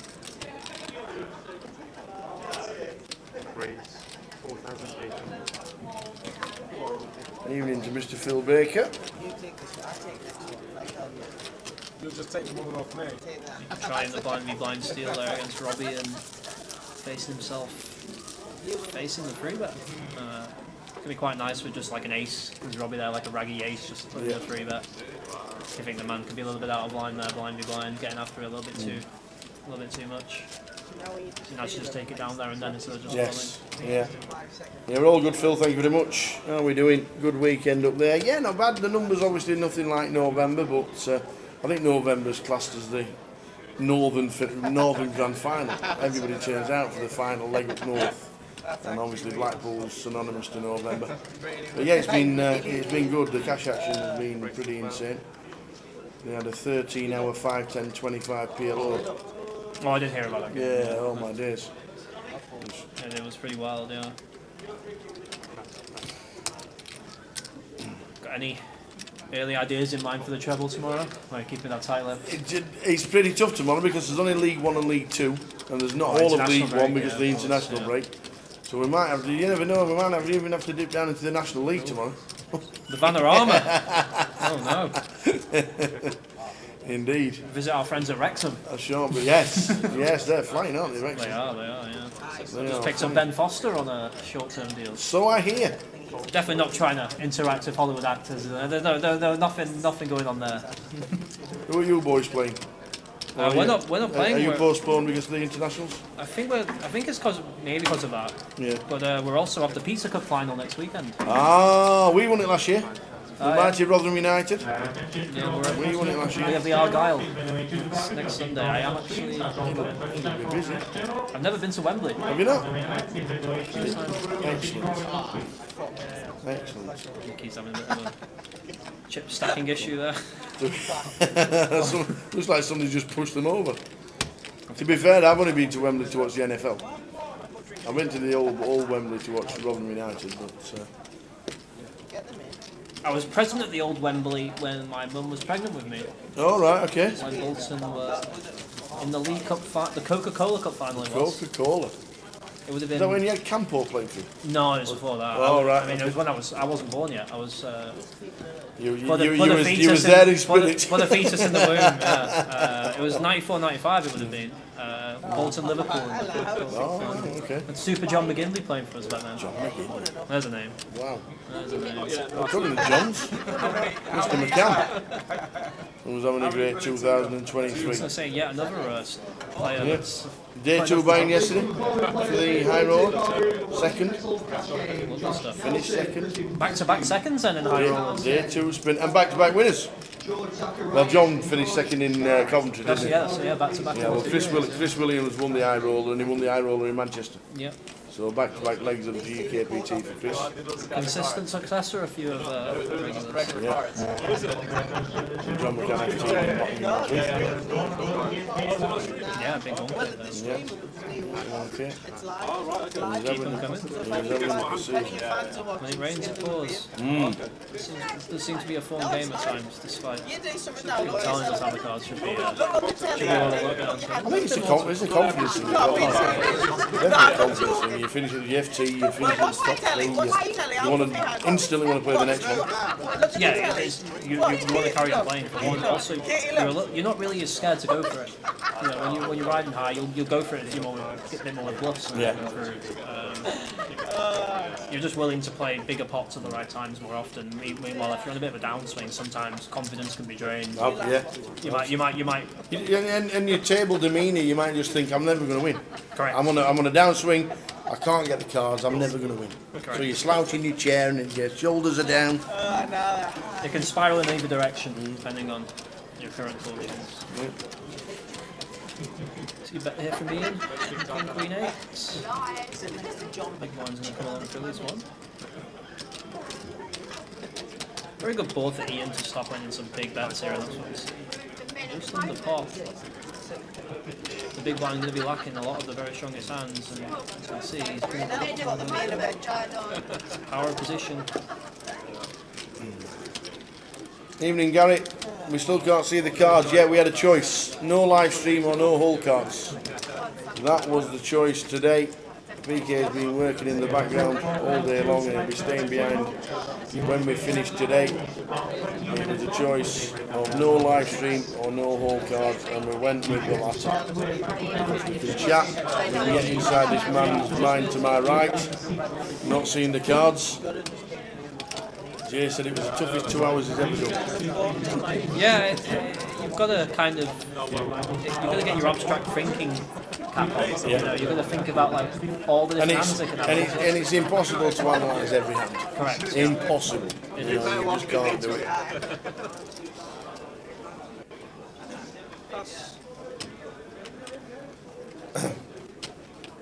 Well, I liked what Madsek was commentating when Madsek before he departed. He was still lining up the cards in the box as if, you know, as if the RFID was picking them up. I love it. Going through the motions. That's what the table does. It is, yeah. Not me being a realist, probably. It's the culture that it's created. Okay, the FR short stack. Probably wants to see a flop pretty often here. See if she can flop something and go with it. Yeah. So she does make the call. Actually, she's got more than I thought. I thought she actually should. Everyone's terrible. Indeed, she should. Ian's been very active. Does he? Yeah, really likes to get involved. See him just continue to fire flops. Is that Ian Gascoigne? I believe so, I think it is. A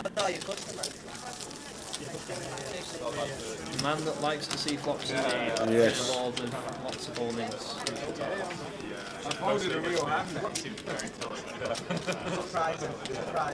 Indeed. Ian Kiffin busting out. Ian was on the FT of the Open. Justin Devonport, who was having the massage for about 4 hours in the background, he's disappeared. Keith Littlewood, who flew over from Spain to play, and Tim Chung busting out in the last few minutes. Tim got me on one of my 2K bullets. EFT that's on him, I believe. Game 4? What, in the Open? No, the 2K. Oh, the 2K, yes. Am I a Rory McIlroy or John Rahm, man? I've actually got into golf quite a bit more in recent years. Not really played, but I do enjoy watching. You want to see Rory McIlroy's drive today? No. 374 yard par 4. He drove the ball to 3 foot from the pin.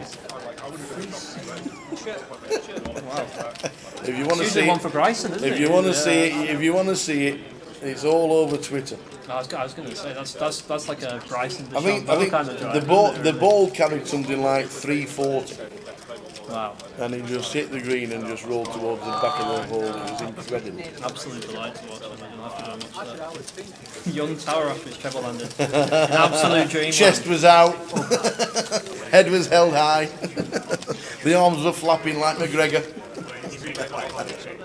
Imagine that. Bathing in the applause of the golf claps. Yeah, that's 375 yard par 4 and it's 3 foot from the pin. I've got to say though, I am more of a John Rahm man. John Rahm is like he's a great inspiration because he's not like a gymaholic, just raw talent, absolute raw talent. Yeah. And he's done half clouter ball because he only has half a backswing. He's learned to not have a full backswing, but to get the power. His consistency is unbelievable. Fantastic. Yeah. John Rahm free court. That's what I mean. That's what he does. That's exactly what he does for everybody. That's why Rahm is my man. Yeah. Because he gives the everyman hope that you don't need to be Bryson DeChambeau. Exactly.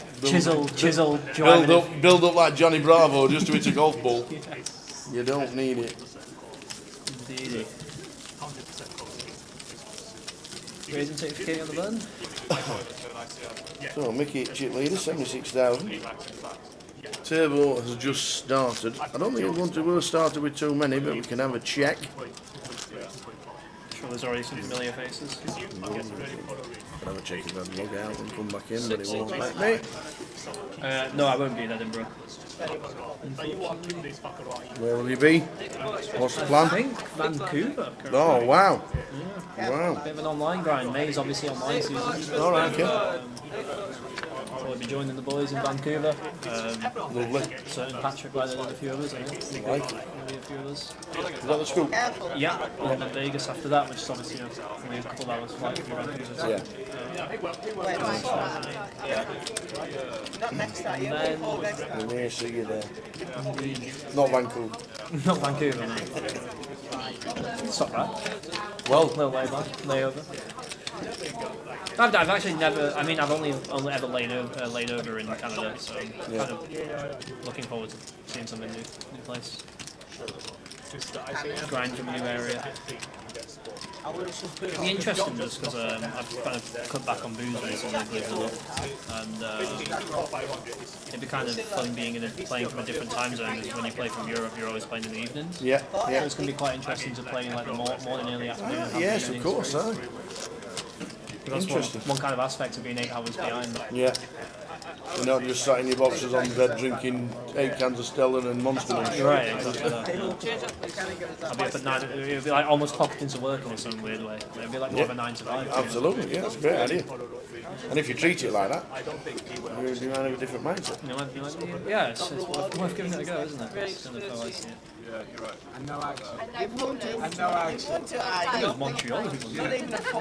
Yeah, he won some Canadian online pandemic. Oh, right, okay. He actually beat Ryan Shamas heads up before he became known as his online Monica Berryuzi of streaming fame. Oh, right, okay. Yeah. No, he's obviously. I think it was Montreal, Phil. But yeah, he beat Berryuzi heads up before he was Berryuzi, really. It was quite fun. Yeah. And it goes to showdown. Robbie opening another gun with the ace-10. Both blinds coming along to C3. Good to see Robbie Bull playing just about every event as well this year. Back into the game. He was telling me yesterday that he's played. I think he said he's played more in the past few months than he's ever really played. Like he's since his GUKPT win. Hendon mob is just back to back, just non-stop cashes. Yeah. Good flop for him here. The ace queen 5 when you open early position. You haven't been free bet. You have a pretty big advantage of strong hands. I think he's coming along. Definitely going to get a couple of streets of value here. I imagine bet check might not be the worst line. When I say that, I mean bet the flop, bet the turn, and then check the river. Probably can't go for 3 streets, but certainly 2. There's that 10 of spades back up here. I think you can go either way. Try and get value from a king queen 10. Beaker ace. Well, he's going to check back. I think both players are very defensible. There's a 2 pair. Still going to be a very strong holding here. It's not easy for Mickey to have a king. He needs to have a king high flush basically. Yeah. The goes check. Not the best river card for Robbie, even though he ripped river 2 pair. Yeah, it's pretty close. I might have got a bit greedy. Might have tried to sneak a little bit of value there. Because Mickey's just got a lot of like ace 4 of diamonds, ace 3 of diamond kind of hands. And like I said, it's pretty hard for him to have a king. Ace king's any kind of king X, yeah. Ace king's going to free bet pre, king queen might free bet pre. Yeah. You're really concerned about a flush, but you have a 10 of spades. Helps you to be a bit less concerned about flushes too. So I might have gone for a little bit of thin value. It's a bit difficult when you have the ace in your hand, because you're trying to get called by an ace. Yeah. If you've rivered a set of 10s, that's a different proposition because you can get called by an ace. Sometimes you want to think about it a little bit like that. When am I trying to get called by? Yeah. And if you have that card in your hand going for thin value, it can cause you some problems sometimes. Greedy. Yeah. That happened to me yesterday actually during the main. I did try and go for thin value and got check raised. Ah, okay. Been there, done that many a time. It's never enough. Yeah, Tower was just saying. Yeah, John McCann. Second in the high roller here last night as well. Back-to-back seconds in the high rollers, third in the main. He also won a 25 series, I want to say. He's won the 25 series in Leicester. Yeah, that's it, yeah. And Seen that. he won London leg 1. It's just, Jesus. Everywhere he goes, That he is- just seems to be... That's Cal levels, isn't it? Really? Yeah. When you actually think about it. Yeah, I think he's something like third or fourth in the league. Robbie Bull's second. Yeah, I mean... I think just quickly look, I think we've got 2 out of the top 4. There we go. We're 3 out of the top 4. Three out of the top 4. Cal, Robbie and John, all on our table. It's the feature table for a reason. The feature table for a reason. Some huge field in the 25-25s this year. Yeah, real minefield as well. You really get some characters in those things for sure. Yeah. Some good fields. Well, a lot of them have become 25-50s just due to the size of them, right? That's right. And the enticement's there for the 50k guarantee. Yeah. Portsmouth is like a hotbed at the minute.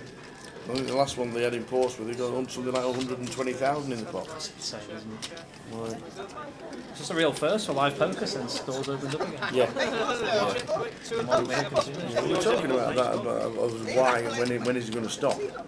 And I think it'll only stop when people get a bit stale with it again. Yeah. I think pre-pandemic things were beginning to stale. Sure. And it was like, oh, I'm going to play poker and I don't really want to, and shall I just go or shall I not go, that kind of thing. Then when you're forced to stay in and everything's closed, you then make a mindset that, well, I'm going out because we can. And then we're all thinking, well, it's going to drop off 10%, 20% because everything's opening. But the numbers have just been amazing for 2 years solid.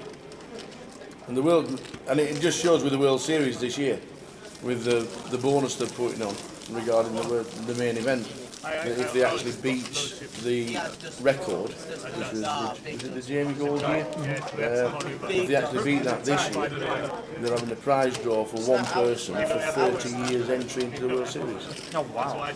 Just as an incentive. 300k free. So they're looking at the numbers, thinking we could have a record year this year. Obviously, what's gone on in the win at Christmas. Yeah, you were there. Yeah, 3,000 entries. Unbelievable.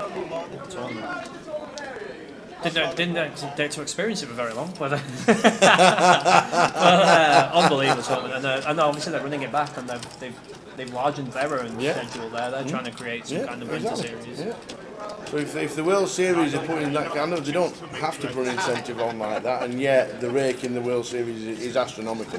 So they can do it, because they know that forever you'll always have a number of runners in games. But to even give that opportunity to one person if they beat the record is just super fun. They don't have to do it, and they're doing it. 30 years of... there'll be somebody who wins it who's 83. You know? They won't get the opportunity, but it's still there. So they're confident they're going to get high numbers. Yeah, rightly so. When I was in Florida, the numbers I kept saying they were record numbers in various fields. Yeah, Florida's got quite big as well, hasn't it? Yes, I'm looking just before going to Canada. I think I'll be in Canada, in Florida, end of April, instead of going to Monte Carlo. The schedule's insane. They have like a 50k, 25k, 10k, and then they have this 3.5k GUKPT again. They just seem to get mind-boggling numbers through the doors. And now the likes of Vietnam's on the scene that people are now putting in the calendar. Yeah. Cambodia is there. Northern Cyprus. Northern Cyprus with the Triton is resort massive. It's massive, isn't the it? Merit runs a series every month now that seems to just get ridiculous numbers. Yeah. The French are back in the scene. Paris, CBC They are. Paris. Yeah. They are, even though they were in the wrong venue apparently for the size of it. But they'll live and learn on that one. But that's a new kind of watermark on the European. Absolutely. Never been to Paris before, and another success. Will I be playing any Triton? So I was considering Cyprus, but it's the middle of Scoop. As I said, I'll probably playing online before going for the whole World Series, right? But there is. I think they've already announced that there's a Triton London. I think it's at the same time as a Goliath. Yeah, it is. It's like the first week of Goliath, and I know it's London and it's a little bit further south, and it's for the bigger boys.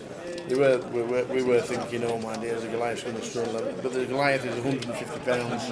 It's nothing like the Triton. It might make a small effect on like any on the sides, higher sides that you run. Yeah, but even then, like there's not that much overlap between those two. Even between the jump between a 2K and a 15-20K is massive. Yeah. So I don't think it'll make a huge difference. Maybe to a select few people, I imagine. Yeah. The main event won't be affected at all. Oh no, absolutely not. Bigger and better than ever. You'd hope. Well, I know I keep saying every year you can't expect it to be bigger and better. You can't expect bigger numbers every year, but every year it has been. Every single year. Word of mouth, isn't it? It is. Bring in more new people, they tell their mates, and it's just Absolutely. the ball that keeps on rolling. How many players when we did the first one in 2011, and now 12 years later, it's like there's a lot of players that were still at preschool, they were still in junior school that can now play Goliath. Yeah, plenty of younger folk. I have seen plenty of people who don't nowadays, so I've really seen before. It's a welcome sight for sure. Just for what Phil was asking though, Triton London, I would imagine you might see it. Yeah. We might be making our Triton debut there, but on home soil that might Like be it, yeah. Certainly being played in the part of London that you want to be, down at Park Lane. Yes, that's where they ran the EPT, had mixed reviews, but Triton London 2019 was a big success, so I imagine maybe we won't have the same level of administrative difficulties. You can see a few heroes in the background there as we walk into the doors. MIDI on the table with John Adderley and a few of us. Yeah, they're still never easy, these events, are they? No. You look at every table and you think, there's not many A clear couple of spots. very tricky customers dotted around for sure. Yeah. As always. Players that have been there, done that. Absolutely. Won the lottery. Yeah.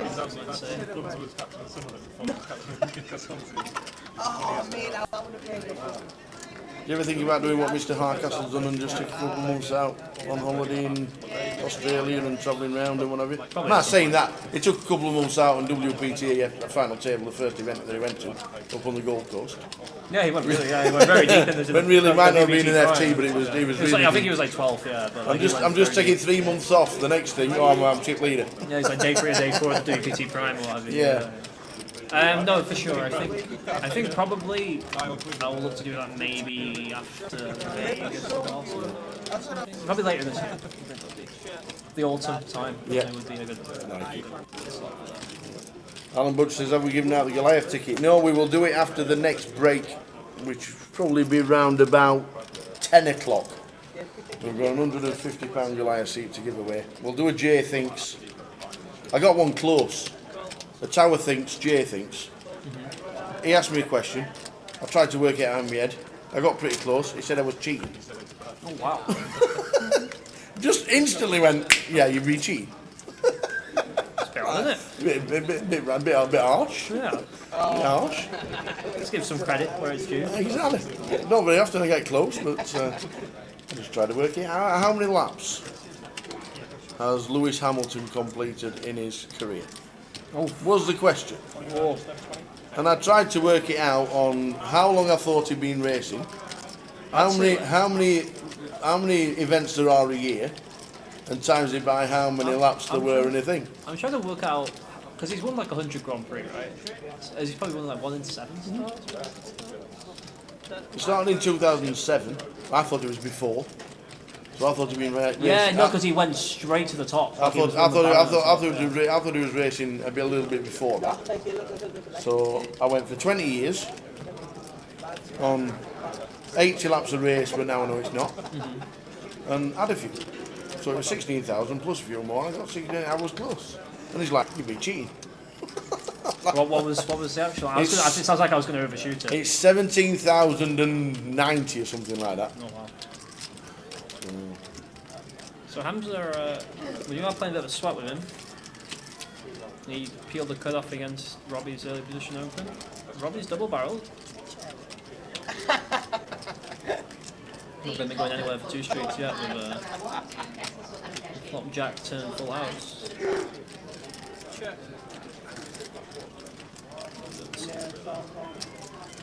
Robbie has checked. Behind the club's rivet. Let's check back. I wouldn't mind seeing a value bet here. I think Robbie might actually river a 9 more than you think. Hands up might just like be bluffing, as Robbie can sometimes just make a 9. 10-9 suited, Queen 9 suited, King 9 suited. And Robbie's just going to bet jam, I think, with Queens, Kings races. So I think the Jack just rates to be very, very strong there, and we could probably hunt some value. But Hamza, happy to pick up the pot once you fix the check on the river. It's, you know, your pot share is very, very high. It's going to be very, very hard for you to lose unless Robbie getting incredibly secure with some kind of hand. So a nice one for him. Why?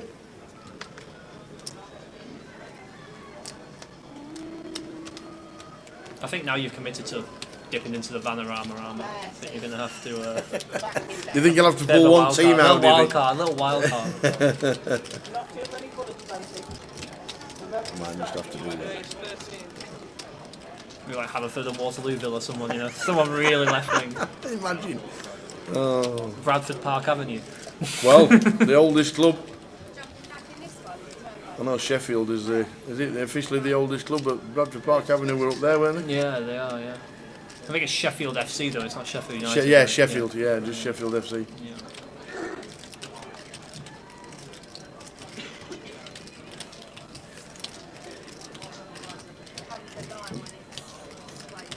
Southend are in the National League, best team in the world. Well, obviously not. I still remember, I still remember, is it 08 League Cup? Freddie Eastwood scoring a hat-trick for Southend against Man United. Freddie Eastwood, that's a blast from the past. Probably the only good player Southend have ever had.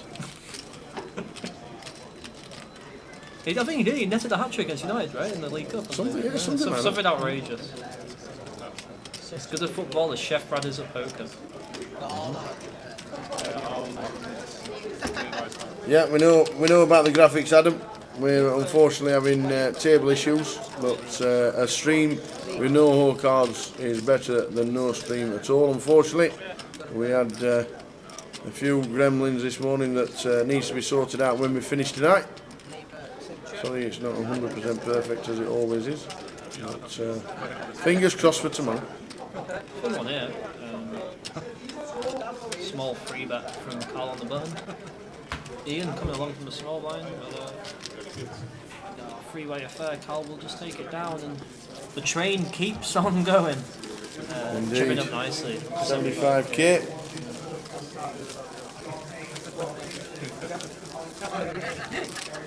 You can talk what you want about Brad's poker skills. Don't involve the culinary aspect of this.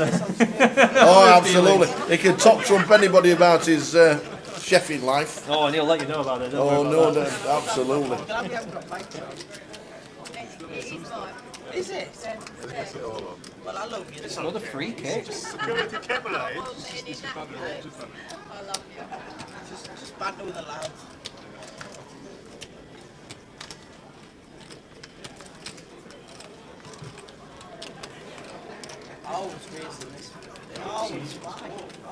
Does actually. The food here with the, I know there's a lot of chicken and burgers and probably standard food that you see. Well, it's pretty decent to me. Yeah, I'm probably going to grab something to eat after this session. I was trying to play an online session during this day off. All right, okay. I'm at the Boulevard, which is a nice. You're in the same kind of echelon as Mr. Rishi Sunak. He stayed there in November.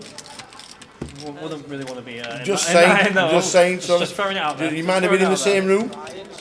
The presidential suite? I don't think so, because I think he'd been complaining about the Wi-Fi in this room. Oh right, okay. They were internet issues when I was grinding as it happened. A lot of, if you class not celebrities, but people that you know in the news do stay in the Boulevard quite a lot. Makes sense, isn't it? It is nice. I said next time fans come on, we'll get it was 1-0. There you go. Yeah, I just seem to just be having Wi-Fi hiccups crazy earlier. Which is very, very annoying. There's nothing actually annoying. I got a gun down well. Especially if you see yourself have a good hand and you see yourself. Yeah. I had to pull out the tethering on my phone, the hotspot. Oh my days. But then I proceeded to quickly bust everything and thought, we'll sack it off for the evening until we continue. Nice. I'm after him now, 982 theatre. Here we are. Do you ever play cash? I've played a tiny bit in Vegas. But I've never played. I don't play if it's like the normal structure. Yeah. So when I've played in Vegas, it's always been with a big blind ante, and if they do like a session rate. So then it's a bit similar to a tournament almost. Yeah, yeah. But yeah, not rate that. I like the ante. Driving right. Play a few more hands. More involved. At the Bellagio, they run quite a nice ante game. That I've played once or twice. Yeah.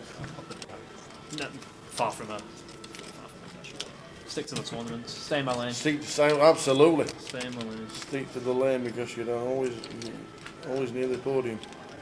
Right, 13. Just a little raise, lads. Uh-oh.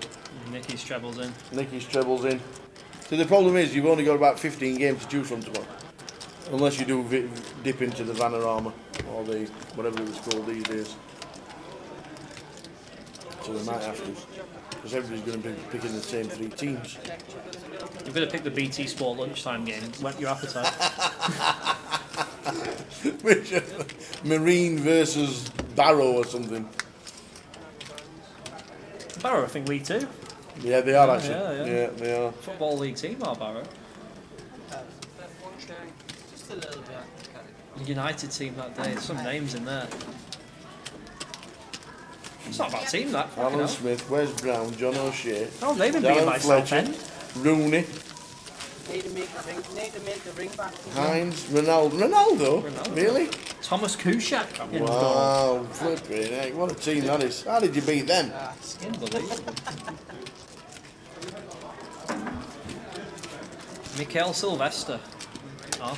Whatever happened to Alan Smith?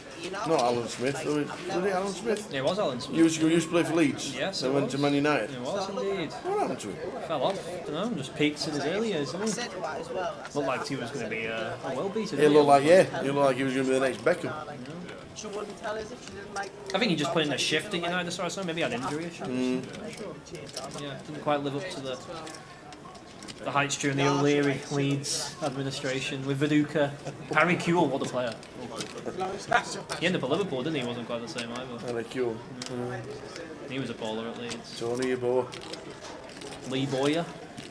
Before the Newcastle. Before the Newcastle fight. Yeah, before he ran into Kieran Dyer. Yeah. Alan Smith snapped his ankle. Yeah, there you go. Ouch. Never recovered properly. Wow.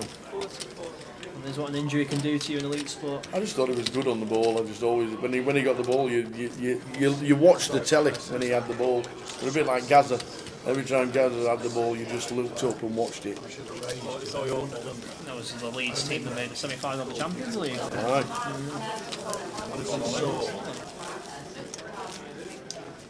I've been full-time for... Ever. 5... maybe like 6 years. I think it's about 6 years. Very nice. Initially it was just going to be a semester or 2 off uni during second year and never went back. So, there you go. It's been 6 years. Yeah. Started playing the year before, fell in love with the game in my freshman year. Became a bit obsessed with it. Like it. And there you go. Yeah. Probably went full time a bit sooner than I maybe should have done, but was riding the wave a little bit. Had some early success. Yeah. And you know, you have your good times, you have your bad times. When you're playing cards, you can't have too many. Absolutely. Hello, sir. Dembele, this is Mr. Andy Wilson. Ranked up for tomorrow. I think M10's Daniel Gormley. FT the Grand Final, I believe. Yes, indeed. Yeah.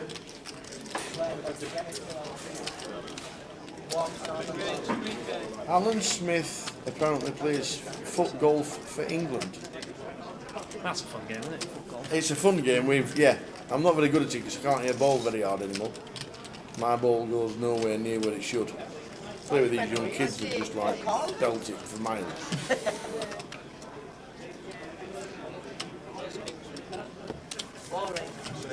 And what is it you do as a business, Brad?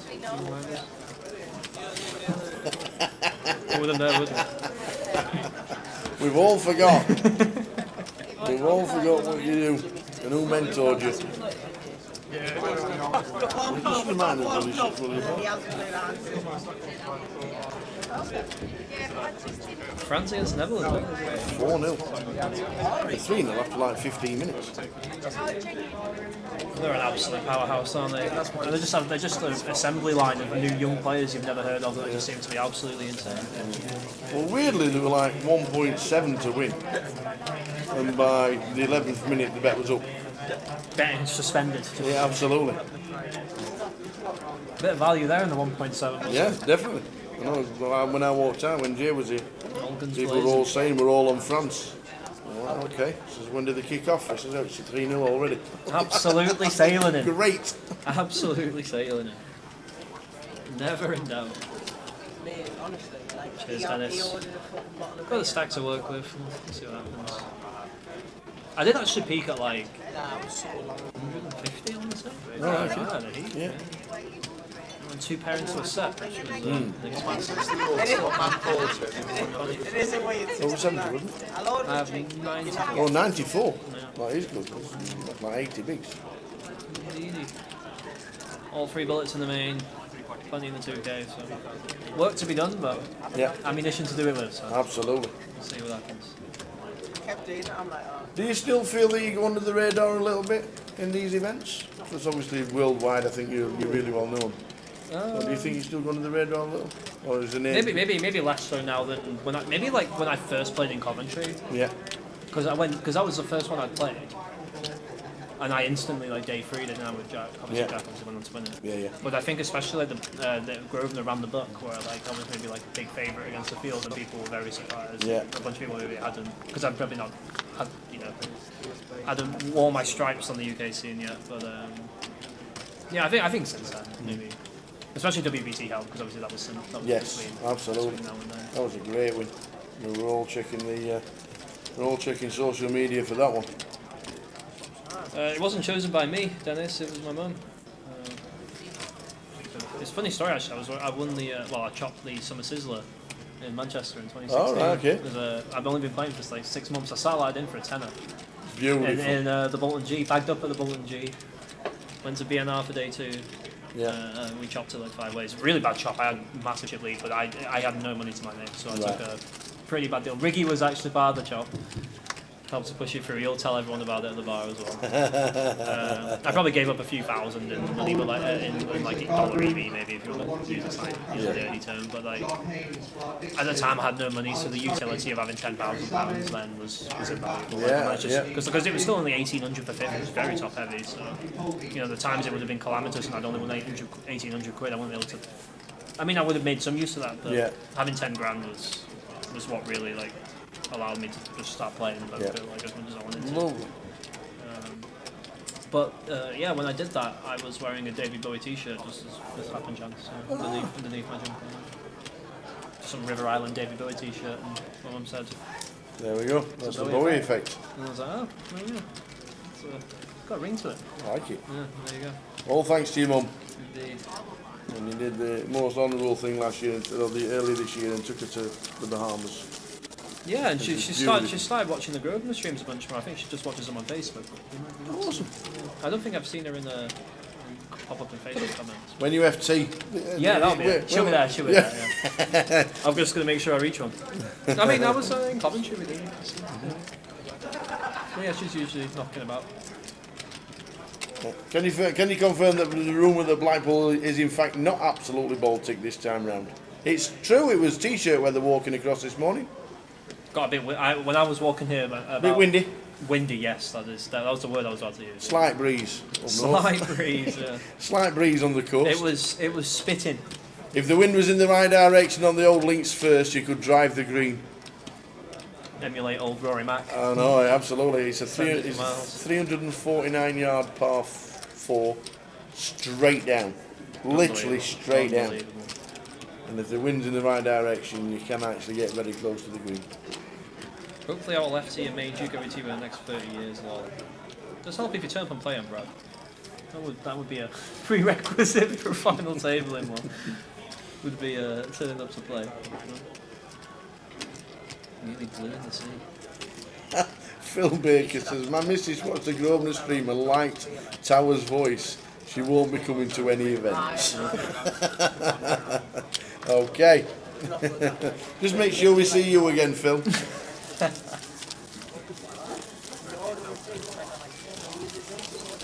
Yes, November is normally wet and cold, but then, to be fair, it has rained a lot in March. Smooth sailing for Carl. Popping the big beat. Phil Baker. He kept saying it at the bar. He says, what's the best saying in poker? I don't really know. What is it? And then obviously at the end of every stream it says from the town of the team, ta-ta.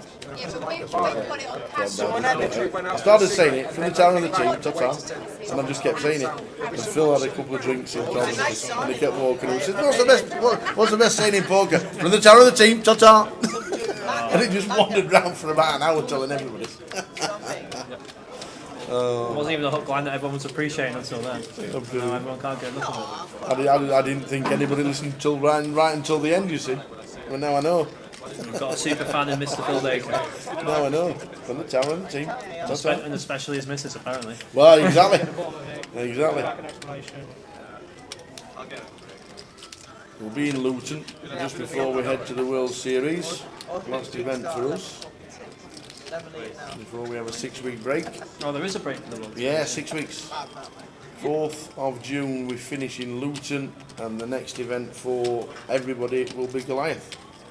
Yeah, makes sense. On the 27th of July. Plus it also gives the players a break as well. Of course. Chasing around, going for the points and having a chase around it. Everybody knows that not everybody goes to Vegas, but quite a few do.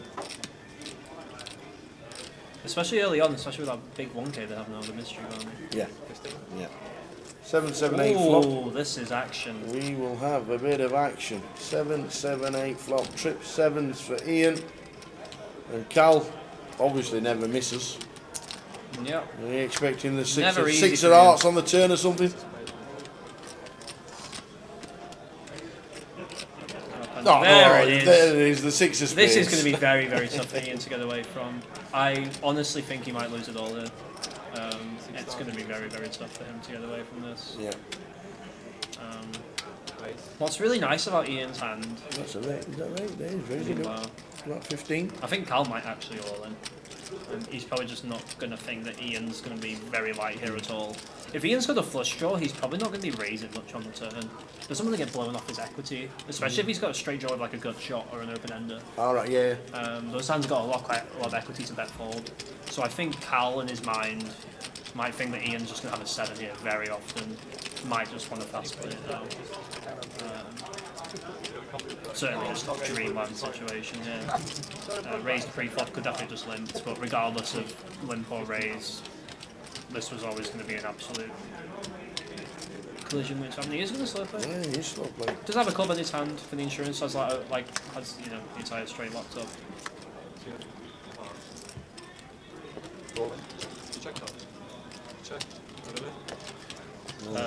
Limp for the shove, and yeah, that's going to be the end of Ian. Yeah, Nicole's. I've got a 7. I've got a straight. Anybody want to run like Cal for 10 minutes? Yeah. Not much to be said there. No. I'm going to be losing my chip 7, unfortunately. I wouldn't have minded Ian calling the turn. For the same reason that Cal slow played the turn, he has a coverage with a 9. Has far less to be worried about when you have the 9 in your hand, you have to redraw yourself. See you open. The problem is when you raise the turn, if Cal's got a hand that's got, like, because he raised pre-flop, he's got hands like queens that are just going for value. If you raise the turn, you start to give them a really difficult time. Yeah. And if you drive away hands like that, then you might just start bringing in some very strong hands. Especially blind blind. Yeah, Cal did check. Check jam it was. Mr. Jack Oliver's I'm watching on YouTube. How are we doing, Jack? I was playing with Jack online earlier before my internet. All right, my okay. internet was having live from the boulevard.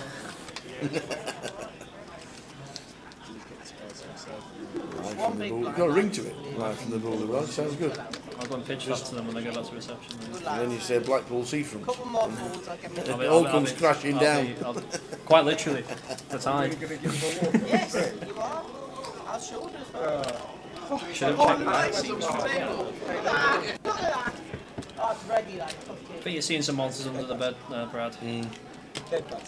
It's pretty hard for Cal to have 9-5 or 10-9. Sorry, I thought you were taking it. Yeah. It looks like people are standing up.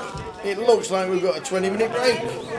Indeed we Cal have. won another pot right before the break. Yeah. 128k, 200 blinds. 128. Thanks to this man for giving up his spare time just the boulevard. We're going to text the boulevard. Can you please update your Wi-Fi for this guy? He needs to win there and win chunks. We will see you in 20 minutes. Thank you very much, sir. Absolute pleasure. Always a pleasure. Absolute pleasure. As always, ladies and gentlemen, Mr. Andy Wilson, and we will see you in 20. Have a good one.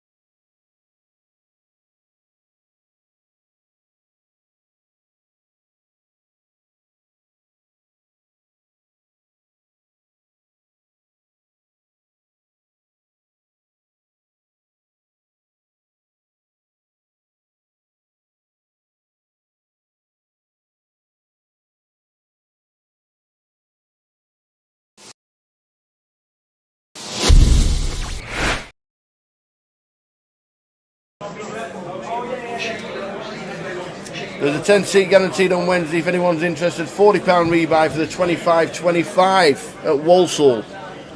Well, this could be going in. Well, Connor's got King Queen here.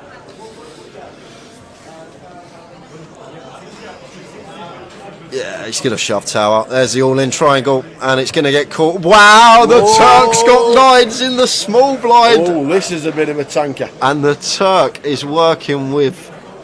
Ooh, we've got just sub-8 bigs here. What will the ace-queen do? With the nines. Well, the ace-queen's going to snap Connor off. And I think, the ace-queen's calling whether Turk calls or not. Really? Andy will snap in okay. whatever scenario here. It's just Turk with the nines. We are the short stack, but there is a 3-bet rip from Connor.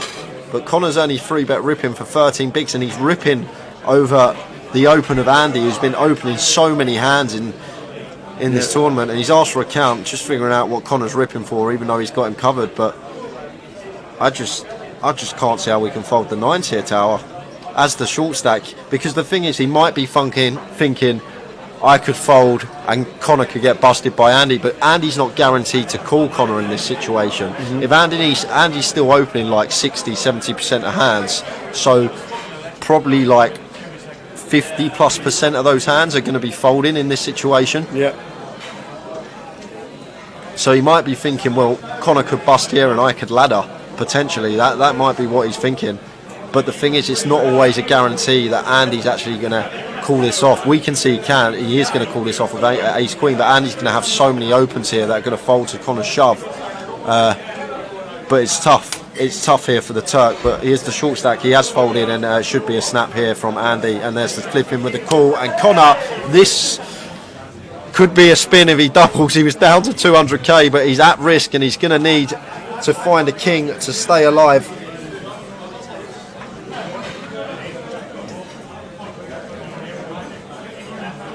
So Connor O'Driscoll is at risk with 1.1 mil. He's up against the chip leader Andy Mock. Oh, we've got redraws abound everywhere. Well, yeah, jack for a chop, but we've only got 2 outs now. Direct to scoop. We need to find one of the 2 remaining kings. It's a 9 on the turn. That doesn't. Oh yeah, Turk had 9s. Oh yeah, Turk had 9s. I forgot the Turk had 9s. 7 of spades on the river. We lose Connor O'Driscoll. Oh man, Connor O'Driscoll, 5th place for 43,900. Great effort from that lad. Oh my days, the Turk had 9s. Oh, it was marginal. It was marginal. The Turk had the 9s. We are down to 4. Turk would be second in chips, Tower. He'd be second in chips, the Turk. Connor O'Driscoll, by the way, every credit. How much has he won? £43,900 for Connor. 43,000, and the whole of Ireland are rooting for you, buddy. Well done. What a good effort from Connor O'Driscoll. Hope to see him again on our live streams, because he was class. He was a class act. Well done, Connor.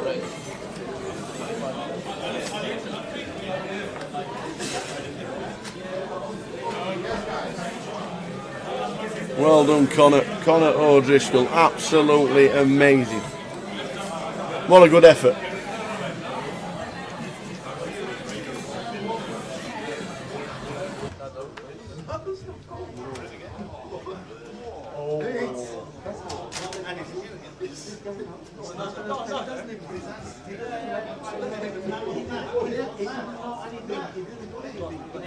Bye, Dina. Oh well, just look back. We've got another all in from Ed and Andy. And we could have 2 bust outs and 2 hands here, Tower.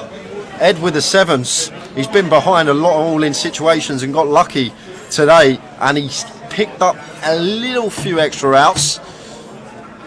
So working with 4 outs now instead of 2. Offsuit 5 or 7. King of spades on the turn.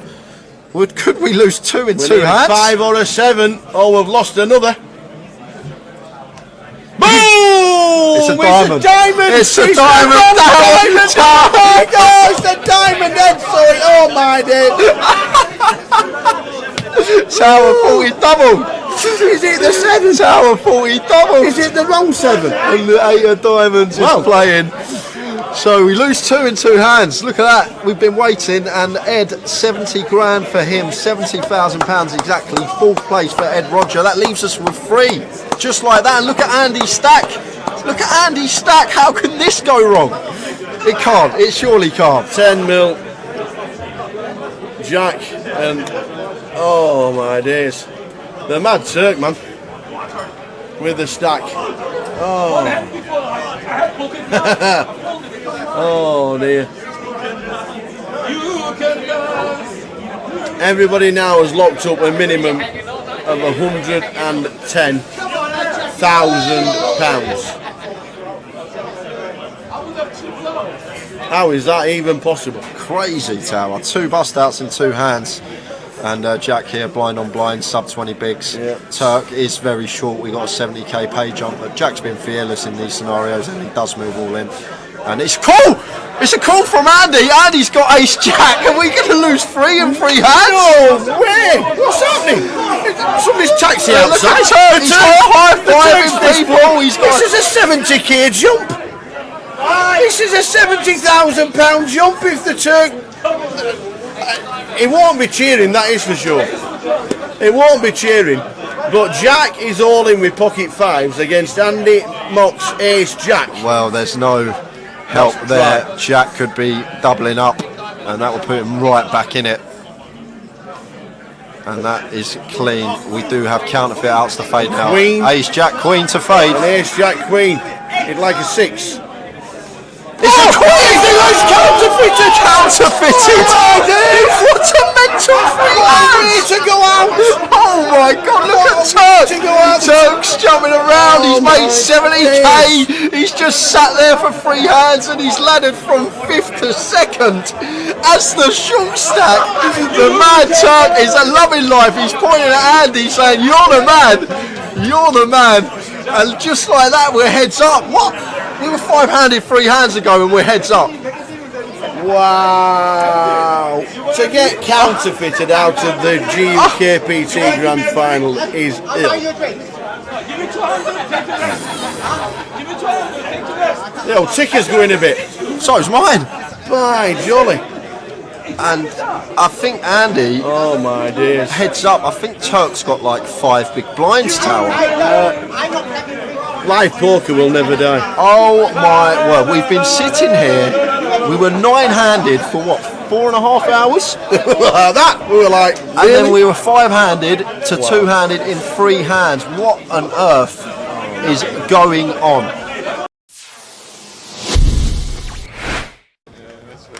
I'm padlocked off now. I'm tilting now, I went for 10. So £40 straight up is on. And Andy once again getting involved. Jack 9. Raises to 200. Opts for the 5x here in the cut-off. And Vinny with the 6-2 suited. Along he comes for 195 more. Joe's in with the 10-9 of hearts. And Bobby got an easy one to defend on the straight on with the King 10. Four-way action. And action we have, because we've got a gut shot for Andy. We've got top pair for Joe and Bobby. And this one checks through. 5 of clubs on the turn. So Bobby still with the best of it with the King 10. Andy still sitting with his gut shot. Joe happy to fire now for 300, and Bobby here with the King 10 not going to be going anywhere.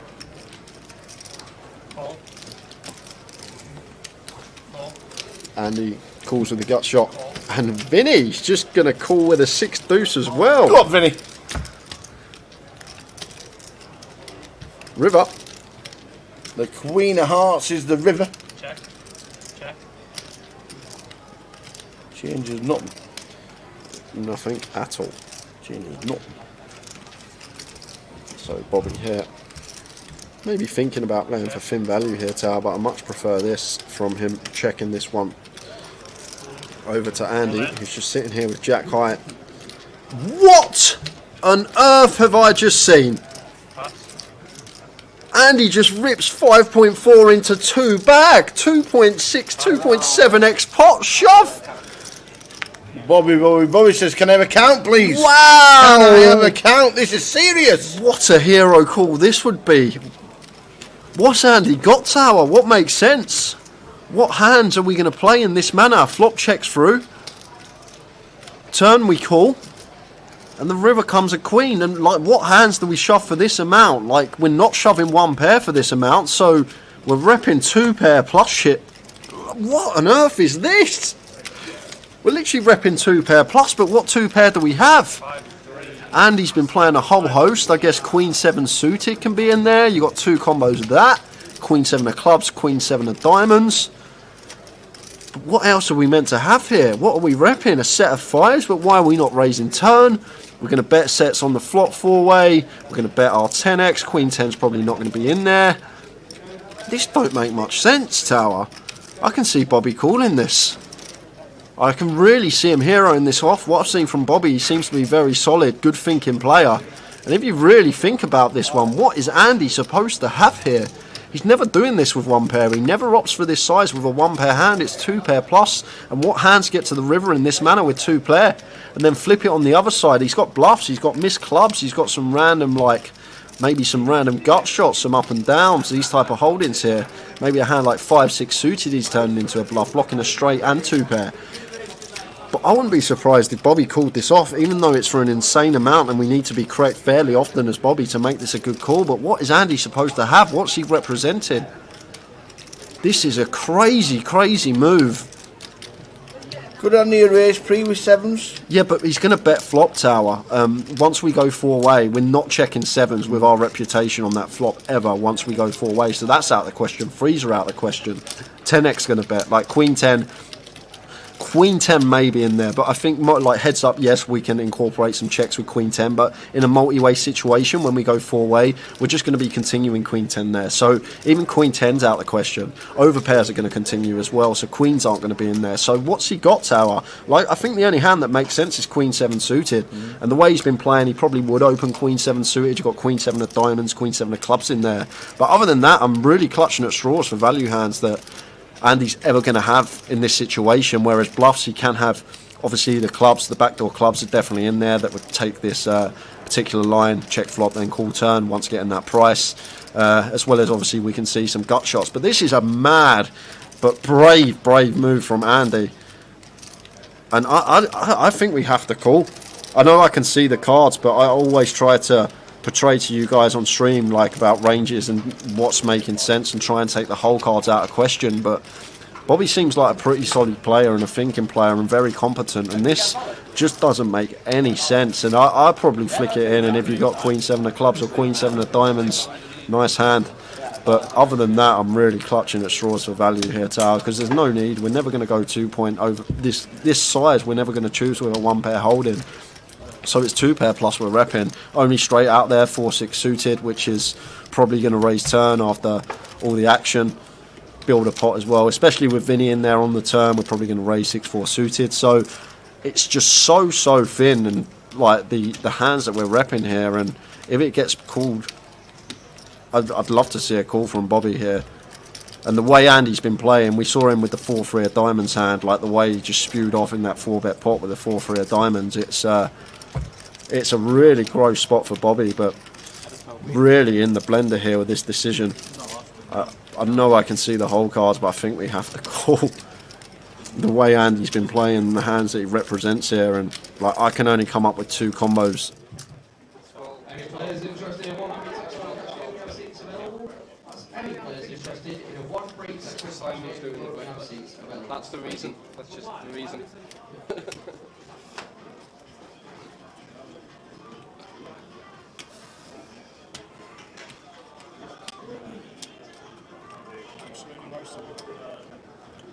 Next change. Attention, all players remaining in today's main event. This is your final call. You have 2 minutes remaining on your break. That's all players remaining in today's main event. Please come in your way back to the garden. This is your final call. Tournament will recommence in 2 minutes. From, what was it, one big, just over one big to second in life. Like my new catchphrase, he means me. He means me. He means That's me. what we're keeping. So good luck everyone, I really means me. Good luck everyone, he means me.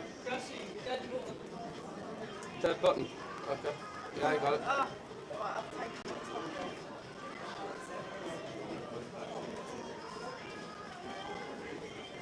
You know what 20 is? This one, Matt. This one. What's seat number you've been given me? Seat number 5, right in the middle, Matt. Right in the middle. Got a decent seat.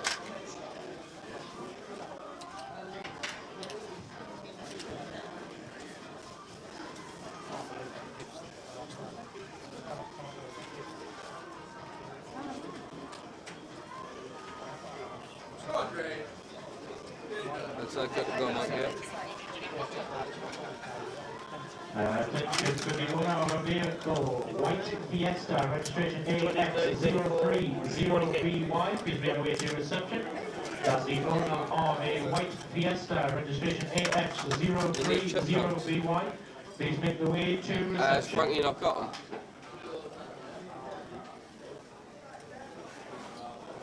Right, Do we have to run like... Wait, oh.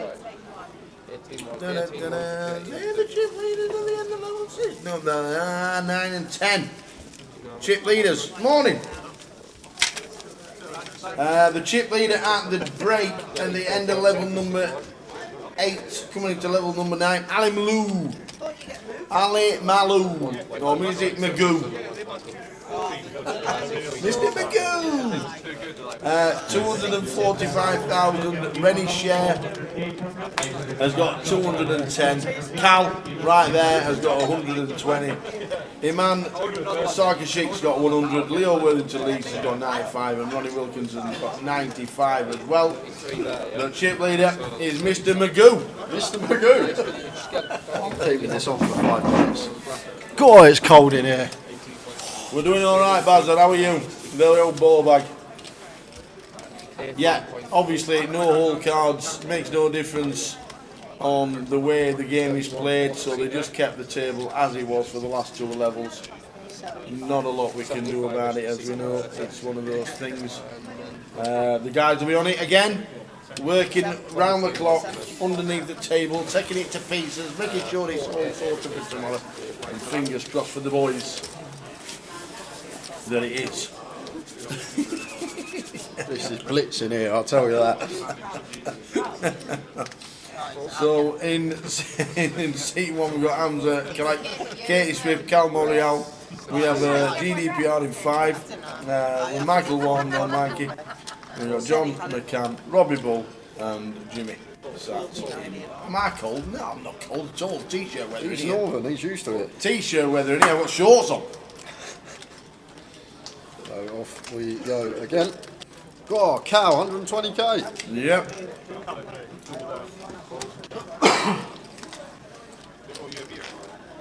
Did Cal just go on the sun run, or did he? He did. He got. He took out Ian Gascoigne. Ian Gascoigne trip 7s. Cal just turned it. Turned the lot. Turned it straight. Yeah, I know. But As you do. As you do. Life of Cal. Cal doing Cal things. You're right, Danny. Absolutely. Heat is real. I'll tell you what, if he wins this one. Just go stand next to Cal for 2 minutes.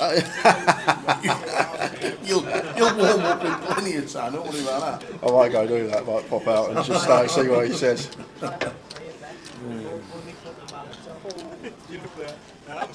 Oh, we did Nick Mod home earlier than expected. What we like to hear. Early finish on a Friday.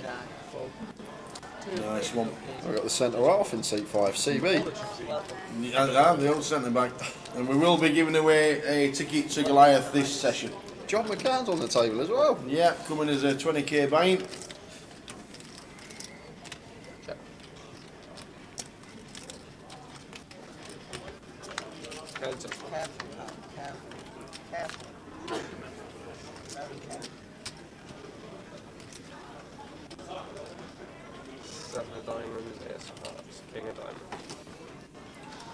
Here's King 7 flop.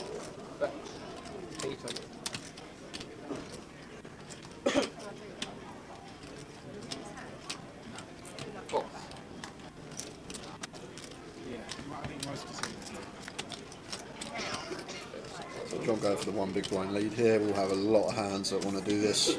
Could just have a trash holding, bottom of the range, like some 4 high, 5 high. Obviously can also do it with value, some ace X, some king X perhaps in there. Although king X are going to be nice checks on this board, not needing protection. Robbie will be calling with some queen highs and some jack highs, backdoors. Just really complex spots, these blind on blind situations. Queen of diamonds on the river. No, I was just waiting in general. I was just waiting in general. There was search on checks if we did call it like a queen high on the flop. As Robbie would value bet this one. 7x definitely going to be in the lead range of John for 1BB, just flushing out some equity. some random like 8, 9, 9, 10, this type of stuff. Robbie is going to go for a bet on the river. Goes big. Goes for 6.5k into 4k. 60%.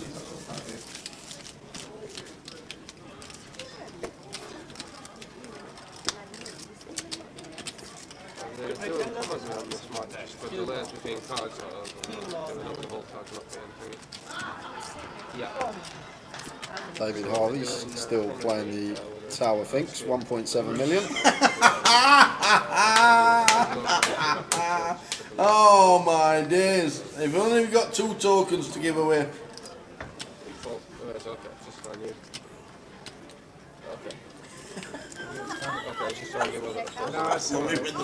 Love it when they're on pause. Oh, that is so good.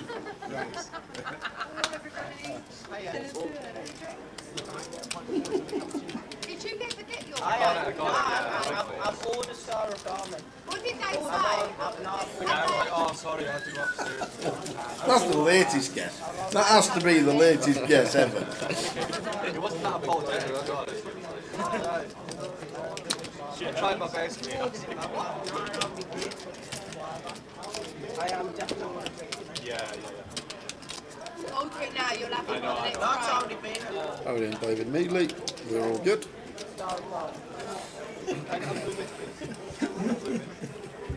Oh, David, you've tickled us. He won't know that for 6 hours though, Tower, that he's tickled us, to be fair. Watching 6 hours behind. Oh, dear.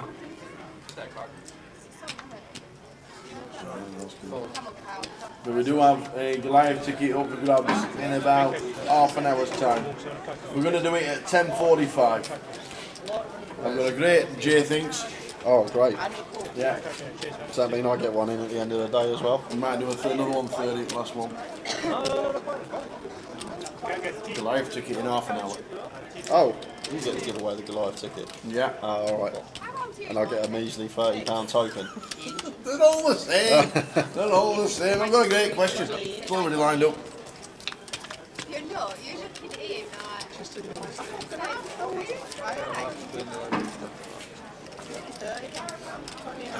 I like how the dealer's gone rogue with the cards in the boxes because he knows he doesn't have to put them in. The reason is, I think, Tower, is because the cards that are on the RFD, they're slightly smaller in terms of area than what the RFID cards are, so just so they're closer together, I think you just run them out like the boxes aren't there.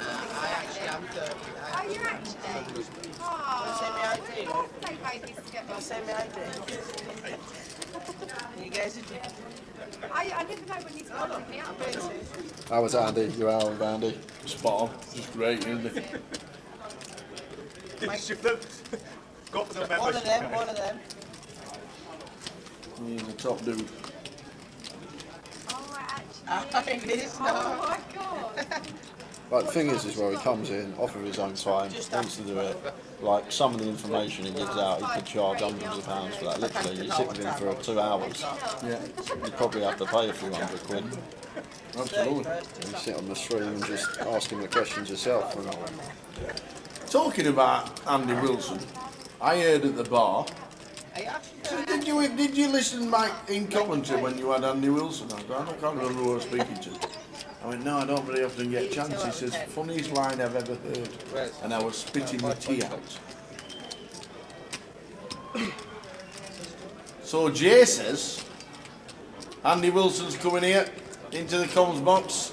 Makes me sound like the Tower. I didn't say that. I didn't say. I wouldn't have said that. I would not have. No, it couldn't have been me.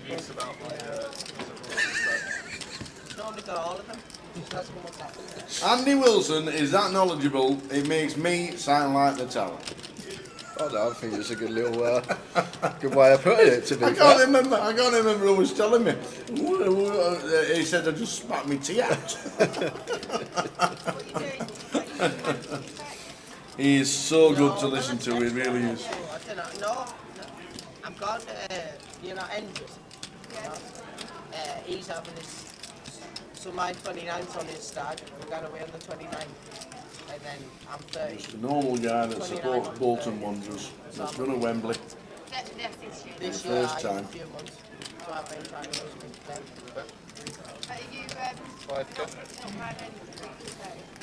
I don't know. We'll see if we get there. So the final session is upon us. It has been a toughie. Obviously, we know hole cards back to 2011.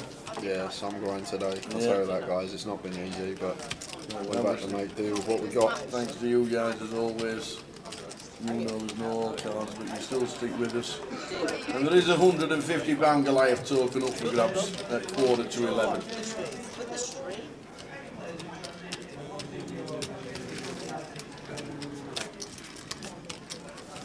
Liven it up because they can't see our cards.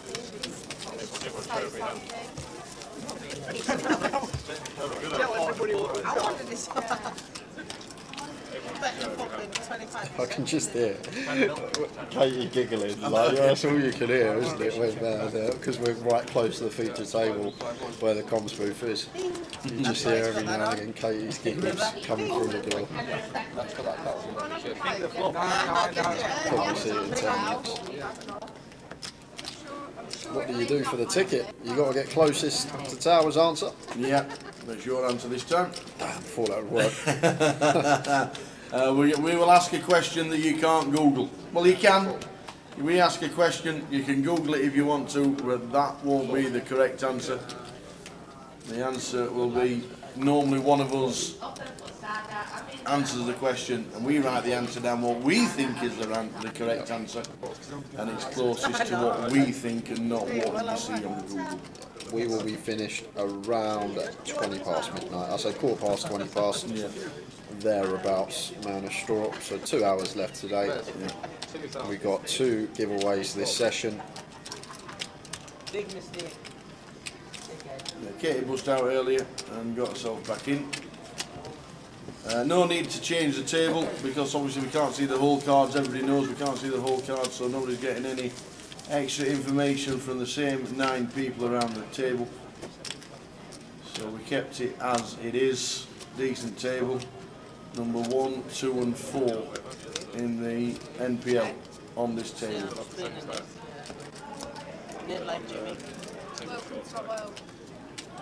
Not used to it. Not used to it. Couple of weeks. Bust out in the last hour. Just can't find a hand. Just can't do it. That's no problem. Decent table for a day one for Tower. Yep. Steve Cal, Nicky Wharton can play. Jimmy's very good, and then Robbie and John McCann right up in the National League as well. Katie, our ambassador. Still got 20 picks. Still got 20 picks. Just ask for a little bit change. No, I don't think so, JP. I think it's the first time I've seen him.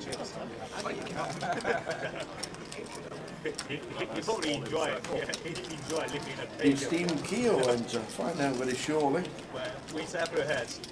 Just So hands are opening on the button, makes it 1.8. Cal with the defender in the big blind.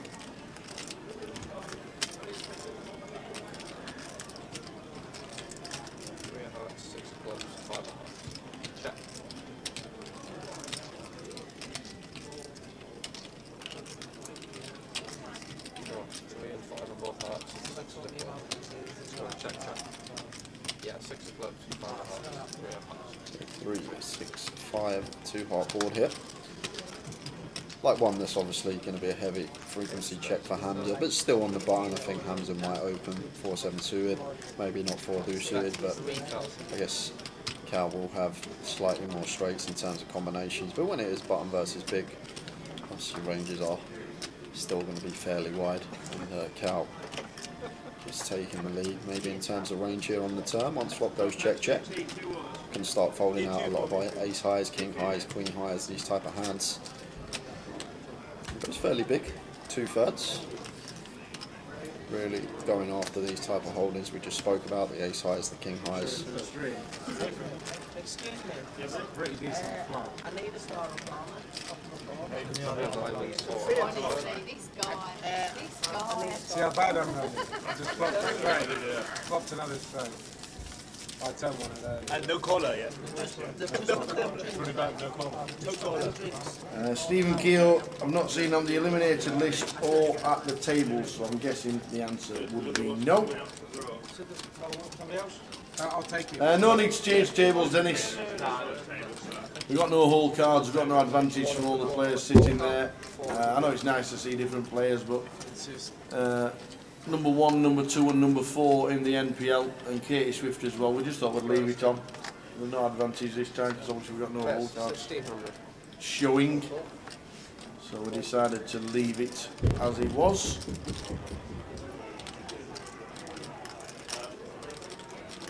Obviously after 2 hours, if you're showing the whole cards, there would be a table change, as pretty standard.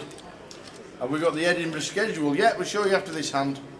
We have the schedule. It's more or less the same as Blackpool, but it's smaller buy-ins for most events. But ready to show you. Ready to show you the Edinburgh schedule, and you'll be able to take a little screenshot if you don't get time to read through it. I am indeed. Oh, no, not me. Phil Baker. Phil Baker is on his way up to Edinburgh. Yeah, she's talking about Stephen Cahoe, Dennis, not Stevie K. That's who the question was about, regarding whether he was still in. Yeah. Stephen Kehoe. Cahoe, I think it. Stephen Key is still in the building.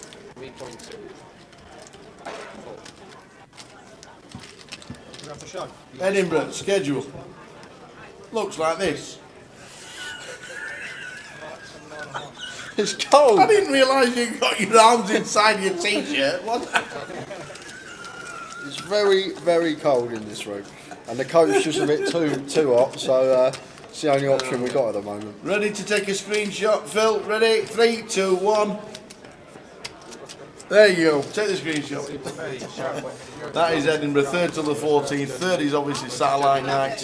Thursday, Friday, Saturday and Sunday will be the mystery bounty with cash out satellites as well. Plenty going on. £1,000 main event on Thursday, Friday, Saturday and Sunday. The mystery bounty is 3:30. Everything else seems the same. More, just about exactly the same now, the schedules. They do work. They work pretty well. So take a screenshot of Edinburgh and you can use it as and when. Right, if you win the pot, you have to show 2 cards. 16. 16.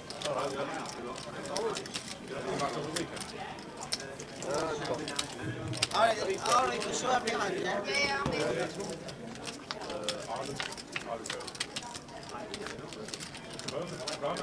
Check.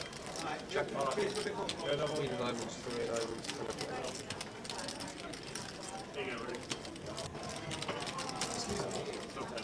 Excuse me, sorry. Is it possible to get cappuccino? Cappuccino? Yeah. Bet 2.4. Yeah, we don't actually do cappuccino as well, we just normal coffee, cappuccino is the main bar. Oh, okay, that's it. Yeah. You just want a normal coffee? I'll take it. Continuing for 2.4.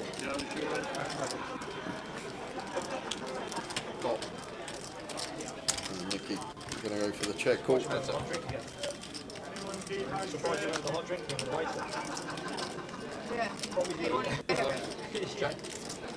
Still got 1 foot out. There's going to show the cards at showdown, they say. That'd be good for us if they get inputted in. We can't hear the table audio, obviously, so thanks for that, Mick.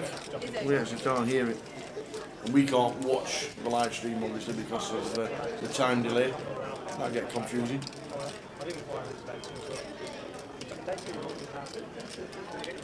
Our system, unfortunately, not picked up any audio from the table.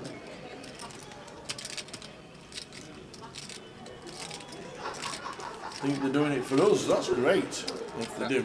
Obviously in a tournament you don't have to at all. Oh, yes, let's see. Is it been blocked 200 Yeah, can't. He's tabled. What does Robbie table? See, that's the other thing. We're now going to need the action tracker. We're now going to need the action tracker to put in the card from the player, or that's pointless.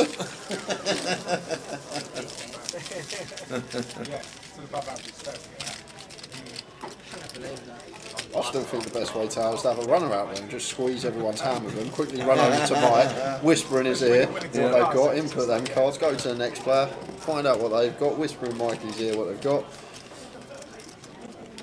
It'll be just like normal.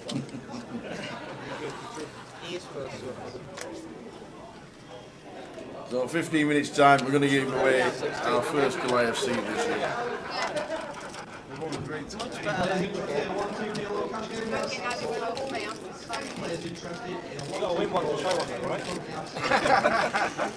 Yeah, you haven't won one since you got free, have you? That's awful. That's really nasty. You haven't won one since Raise and take. Yeah, you won before. Once more shows the table in his hand. Track up. Not inputting them yet again. That's the hardest thing. Yeah. That's the bottom, that's the bottom. Yeah. Fucking hope so, you dickhead. Is he upswinger? He just hits three that has. Hit two, bro. He doesn't even look. Suitor's been hit a straight.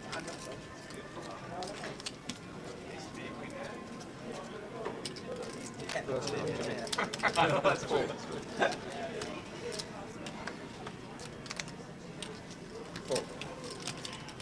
Four. Following round to Cal. Red's 1700. Four. He opens. Carl Oakman says, I'll be in for the cup tomorrow, so Tower, if your treble doesn't come in, I'll be hunting you down. You try and find us. We're on it. We will be on it, let me tell you. Tomorrow. Red's the players all in. Is that Mr. McCann in?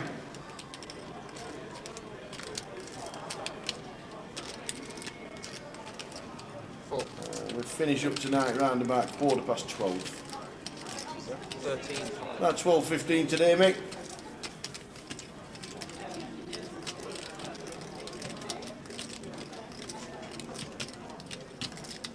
And then, not being funny, but straight to the bar tonight because I think we'll have earned it. Yeah, I think so too. I think we'll have earned it. I don't actually realise how difficult it is.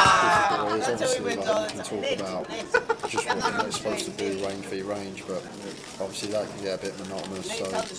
So it's very difficult, guys. Without whole cards, I don't know how the people done it 10, 15 years ago. Tower was one of them, sitting here trying to keep people occupied for 10 hours without seeing a single hand unless it goes to showdown. It's a really tough ask.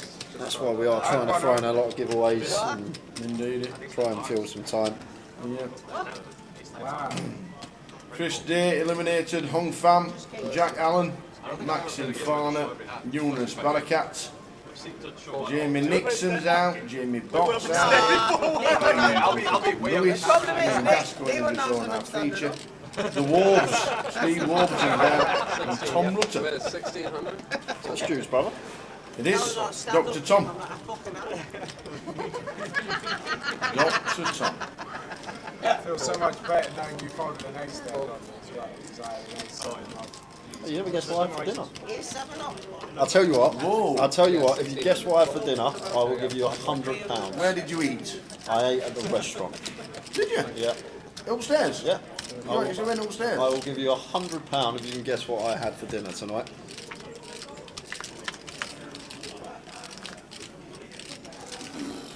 I actually don't know the restaurant menu, to be fair. Great, look that one up then. I actually don't know the restaurant, because it's different to the bar menu, isn't it? No, the lamb shank. You will, did you have more meat? Is it a yes-no kind of quiz? No clues here. There'll be no clues here. I will go for, you had the... You will have had something like the salmon Thai noodles. Nope. Oh. I had the garden pea risotto. That is what I went for today. Garden pea risotto. I wouldn't have gave you £100 free roll if I Every thought. credit, every credit, Kate. It was alright. It was very filling, but it was alright. Was it pea? Yeah, it was actually more cheesy than PE, believe it or not. It had really predominant cheese taste in it. Bit of parmesan in it, maybe. That's a mint here. Firing for 4.8k on the river. On the turn, sorry. I don't think I'd put you down as a risotto kind of guy. Jimmy and Katie.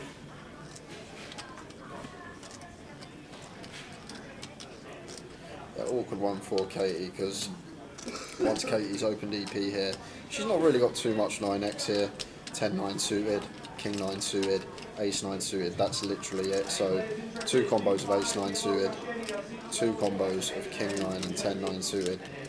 So hardly any 9x here for her. However, Min is going to have offsuit 9x down to 9-7, maybe 9-6. Going to have suited 9x all the way down to 9 deuce. He's just got such a 9x advantage here, so all our ace-x hands are just in the bin. And Katie makes a good fold, whatever she did have there. Good fold from her. And as the players are letting us know what they've got, not having to get to showdown. Now I know. You're alright, Jeff. No, you think of both pre-flop? Nah, never. Alright! Chef Brad. Chef Brad has put parmesan is a massive part of risotto. Oh, I never knew that. Nicky underneath put so is rice.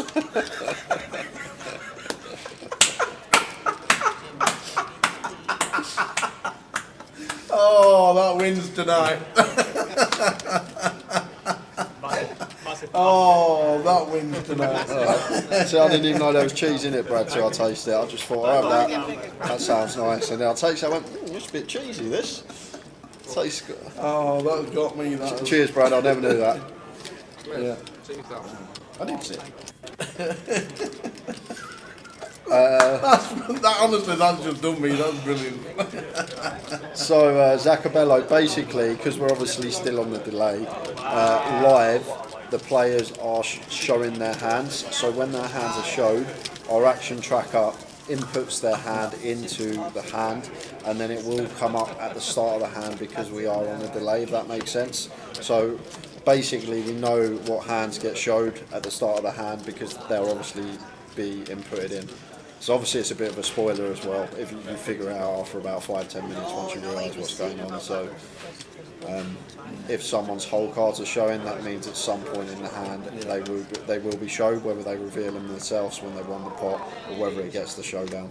1600. Calling the Jack Green here is going to be raising up. 1.6. George, accurate to Garden, please, or 1 2 takes over cash game. Good thing we got a chef in the chat, Tower. Absolutely. You know you have to share. You'll be wondering why that rice tasted like cheese all night otherwise. Cheers for the expert knowledge, guys, thank you.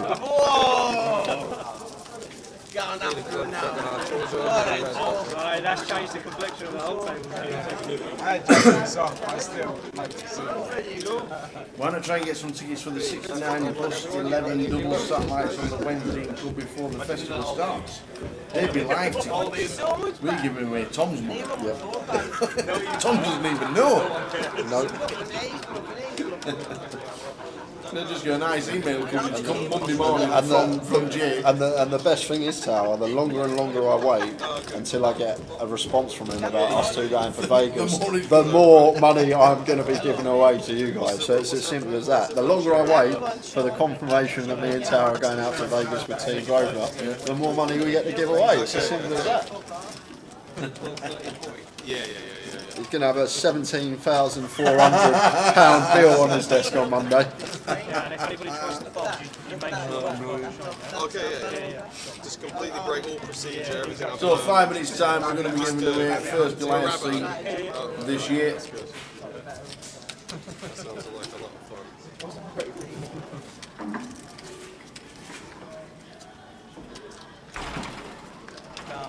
No.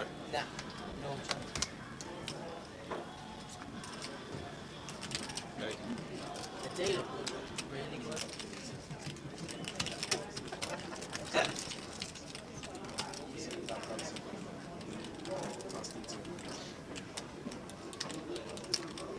This is a fairly wide tower, Queen 6 off.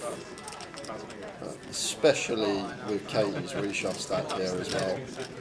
And Cal having him out chip, that can definitely 3-bet light on the small line. Maybe a little bit light this Queen 6 off. Like in terms of theory, it wouldn't be an open once folded to in the cut-off, and definitely wouldn't be an open if we have a reshove stack on our direct left and the big stack at the table in the small line. We're going to go for the loose approach. See that one swapping bottom pair. 2, 3 into 5.4, so 40% sizing on the flop. And he was saying about these boards earlier, the Jack 9-6 to a suit, 2 to a suit, the Jack 7-5 2 to a suit. He was saying how late position versus big blind, these are going to be either big bets or checks. Hamza goes for the 40%. 7,700. Does go for the double barrel in the 6-10. You didn't show. You have to show both. Queen of diamonds. 6 of clubs. He's after this. Is the man correct? The other thing, the fact that the table of 3 that they're all got to show hands, like Cat will pick up on that, like, and potential for Cal to start mixing in some lighter 3-bets with some Ace-X and King-X's type of stuff. But you still need to show a hand. I did. Which one? Hey, you got 2 minutes yet? Hold up. 2 minutes. Getting excited. Oh, do you want a Jaffa cake? I'm good, thank you. Who's opened them? Kind of fucking his foot is up. Well, me. Who's opened the Jaffa cake? Don't you look at Hang on, me. there's half a packet missing. Where's the real? Where'd they gone? We've got a Jaffa cake thief. Where'd they be? Where'd they gone? I don't know then. Honestly, I've not had one. Chrissy brought these in. Thanks, Chrissy. Thanks, Chrissy. Is that Chrissy Taylor? Yeah. Thanks, Chrissy. Half of them's missing. But unfortunately, we haven't had any yet. Thanks, Chrissy. Much appreciated. There's a Cal, Queen 7 suited, opens to 2k on the button. And Mickey defending in the big. 1,600. Have to show you.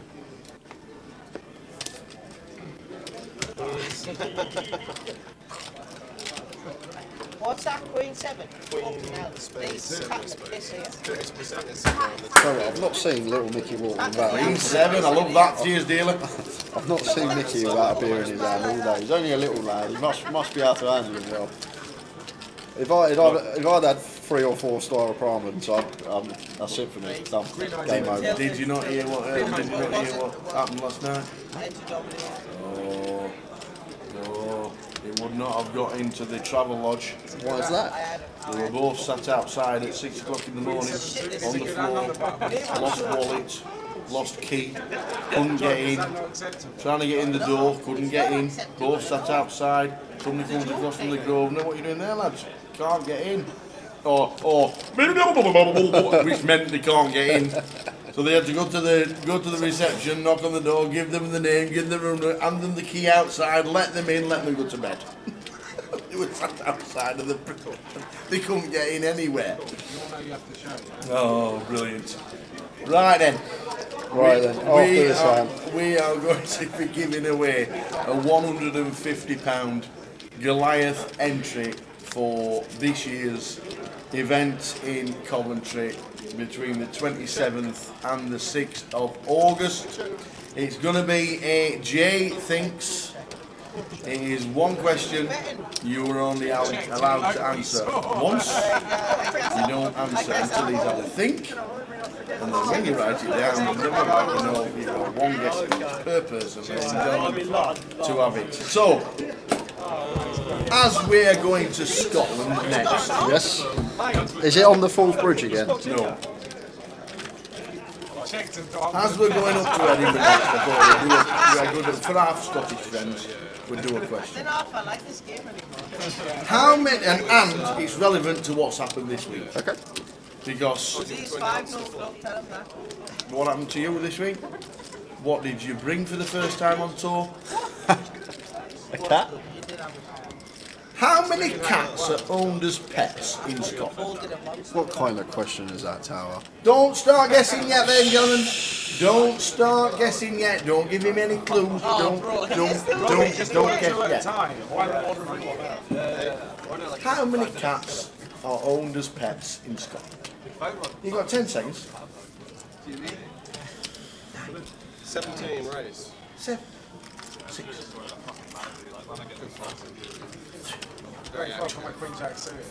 Done. He is done. Ladies and gentlemen, get yourself in. You've got one guess each. We've got about 5 minutes to do so. We'll keep it going. How many cats are owned as pets in Scotland? Off we go. That's the most ridiculous question I think It's I've ever. relevant to this week and it's relevant to Scotland because that's where we're going next on the GUKPT. 7 of clubs, Jack of hearts, Queen of spades. Check. So how many cats are owned as pets does Jay think there are in Scotland?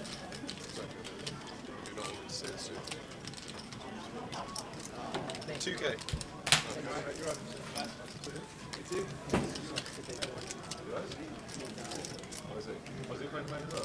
Cool.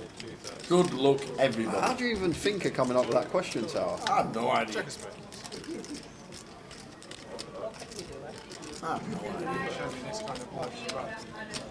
Phil spoke to some very good online players who weren't too complimentary of how theory sound, but had no idea about libraries, just hadn't looked into it. Need a real balanced, interesting shade about Cal there. The thing is, Phil, like I agree. Like if you compare Cal to like a Hardcastle, a Dave Duffy, and Andy Wilson, like theoretically he's not going to be on their level. But you get these players that just have a real good feel in live situations. Like the Helmu factor, the White Magic players that when they are in these marginal spots, like, and they will jump out of the theory way of playing and maybe take what is an exploitative line in their head, and they'll have some deep reasons for taking the line that they are taking that no one else can see. And I think there's a lot of that goes in it, a lot of sort of not necessarily live reads, but like giving feel on situations. Like, yeah, I get what you're saying in general, like theory it's not going to be as good as some of the best in the game, but simple as that, there's only a small percentage of players that are going to be thinking on that level. But when you're playing at this sort of buy-in remit, like the sweet spot of £200 to 1k, like I think you do get certain players that have a style which does benefit playing not necessarily theory based, but a mix of both. Like you have a good understanding of the fundamentals, but you're very good at veering away from that when you need to. And I think that's what Cal's very good at doing. Like he understands the fundamentals, but he will go outside the box here and then, just because he'll have some thoughts on the hand and he'll see something perhaps that no one else is seeing, that someone's doing at the table. And this is the problem. You get into these talks all the time. Like you can go and play a GTO strategy against another person's playing exactly the same way, and obviously it creates an equilibrium.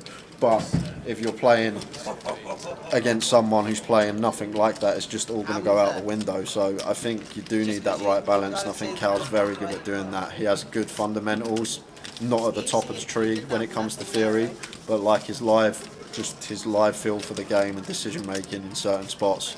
And like I've seen him run some lines that I personally wouldn't have run on stream and had some conversations about it. But when you actually talk to the person that's making these decisions, you actually get the understanding of why they're doing these things. There might be factors involved that no one else is actually realising.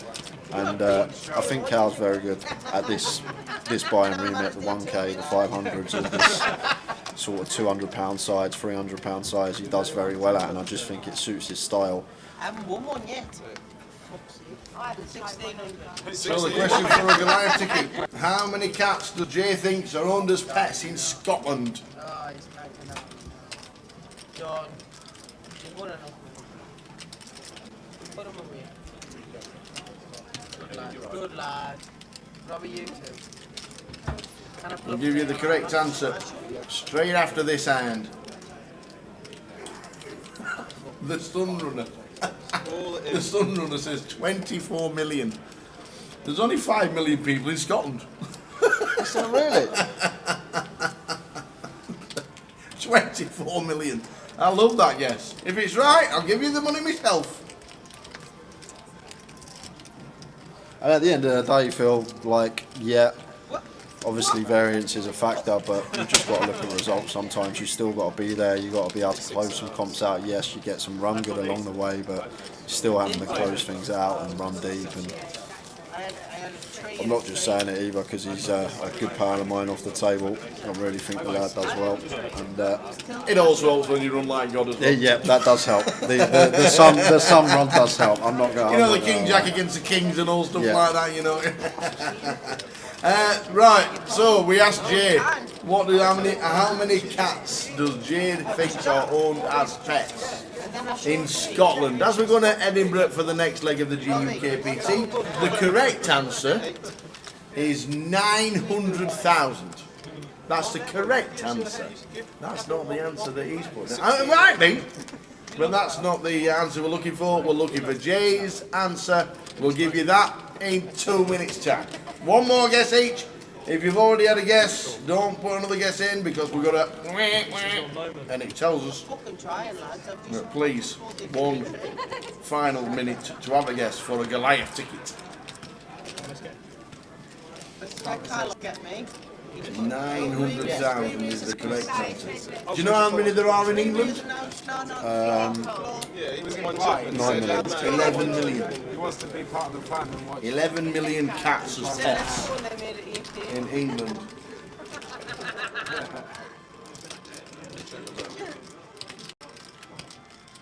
Not your slot, man. Not your slot. Good lad. Yes, so there you go. Check. Ace of clubs.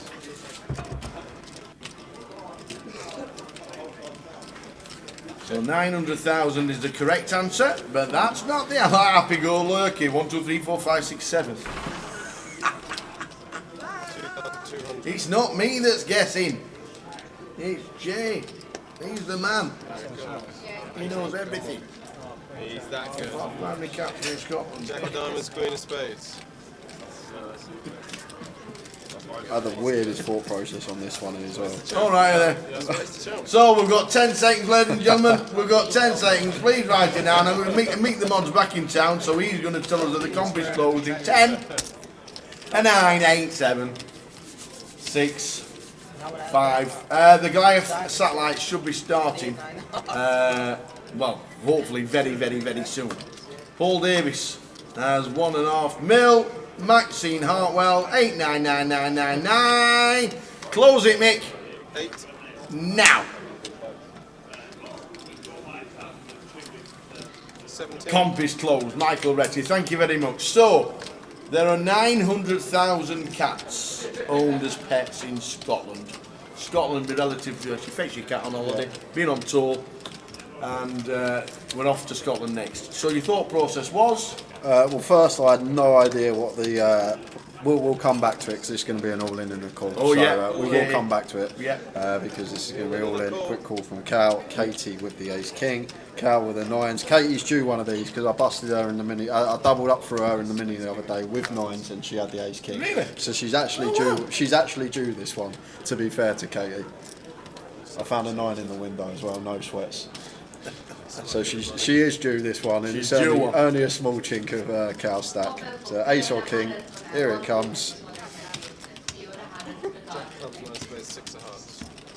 Oh, that was oh my god, that was the exact same flop as it was the other day. I'm not even joking, and it was a 10 on the turn. And no, I'm not even joking. And it was a brick river. It did not come the queen. It's an ace. It weren't an ace, but that is the weirdest thing ever, Tower. On my life, you can confirm this with Katie Swift. I got it in versus her in the mini the other day with nines versus ace king, and the flop come jack 9-6 and a 10 on the turn. That is some mad spooky stuff right there. That was spooky stuff. But anyway, back to the Go on question. then. So I had no idea what the population of Scotland was, so I thought that's where I'd start. So I went with London, the population of London. I thought London and Scotland were similar. Like size-wise, population, I thought that would be a good place to start. I might be a few minutes out, so I started with 6.3. Okay. And then I remember watching The Simpsons, and the lady that had all the cats, she was Scottish. She used to throw all the cats around the house going, "Ah!" She was Scottish, so I thought maybe there's a thing with Scottish people and cats. So maybe a lot of Scottish people like cats. So I thought maybe one person, one cat to 3 people. So I just divided 6.3 million by 3, and I got 2.1 million. There we go. And if you thought like that, and that's exactly how you got to 2.1 million, well done. But because I've always thought, because the crazy, I think she was Scottish, or I always did think she was, the crazy cat lady on The Simpsons, she always had like a Scottish accent. So basically, if you didn't watch The Simpsons, you'd got no chance. I honestly thought that like Scotland and cats was a big thing, so I gave them I upped the cat per person to what I would in the UK, and that's how. Yeah, I know groundskeeper Willie was Scottish, but the cat lady was also Scottish. I'm sure she was.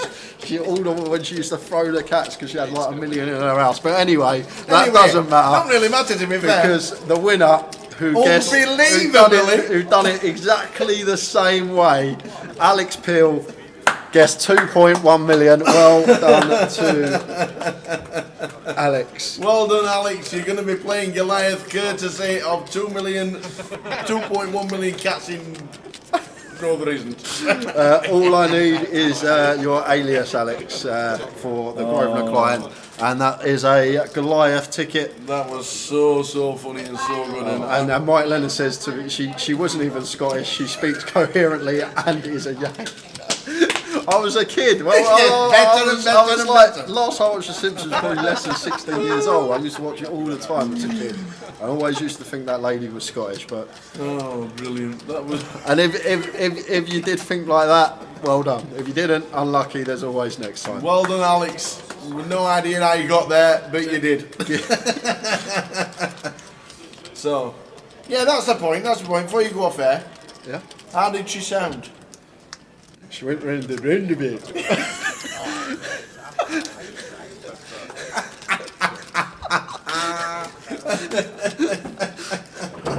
Oh, dude.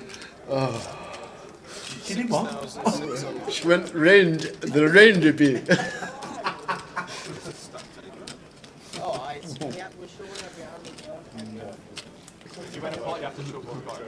And the reason I say that is because one day going to Edinburgh, I think this was when I was in the cab and I was talking to him, and I was just talking to him about Scottish accent. He goes, if you ever want to do a Scottish accent, start with the word roundabout, and that will get you into a Scottish accent, and it does actually work. And try it if you're listening at home right now. If you're not very good at the Scottish accent, try saying the word roundabout in a Scottish accent, and it will sound a lot better than your usual phrases. Oh dear. There we go, that's the woman. We've just got the link up. I think Phil Baker sent us the link. That's a cow firing for 6.6k on the river here with the ace-8.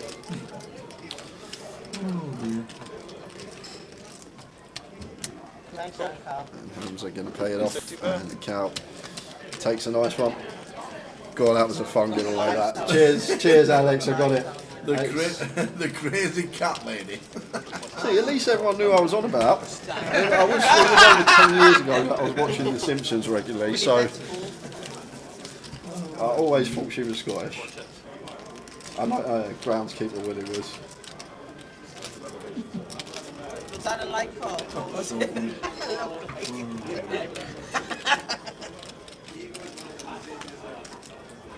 Can't like call all the time. You need to balance it.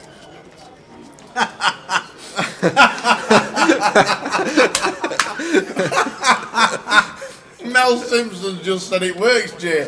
I just said roundabout and sounded really Scottish. Do you know why? Mel's Scottish. Because Mel's Scottish. Oh dear. I think we should have no old cards on a regular basis. Yeah, it's been fun. And Mickey with the ace-2 of diamonds. fucking it's a dead thing. Shrek was Scottish, but we don't all have donkeys. That's a good point. I bet you're 8-9. One time. 15. And I did think you asked me the question because I thought it was going to be surprisingly higher than what you would just think. And then I remembered the cat lane and I was like, yeah, it is. It's trying to trick me here.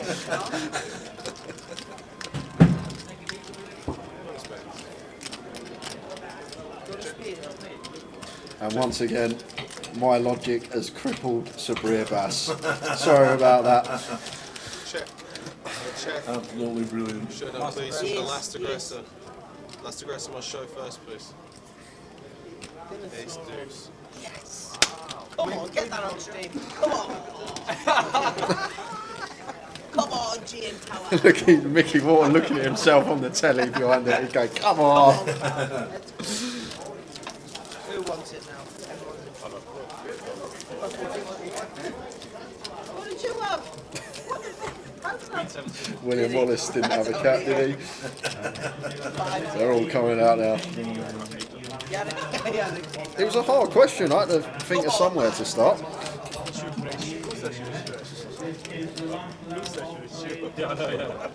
Losers should have to show.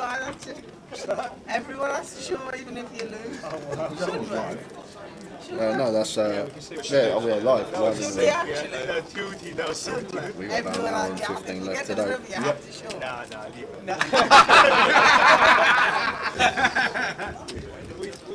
We want to keep Jimmy's bluffs in on the river. Yeah, no, we want to keep one of his bluffs in. 16. Pinbees. BBB. Go on then. Not holding much here. I was giving you a walk. How about I'm trying? Check. Yeah, Check. So live stream finishing around about 12:15. 9 of diamonds on the turn. Might be one of the worst Jay thinks in a while, that one was out with the logic. So I went with the population in London because it's the same. No, it's not.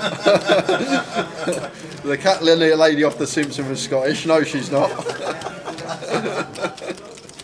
At least I could divide 6.3 million by 3. At least we got that bit right.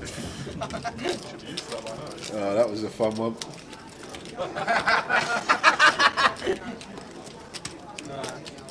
That's me said a couple.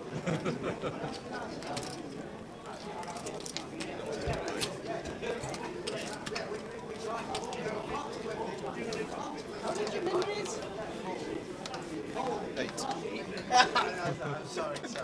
I've got you every two. 1700. Should get it quietly. You're not on the golf course now. Bing. You're 9 iron out. 160. In the wind. 4100. Whoa! He's got the Mizuno fucking 5-1. Dicey spot here for Cal. This is interesting. Can't be flatting. We spoke about the cold calls earlier. Just want to be making the aggressive action, and we're going to continue. And good to see Cal does find the cold 4 hit with the ace queen of diamonds, makes it 9.3k. Nice size and choice as well. What we want to go around 2.2, 2.3x with position on the 3-better. Everything seems good.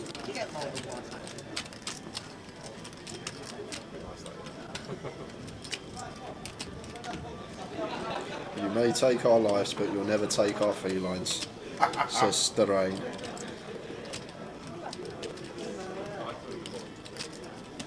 Is that one of the lines from the Scottish National Anthem? I'm guessing Braveheart. Oh, Braveheart. Very drunk last night, I was. Very.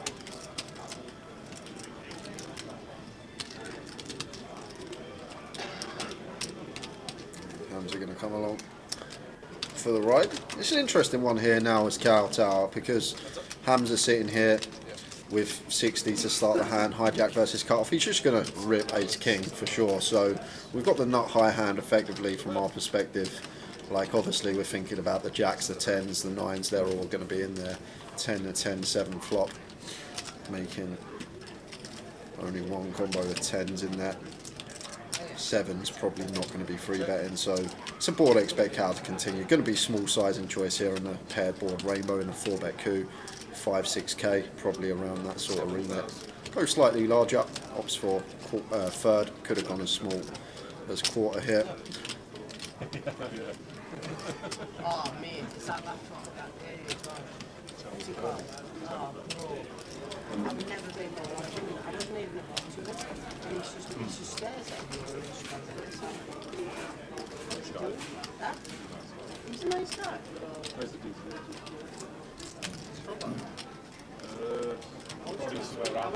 Decision for Ramsden and C number 1. Yeah, nearly 40 big blinds in the middle already. It's a juicy part of the stage. 4-bet coup. Like Hamza will have some 8s, some 9s, jacks, queens, these type of hands. He's going to go for the raise.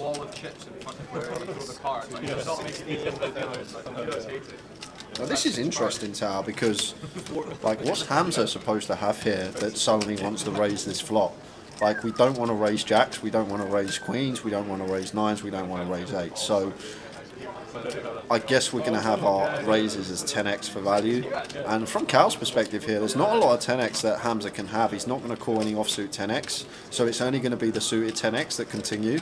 Ace 10 of diamonds not a thing, queen 10 of diamonds not a thing from our perspective. So I actually expect Cal to come along here just for those reasons. Like some bluffs that Hamza may find, some 8-9 suited, some jack-9 suited with backdoor flush possibilities, even like a queen-jack suited here with some backdoor possibilities blocking some of the plausible 10x combos. But I'd be surprised if Cal let this one go just yet. Getting this price on a call, 5-1 on the call with position, backdoor straight draw, backdoor nut flush draw, and 2 overcards. It just doesn't really make too much sense here from Hamza with what Cal is actually holding. And like if Hamza's got a 10 here, why would he raise? Like are we really going to raise some 10x? I think that Cal's just always going to be weighted towards an overpair. Like the thing about raising the 10x the time that Cal does have some ace king, ace queen. Like I only think he's going to be calling with the version he's fed. Wow. And Cal's just sniffed this out, and Hamza tried it, but it doesn't really make sense to her. It's a board that he's not really supposed to have. Shows ace queen as well. Many raises on, and I think that's Cal, one of those things we were speaking about with Phil earlier, just in theory.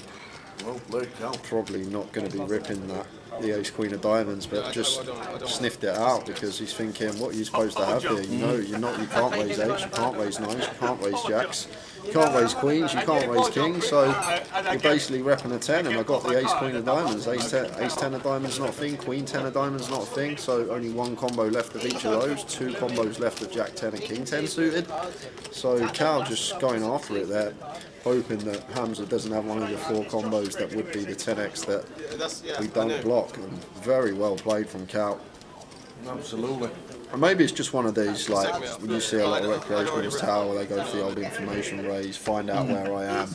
Like he might have raised 8s or 9s there, the old I'm going to make it an extra, just a bit more than a min click, find out where I am, and then I can get away from it. But when you're playing against a opponent who is more than capable of making moves, sometimes they'll want to just stick it back in your face, and then you've got to fold the best hand. Like if we just call there with 8s, 9s, even jacks, and see a brick turn, Cal's going to be checking fairly high frequency.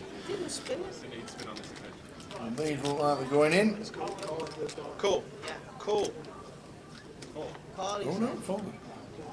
You saying cool? We have to show you. Yeah, I know you saying cool. Okay, but you've thrown your cards face down. That's okay.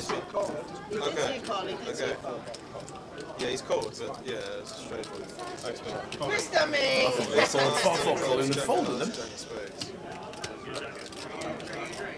that's great. John McCann, pocket jacks, needs a double. Calling in C number 5 with the ace 10.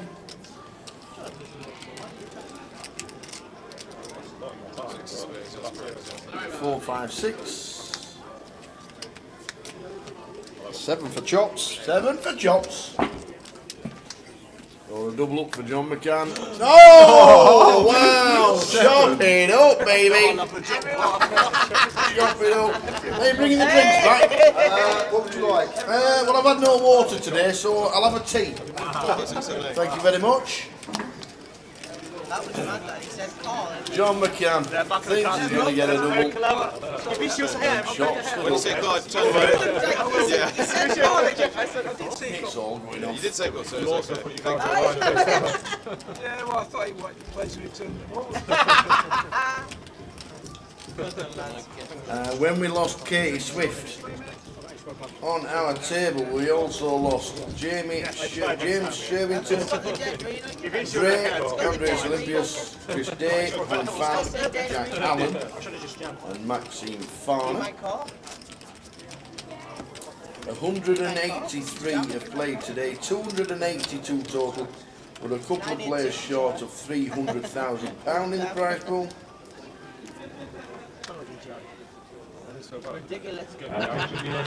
We've also lost Matt Davenport and Stevie Key from Scotland.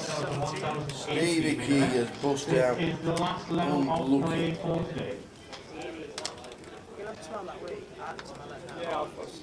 Did you, yeah? Fucking hell. Callum's been in the smoking area. I said it before, these that I didn't, but I've just got it again. Nice stuff, anyone's got it. Johnny could find it to use all that. I'll just dispute that. What would you like cost?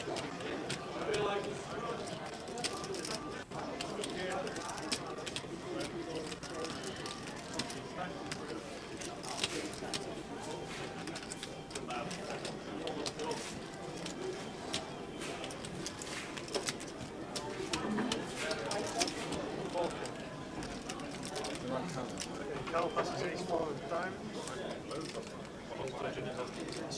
Ace of hearts, jack of diamonds.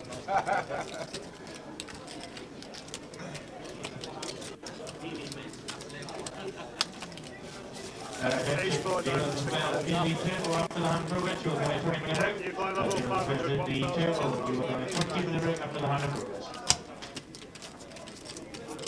The boss man. It's the best player I've ever seen. Thanks, Jan. I have had a few pints.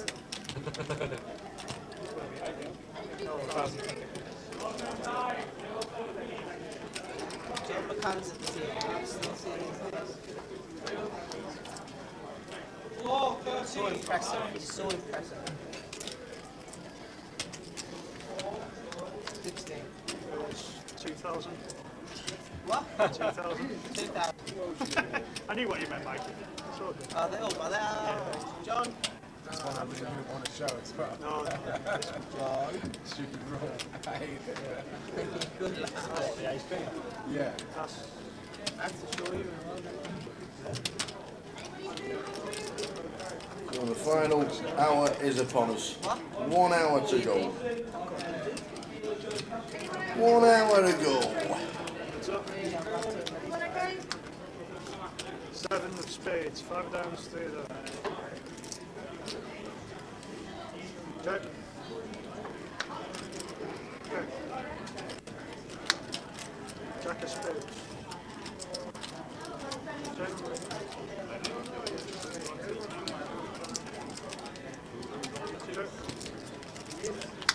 Queen and push.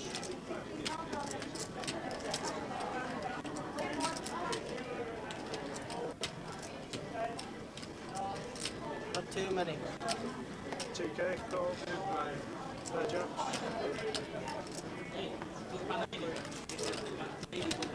King of spades, queen of hearts. What? Yeah, C1 had 10 of clubs, jack of hearts. I had the best dance. Tell them it was straight, man. C1's a dickhead as well. Mikey was like, he had the best dance. So I tell him that someone's on the phone texting. No one cares. No one cares. I mean, that makes sense. Depends what final hour is upon us. Thanks for sticking with us, guys. We know there's been no whole cards for most of the day, but your support is much appreciated by the team.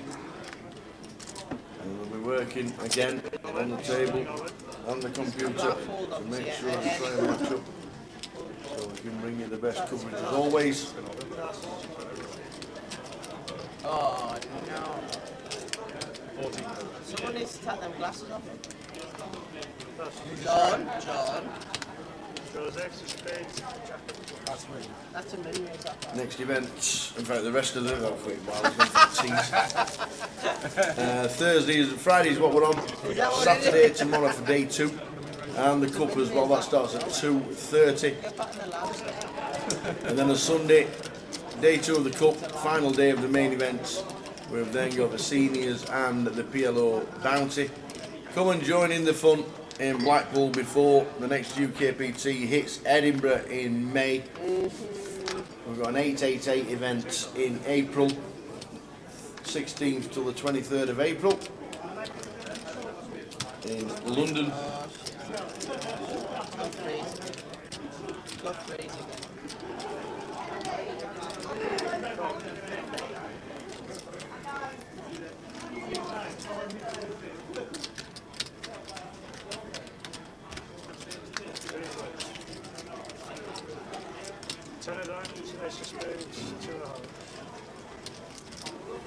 It's 2:10 is the clock.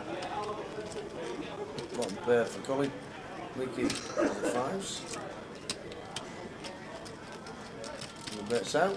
It's 2K.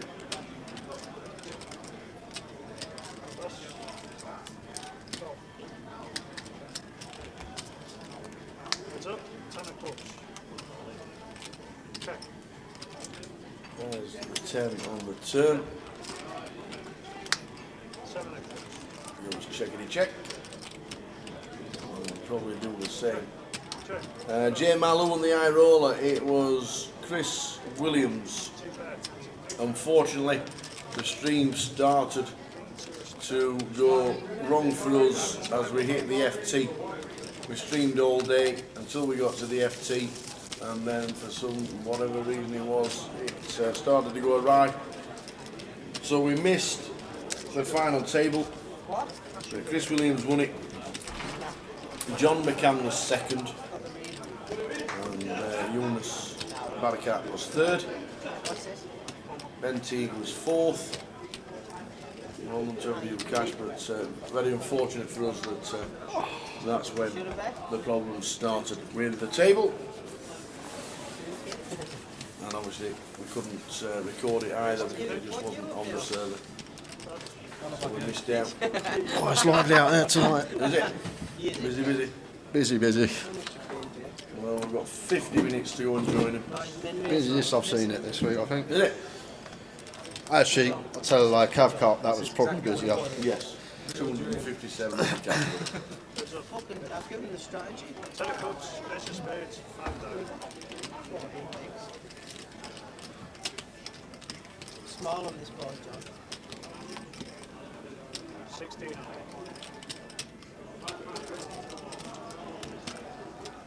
Good bet.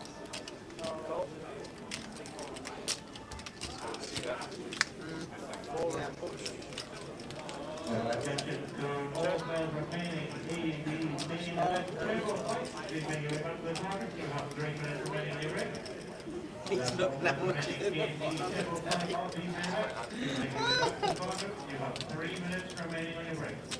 2.6 hour bet. Maybe the first time in a long time, Tal, that we got less than 100 players coming back for a day 2 tomorrow. Yeah, that's true. That is true. Not a joke. It's at 2.9.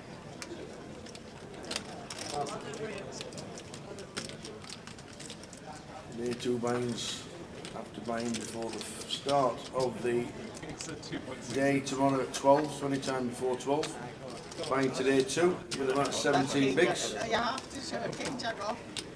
Fucking hell! Got the back off. Bang, Got the bang, back off bang. as well. How much did you bet, John? I missed it. 2.9. too much. I said 2.6. You should trap it. I should trap it. You should trap. I was so dead. So dead.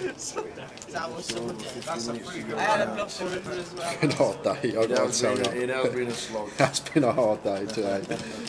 It does help having the old hole cards there. Well, I said a few minutes ago, much appreciated you guys sticking with us. I nearly did just do it. It's so much easier. I'd usually just say what I'd do during a hand. Now I just can't see anything. It's like I've got a pair of napkins and don't know what to do with them. The problem is when you can't see the whole cards, you've got to think what I'd do in the hand. So Hamza got a pretty easy jam here for 22 bigs facing the gun open. He's gonna choose to flat.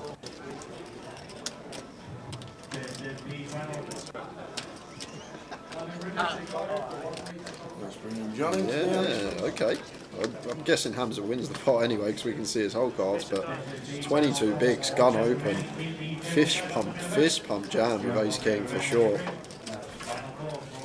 The side flop just right kills it, unless we're playing against tens. I guess this is the benefit. The times that we do flop an ace or a king, we are under rep, then it's a board that the gun opener is obviously going to be representing fairly often. And now we get here, have to just play flat tower. Raising would be a question. Like, this is a board Robbie's just going to be firing on relentlessly. Let's say he's got ace queen, ace jack, these type of hands, he's got 12% equity against us. Let's say he's got a king queen, something like that. Oh, he's going to raise. He's going to raise. That'll be it. Yeah, Brad, pure as can be pre-flop. The ace king jam for 22, and I think, did Robbie just flash jacks? I saw a couple of bits of paint. I'm going to go and have a little look. Robbie still is. Get that on the screen. That was a little bit. I've never seen you get tilted. Robbie still is getting on the screen. There was a race coming in, if we did have jacks. That was I was going to blast it off.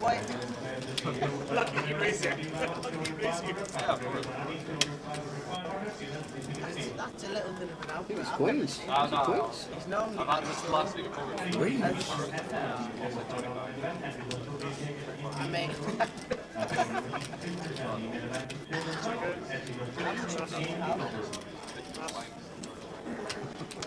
think it was queens. Queens. Looking like queens for Robbie.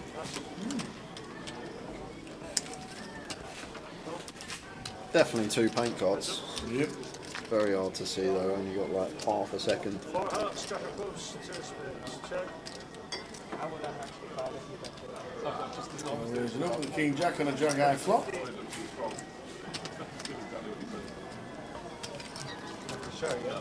What does it?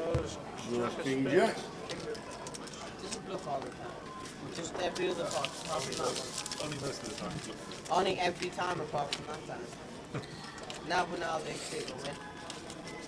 Them glasses are definitely see-through, like. See through the cards are going. Give it. The dog is actually recording everything. Kiss it, guys. Can I wear your glasses? Can I wear your glasses for the last hour?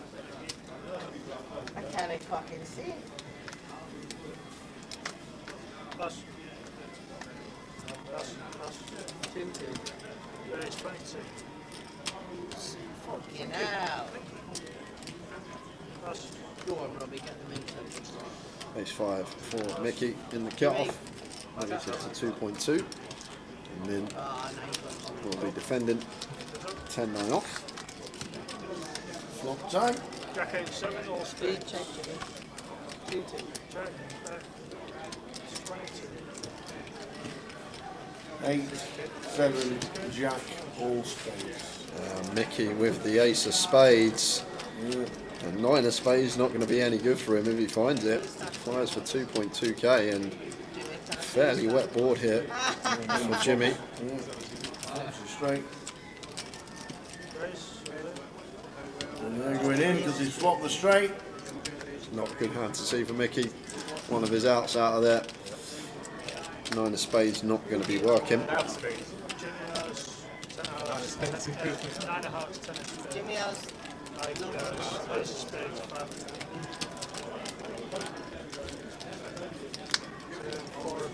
Would be a fun one for the stream though.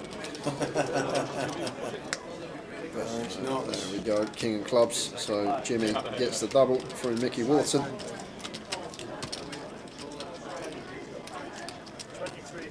Not too much.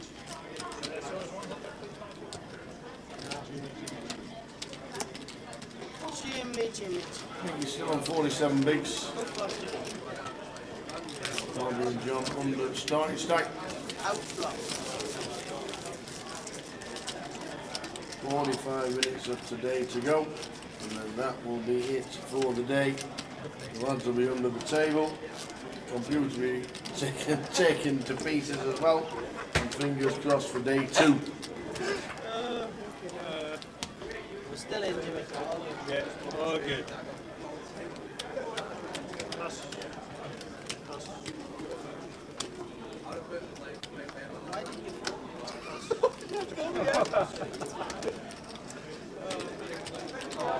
He knows you've got ace high. Back on, Al. Robbie is all in. With ace high. ISO from Jimmy. Shut up. I'd love to see that. With the Queen 10 of Clubs. With the nines. Fair enough standard this one. Easy shot for Robbie. Suited Broadway on the button. Easy ISO for Min for 50 with just the big blind behind. And off to the races we go. Robbie Ball at risk. Back end of the day. Well, does he survive? Well, he hits the 10. I got middle pair. Just a 9 to fade for a Robbie Ball double. He does. All double. I was about to have like that. He's that confident, he knows.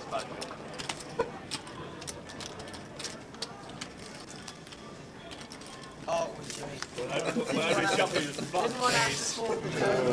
The round table.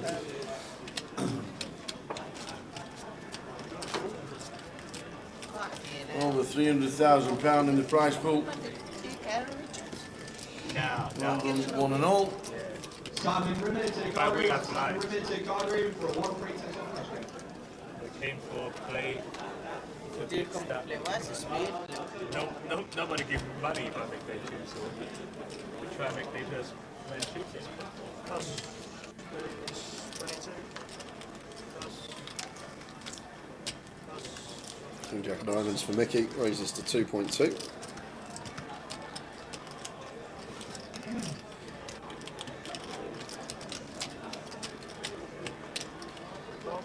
They're going to come along in the small blind. But this range should consist of a lot of suited ace-X, a lot of the small to middling pocket pairs, some suited connectors, probably as low down as 8, 9, 7, 8 suited.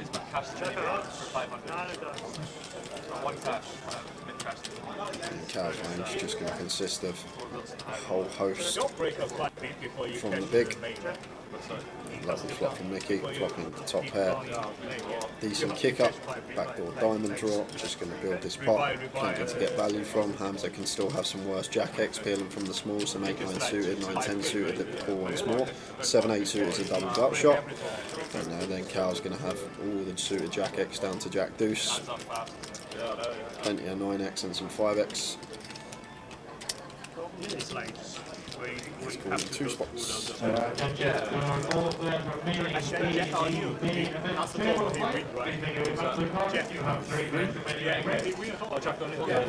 up, just expect second barrel from Mickey. Oh, that's a jack. Nothing like it. Nice spades on the river, so there's twice. Nice board run out for Mickey. Maybe Mickey just checking back, protecting his check back range on the turn here, because if Mickey had aces, kings or queens, he's always going to check this turn. So just mixing in a check with trips to counteract that, and Cow going to go for the 5k lead for third pot, and just going to be a raise from Mickey. Obviously, we've got the nut boat, only losing to quad 9s, which Cal can have. But will 3-bet squeeze 9 some of the times versus the open and the call. From +1, probably less often. There's the raise from Mickey. Get out of the way. Cal get out of the way too, as we know. Like, I can get behind Mickey's check on the turn. I understand why he's doing it. He's just basically trying to protect his check back range on the turn. He wants to have some trips in there, not just have like aces at best once he checks back turn. He's just protecting himself and wants some trip jacks. Maybe might check back some boats as well. Like, for example, because if people are realising that once you check back this turn you can never have trips or better, you can potentially get exploited. And no, Cal is going to pay it off. Cal does pay it off, and that's all comes down to the turn check from Mickey. So very well played, Mickey. Turn check has obviously got the call from Cal. Cal must have been working with a 9 to pay that raise off on the river there. He just obviously thought to himself, are you really checking back trip jack 3-8? So maybe Cal thinking that Mickey basically going to have some bluffs in that given scenario.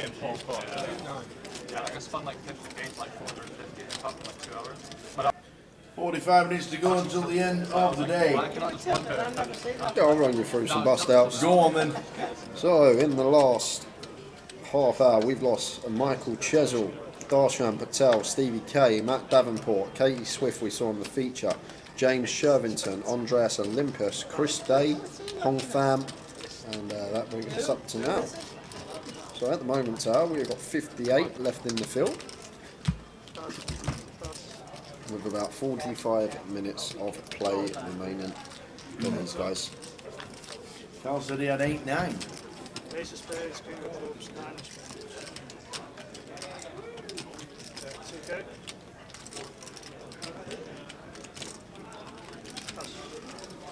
Aye. Shows 10 of hearts, 10 of clubs.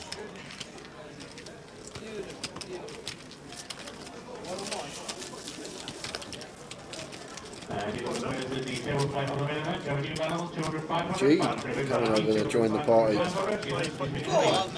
all the way from Birmingham to Blackpool, shopping the UK Open, the last event that we covered. Shopping a 6-figure score, jumping into the feature table for the last 5 minutes of the day. Because this say me and Josh, because me and Josh are really going to get this. Pass. Pass.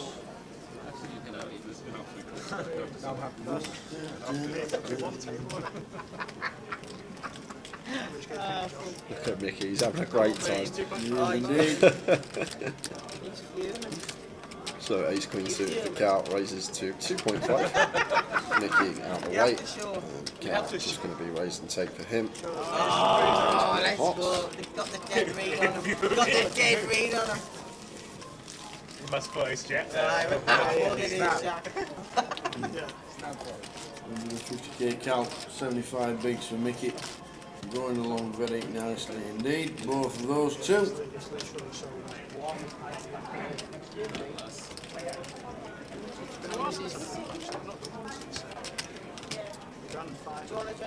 Does anyone want to drink, lads? Anyone want to drink? Yeah, I do, Brad. I remember when Mickey Wharton Sr. won the Bad Beat jackpot.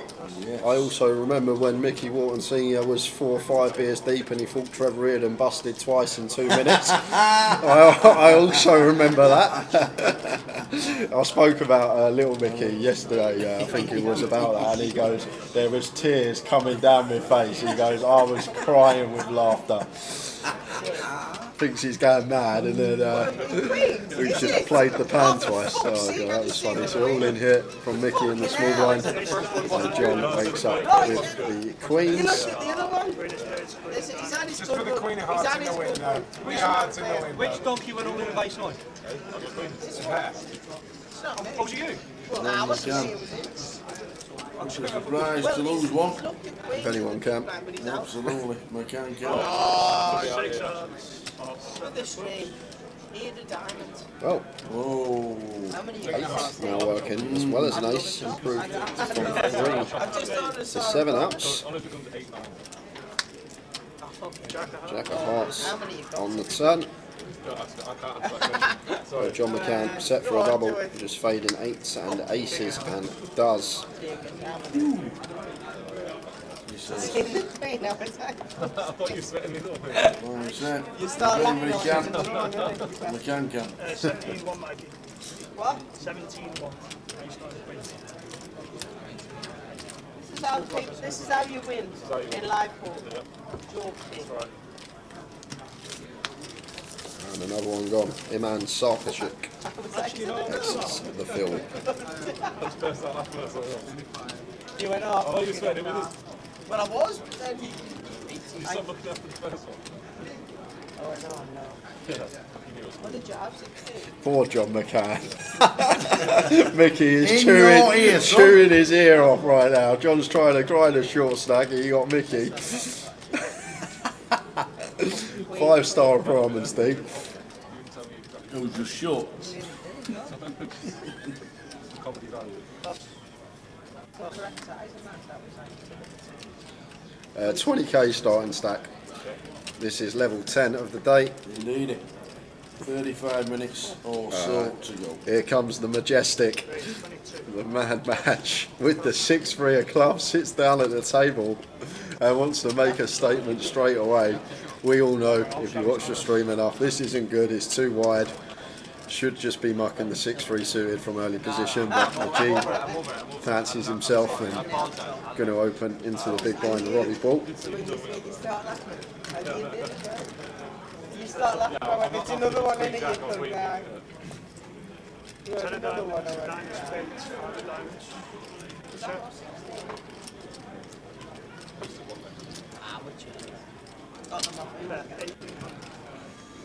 Match continues on the 10-9-5, 2 diamond board.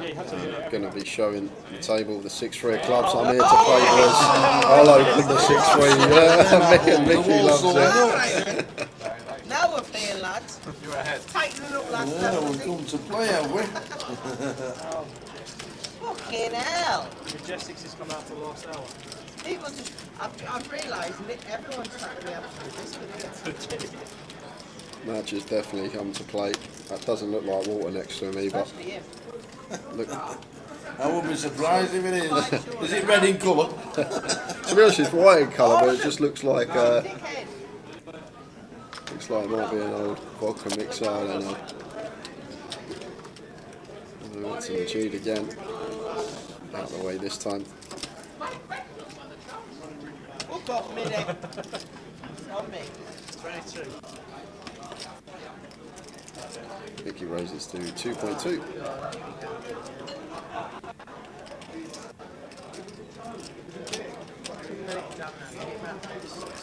We're going to do it again.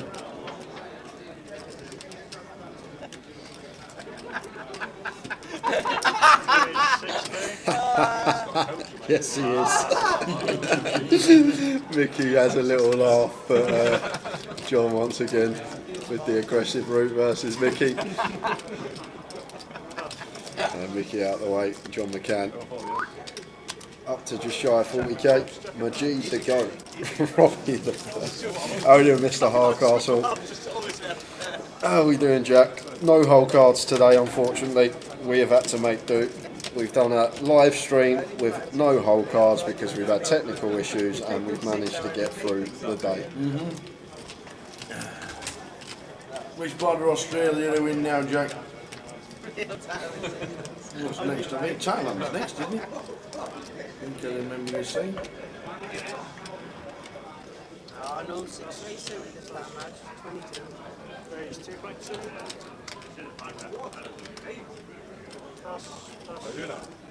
Ace 3 of spades for Mickey makes it 2.2.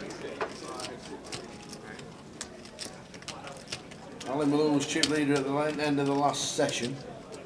If that helps. Not sure if he's still in now until the end of this session and chip counts at the end of the night. Ali Magoo? Ali Magoo. Ali Magoo, that's brilliant. You know that Ali guy on your live stream? What is it? What's his name? Magoo. Ali Magoo.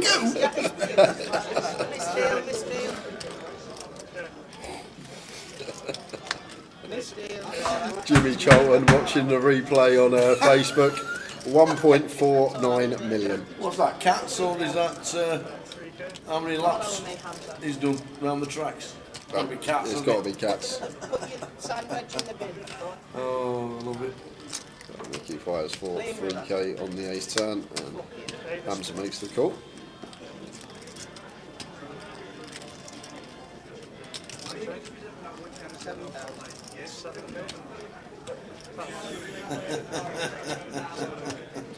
Does anybody want to tell me where Jack's next?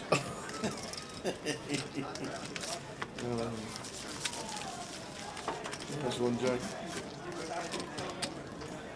About time you got him off, he hasn't got him.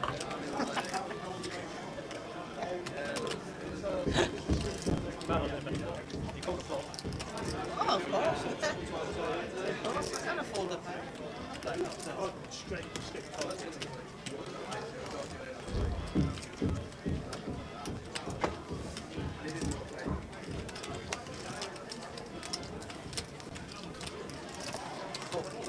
We reckon about 35 minutes to go until the end of the session and the end of the day. I knew, I didn't look at the second one, but you start laughing and let another one in. It has been an excellent day, it really is. And I know we've had issues and no home cards, but Jay and Andy Wilson. Oh, we still got Tower Finks. We've got one more token to give away. I forgot. No way. We've got one more giveaway, guys, coming up at 10 to 12. When you went out? We've got one more, right? Well, why not? No looking at my laptop this time. No, I don't want no stewards. I'm not looking at nothing. I don't need any clues. I'm smart enough. Go. Papers out. Didn't realise we were doing one. We might as well. Finish my tea. Got the sharp 8 here, ready to rock and roll. There. We just need a question.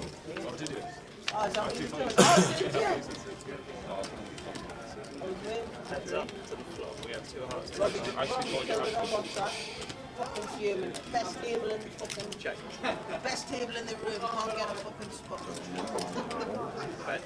So Carl with a 10-9, 2 pair, middle pair, sorry. Joke thing. How long left, Dana? No idea. How long left? No idea. What's we need? It's the last level, yeah. We need a Count L'Oreal 150. Reasonable. Not bluffing anymore. 1,000. What? 1,000. How are we letting this guy fucking beat us, man? 1,000, he's like this. It's fucking nuts. I tell you what, music's been pretty good while we've been sat in here. There's a 1,000 chip rest. I nearly got away with it. If it wasn't for Jimmy, I would have got away with it. No, that is mine, 100%. Get this shit. Get the VAR. Get the VAR. It's mine. It's mine. It's mine rolled in there. It's mine, it rolled all the way down there. Fuck, you've got enough. Yeah, we spoke about earlier, Marker, there. So Spurs want the Bayern Munich manager who's just been sacked. Yeah. Do you know his last 27 games, Marker, there? In all competitions, he'd lost 2 games and he got the sack. Still in the Champions League, 1 point off the top of the league in the Bundesliga, lost 2 games in the last 27. Off your pop, mate. Like someone said earlier, if he'd done that at Spurs, we'd build a statue outside. That's true. Oh dear. It's incredible. It's what have you got to do to stay in a job? What have you got to do? Raise 9,500. Pass.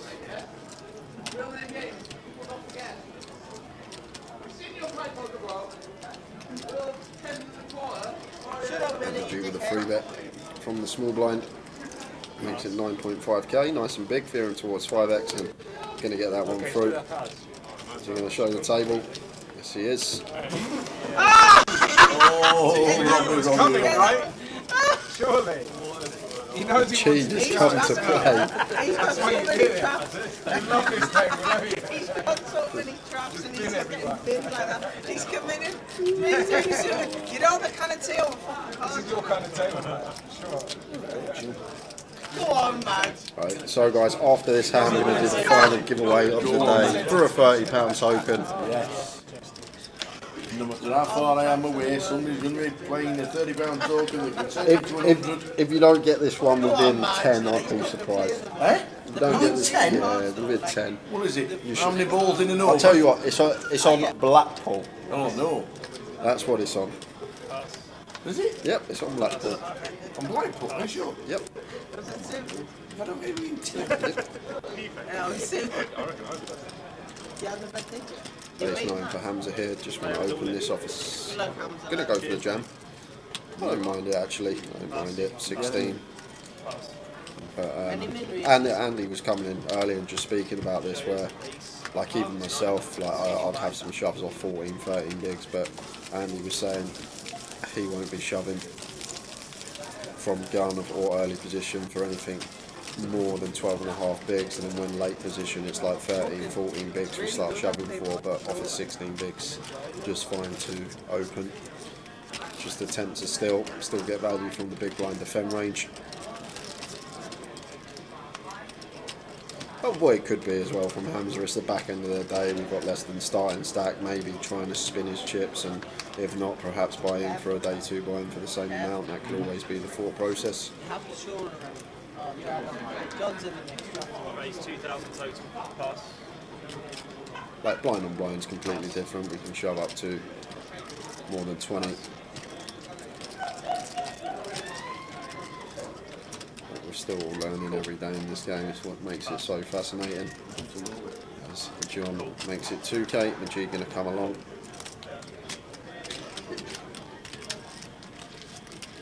Going 4 way to the flop before the giveaway. 4 players to the 4 way down to 7 spades. Check, check. Check. Green 7 deuce. Check. 2 downs. Checks all the way around. 3 downs is 9. And Colin says, I'm all in for 20k. 20 into 9. We'll do it. Right, come on then. Do me in. Make me look silly. So guys, last giveaway of the day. It's for a £30 token. If 2 people get it really close, I might give away 2. We'll see how things go. But I've got a nice easy question for Tower. Whatever. Rules are as simple as this. I ask Tower a question. He is going to write it down on this piece of paper. Do not get your guess in until Tower's wrote his answer down. Any double guesses, you cannot win a thing, and we do check. So make sure 1 guess per account. So Tower, this is a nice easy one to close out the night. Here we go. So we're in Blackpool. We are. You may notice you've lived there a while now. There's a tram that runs all along the seafront. Have you seen it before? Yes. You have? I've been on it. There you go. So you should be great at this. All I want to know, approximately each year, how many people use that tram? One specific tram or all the trams? All the tram, on the line. Well, yeah, just that one that you saw the other day. That green one you saw the other day. So how many people use the tram services in Blackpool each year? Jesus. Wow. Oh my. No idea. How many people, how many visitors do we have?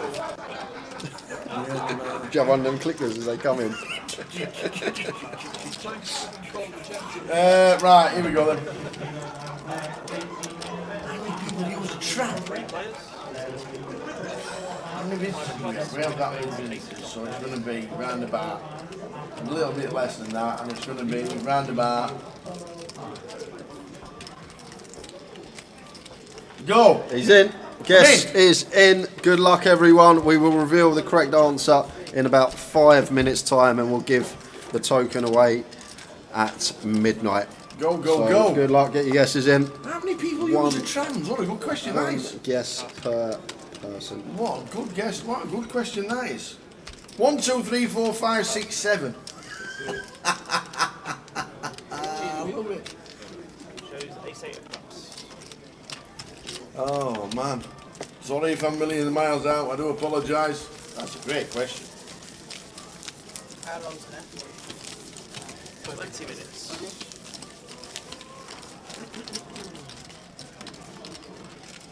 We're taking this day. That will be a plan. That's a good question. Like that. How many people use a tram service in Blackpool each year? Oh my days.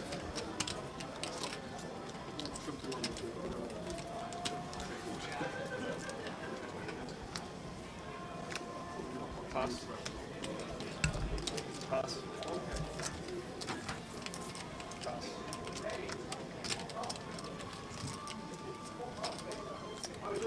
Raise 2,000 total. Cool.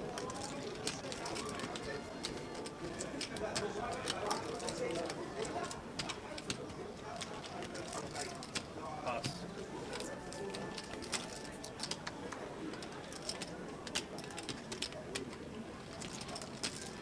Pass. So keep your guesses coming in. Last chance to get a £30 token tonight. Heads up. King of diamonds, jack of diamonds, 6 of spades. How many people does Tower think use the tram services here in Blackpool each year? King of hearts. Check. Bet 3,500. Pass. Oh. Shows 8-6 of hearts.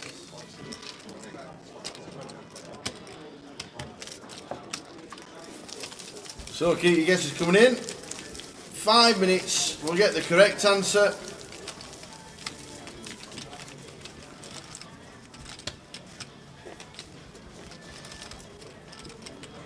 Is it live band tonight, Tal? In the club, or is it tomorrow? It's a DJ in the bar tonight, and then a live band and a DJ tomorrow. That's what that is. And tonight it's just, I think this is a playlist, but it's been up to date. Very good. Pass. Pass. Pass. Great. 2,500 total. Pass. So after this hand, we will give out the correct answer. If you haven't guessed yet, you might be able to get a read on Tower, then get your guess in. Heads up. King of spades, 7 of spades, 10 of diamonds. Check. How many people does Tower thinks use the tram system every year? Evening Talia, evening Michael, evening Les Fenton. 5 of spades. Just a Tug Fletcher. 9 of spades. Carl Daniels. How big do you think Blackpool is? You'll be surprised. You'll be surprised, sir. According to Google.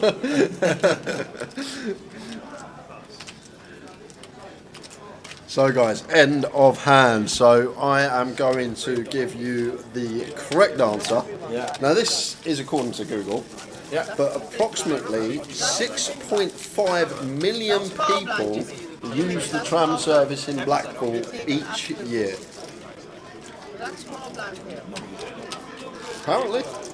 I don't know if that counts for old Doris, who goes down to get her newspaper and back on. Does that count as 1 or 2 trips? So she's counting as If she gets off, 4 it's trips. 2. Yeah. If she gets off, it's 2. There you go. 6 million? Yeah, 6.5 million. 6.5 million. That's a lot. But what does he think? What does he think? That's the main thing. We will give you the answer that Towers wrote down in just under 5 minutes, midnight.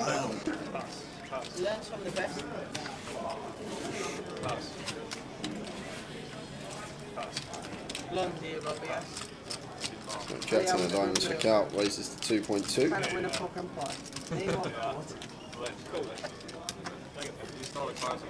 Honestly, is it that? With King 9 defending in the big. Apart from that, I've had a brilliant Jump off Blackpool. Not having fun. Not having fun. Check. Apart from that, it's been flat. They're not electing to maybe would prefer 1 diamond on board, however, going to be a delayed c-bet coming in now. Hands up. Play check call versus 2k. Can definitely call this street and call the river on most runouts. Just getting the ball 2 quid from 0. Good to see Hamza just flat here and keep some bluffs in with Cal. Knows this is a card that will hit him, and whether he's got it or not, he's going to be barreling on. So that's why we played check, but just a well-timed give up from Cal on the river. Jack 10 of diamonds, and the King 9 going to be good for Hamza. It's a small one to take back end of the day. So after the next hand, we'll give you my answer. I'll give you my answer. I'm sure I've written it down wrong. Does it have anything to do with the Simpsons, the thought process? I made a hash of that, honestly. It has a lot to do with how many people use it in the winter. And the reduced service.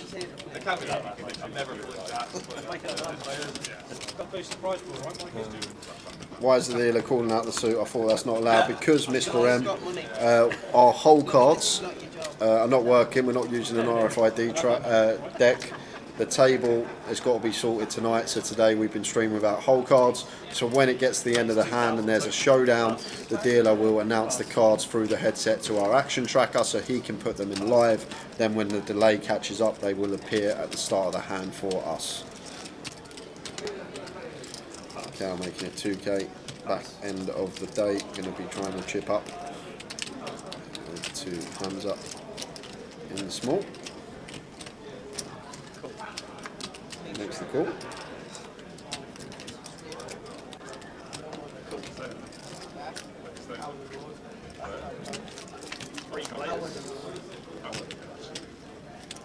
King of Hearts, 5 of Spades, Queen of Hearts.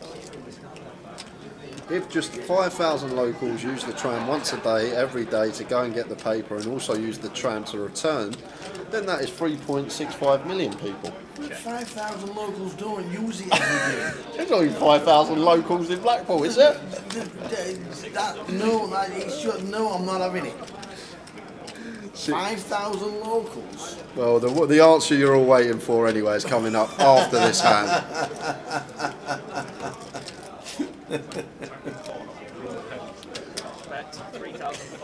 My thought process was pretty good. Yeah, I can see. My thought process was pretty good, it was just pretty out. Here it is, the moment we have all been waiting for. So Nick, I asked 10 seconds and then close the comp. So I asked Tower approximately how many people use the tram service here in Blackpool each year. The correct answer was 6.5 million. Comp is now closed, but that doesn't matter. We need to know what Tower's put. So Tower, what did you come up with? Well, I thought Blackpool got about 4 million visitors a year. I'm now thinking it's a bit more. That's what I'm thinking. I think so too. And I went for a quarter of them would use the tram and the locals. That's how I went. But I think Blackpool must get more than 4 million. I don't think it's true.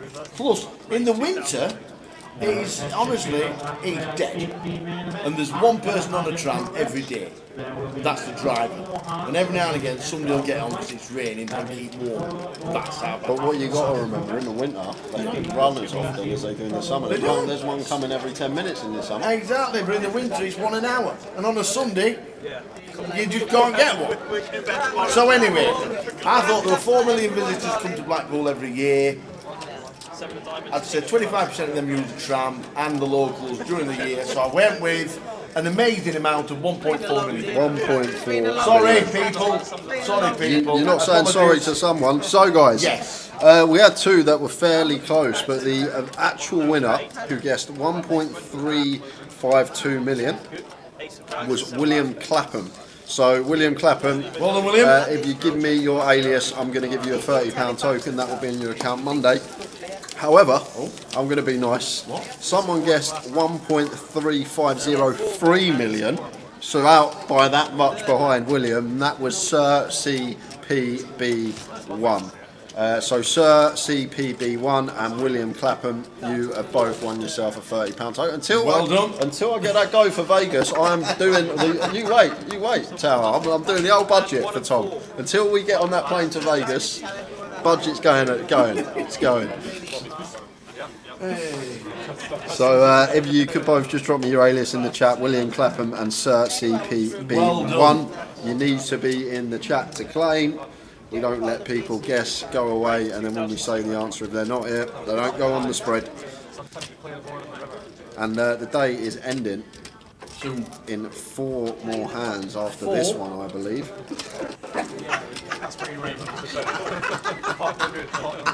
What are you laughing at? So, yeah, I said there before. I said there were 4 million visitors to Blackpool. Yep. That was 1972. In 2021, there was 19 million people visited Blackpool. So if they'd gone for a quarter, like I did, that'd be 5 mil. Add the locals. Would have been 4.75. Well, yeah, mil. but 5 mil rounded Okay. up. Add the locals, I'd have gone for 5.5 mil.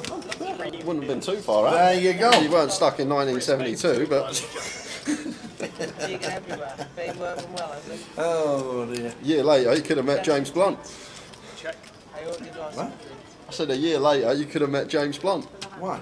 You know, what's the year after 1972? 1973. You not heard the song? No. James Blunt? Is it James Blunt that sings that? I have no idea. James Blunt? Yeah. Do I look like a man that do I look like a man that listens to James Blunt? No, do I? Do I look like I'm going to chuck myself off the pier on a regular basis? Two cuts. Sir CPB, lovely, got your alias. William Clapham, what do you require from me and how do I private message you? You can either put it in the chat, William. If not, you can find me on Twitter and just drop me a DM on Twitter. There's my alias at the bottom, _JustJ__. But Sir CPB, I've got your one. Well done, and well done to William as well. He sings a song called 1973. I'm surprised you haven't heard that. I would sing, but I'm a terrible singer. I want to get the video. If you sang it to me all the way through and I sat here until next GUKPT Blackpool, I still wouldn't get it. Okay. Well done, Sir CPB. Is that Cirque? PB? Sir CPB. Well done, everybody. Anyway, well done. We got two tokens given away. So well done. 20 million people visit Blackpool. There you go. 20 million. Bit more than the 4 you thought. I don't know where I got 4 from. I thought it was 4 million. How's that? More people come to Blackpool and use the train than there was people in Blackpool in 1970. It's boring stuff. Blackpool only holds 240,000 people. That's it. Nick beats the flats. Wow, I'm shocked. I am shocked. There you go. Sir CPB's got it nailed on. Just glad Tower is as clueless as me. Is there a GUKPT this year, says Matthew Pearson? No, I see no. Probably not. I've heard that the two commentators for the GUKPT live stream have done so much money in giveaways that they've had to boycott GUKPT this week, so this year. But usually, Matthew, it's at the back end of the year when the GUKPT runs anyway. I know they started in March, but it used to always be like October, November time. But we will see. Any news on that, we will let you know. Heads up to this river. Good evening, Shazza. How's the holiday? How's Iceland? Is it still freezing cold? Oh, we're having a great time.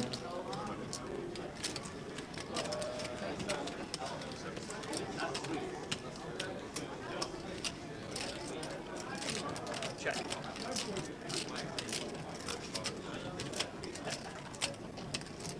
Yeah, now once the flop's gone check, just happy to bet here as Cal, likely to have the best hand, and the times we don't, still decent equity to get there in the form of our up and down straight draw. Wow, she's seen the Northern Lights.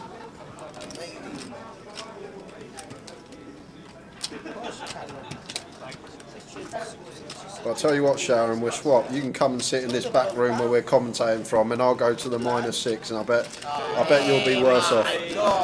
You like same clothes on. Same coat, same hat. Rig this stream is rigged. How much do I owe?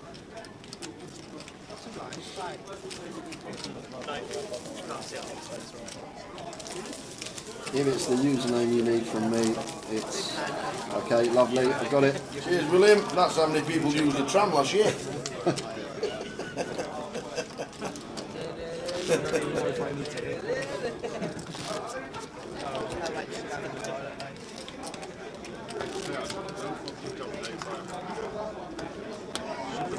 This is hand 3 or 4. Let you get away cheap. Funny when you went out. No swapping, it's beautiful here. Beautiful, nice one. Shaz, seen the Northern Lights and it's -6. Fantastic. Not much of a suntan, that. Raise 2,200 total.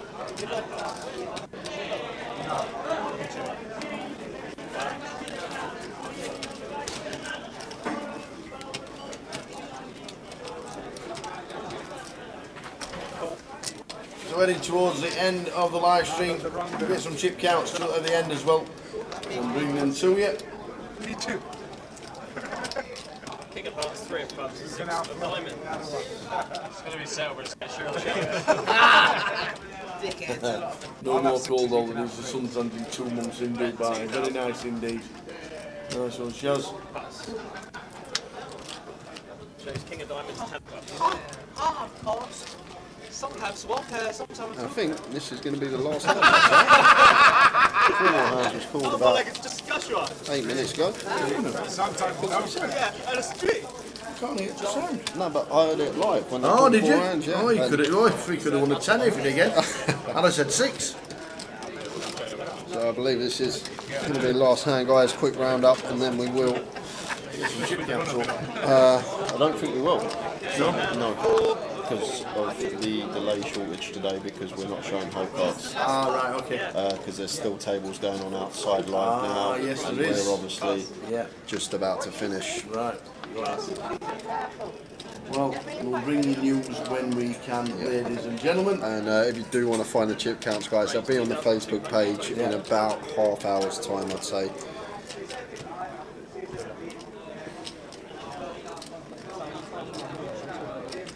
Raise 7,300 total. I like what Cal's done here, Tower. Just put an extra bit of bumpage on the 3-bet size. Just understanding how deep he is with match. 88 bigs effective to start the hand, so we're already starting to make the pot slightly bigger than what it would be if went the normal 3x size. Just